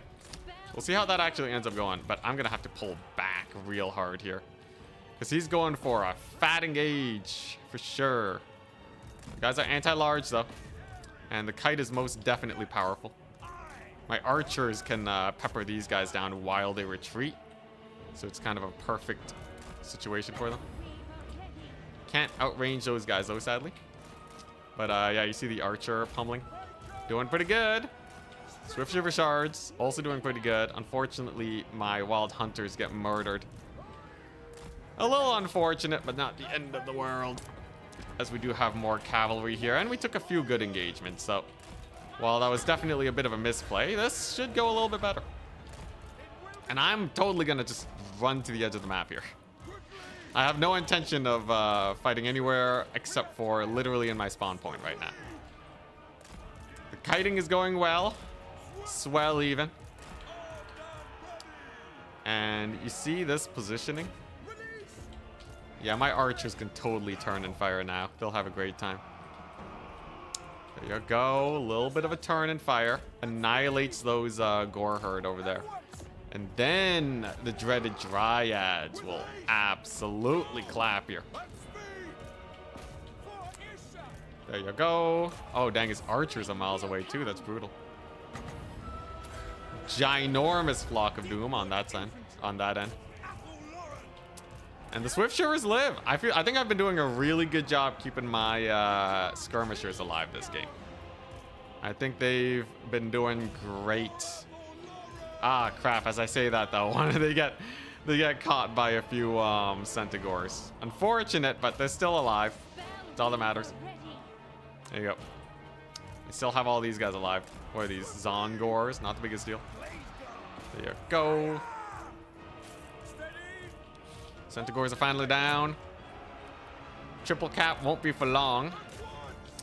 As soon as he's out of units, we're sitting comfy here. I'm just gonna need a couple more cav units is all. Just a few more cavalry units. That's all I really need.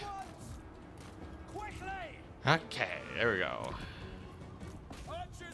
So those Centaurs will go down. Big old flock of doom. He's gonna kill my lord, but she's super cheap. She'll be back. Great cav catch over there. Definitely a little bit of a scary battle. Regardless. But I think we are finally starting to pull back here. My archers are just too high on HP, right? Although the Wargors, I can't believe how good the Wargors were here. Wargors kind of cooked. Oh, he didn't capture that point. Whoopsie daisies. Okay, there's another Dryad summon. Lord's dead. Sad times. Wargors is still alive too. But I should be able to just focus fire them now. We'll turn off our fire at will here.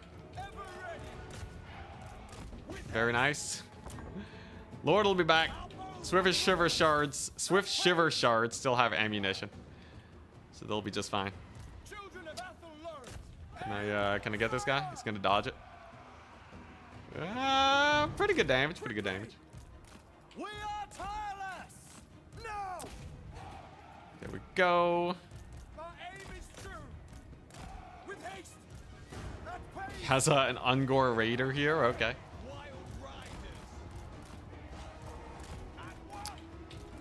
Let's see here. I definitely want to resummon my lord, but I also need some cavalry here. We are running out of ammunition, it's true.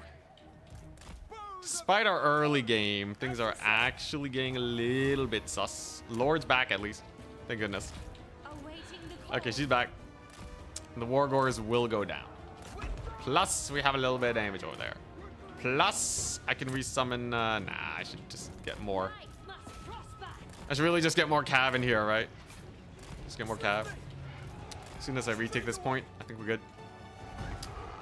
Yo, those Zongors are much more annoying than I thought they'd be, though. I really thought they would not be as hard to take down, but really the Dryads kind of suffer against them. Good to know. Ungor Spearmen, okay. Oh, dang, good dodges, too. Look at this guy. At least that guy's gone. Okay. Dryads have won. Now I have a Dryad unit that can participate in this shenanigans. On these here shenanigans. Big ol' massive charge on his face. Oh. He's actually pushing me back there still. Value trading wise, it's actually pretty close too. I gotta be real careful here. That's a big route at least. Hopefully he doesn't kill these guys before I desummon. Desummon on them is so important here for the late game cav summons. We'll see if not capturing this point is what did him in. But it appears most of these guys will be able to get that sweet, sweet disengage. Plus we have our cavalry here. I think we got him. I think we got him, boys. So he did rout off many a unit. I am starting to feel that cavalry advantage kicking on in. full HP Wild Rider is in. Slightly less than full HP Wild Rider is doing okay. Spell Weaver ready. Huh. Get the D-summon. Yep, here we go. Countercharge these guys. Disengage over there. Dude, he's holding, man. He's actually holding really well. I follow the song. Okie dokie. You know what? Just get another archer unit. Let's get another archer. I literally I'm gonna use these guys just to capture the point. Screw it. Dang, man, he's actually making it very sus indeed. Okay. At least the Wild Riders crush it. My archers are here to cook. But, yeah, you gotta remember the Centaurs are cheaper than any of your own cavalry units. So, if you're trading 1-to-1 to Centaurs, it's definitely a little bit of a more spooky situation that you're dealing with, right? Okay, this should be a pretty good fight at least. I got Dryads over there. They're doing great. Finally, Wild Riders are back in. Spell Weaver ready. She's really going for that capture point. Jeez, these Centaurs. Pain in the butt. They are. A dream. Big old pain in the butt. Okay, let's just capture that point. It's close, man. It's hella close. So I have 2 Wild Riders. He has Skirmishers. He has 2 Skirmishers. We'll see how it pans out. He's pulling on in with his Cav Corps, only to get shot to bits. It's not the end of the world. Okay, here we go. We can shove him off this point. It's close enough where, Magic is mine. yeah, on a single cap or something, this would actually be pretty bad. I don't have no more Cav here. These 2 Wild Riders will cook at least. These guys are kind of murdering my backfield, but I will have a Wild Rider to salvage the situation a little bit. There you go. And then I have my Lord here to get this point. So there's another cap. I think it's close enough where if he captured my point earlier, though, he probably could have gotten it done. We'll see, though. So we're going to go for this. Wild Riders are doing great. Oh. There you go. Smash them up. There you go. That should just rout them. This should be a fairly fast capture, too. And then he'll retake this point, but that should be it. Whew. Don't want to get hit there. Don't want to get ungored to death. There you go. Cav is going down. Nice. I'll have another one in a second.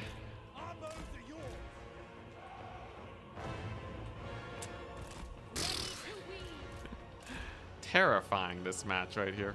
Absolutely bloody terrifying. There you go. Good route. Another Wild Rider. Let's go. Let's go. That's huge. Very huge. And then I'll get a giant flock of doom on his Cav here, right? If I can just kill them off, we're fine. Holy crap, it's so close though. Okay, big flock of doom is nice. Oh, jeez. Alright. We just have to kill off this. Gets his, again, infantry summon in there. That's pretty nice. Okay, and they're all gone. Alright. Alright, last point. Jeez Louise, though. He certainly made it extraordinarily spooky. He might even hold here. It's not an impossibility. I'm gonna need yet another Wild Rider here. Okay, yeah, definitely the late game is where Wood Elves fall off here. That's crazy. Release the Durthu. That would be pretty insane. Rogue Durthu get. I will find it. Okay, here we go. A couple Ungors are not going to stop me here. Not when he's super flanked. There we go. Big old giant flank on the Ungors. He's not going to capture that point. It's a fake.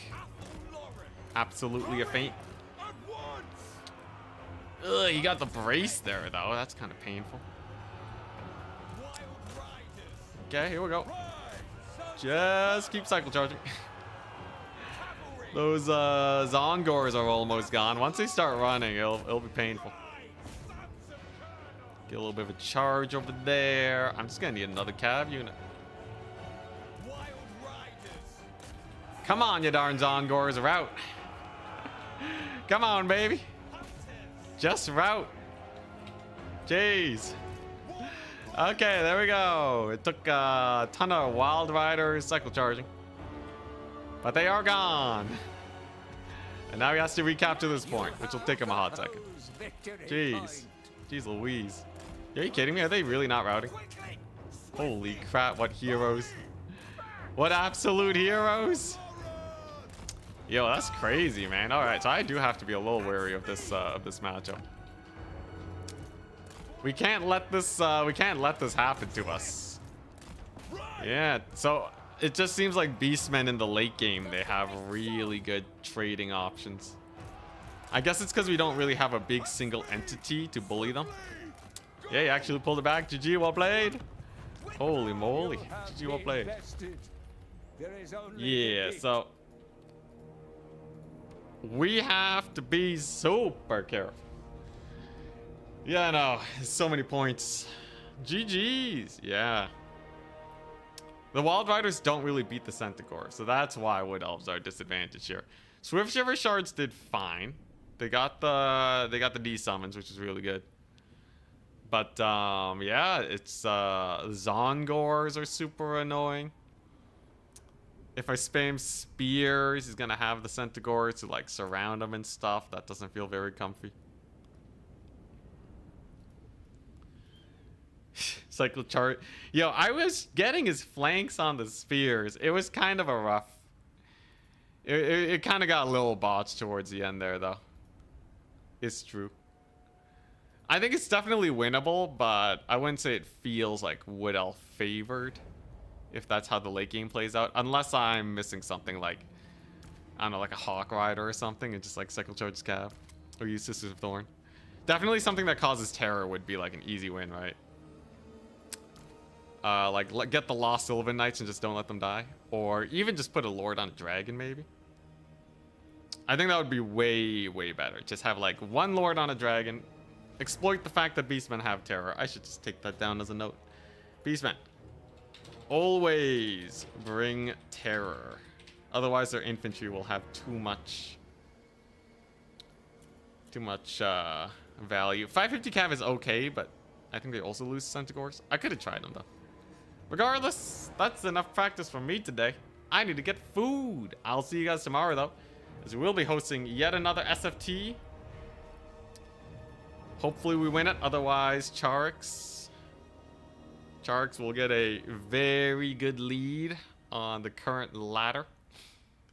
We're both at 8 wins right now, but he has more games, so he's actually higher up than me. Scary trees, probably not the scary trees. But yeah, anyways, peace out. Have a wonderful day. It was fun. Bye-bye.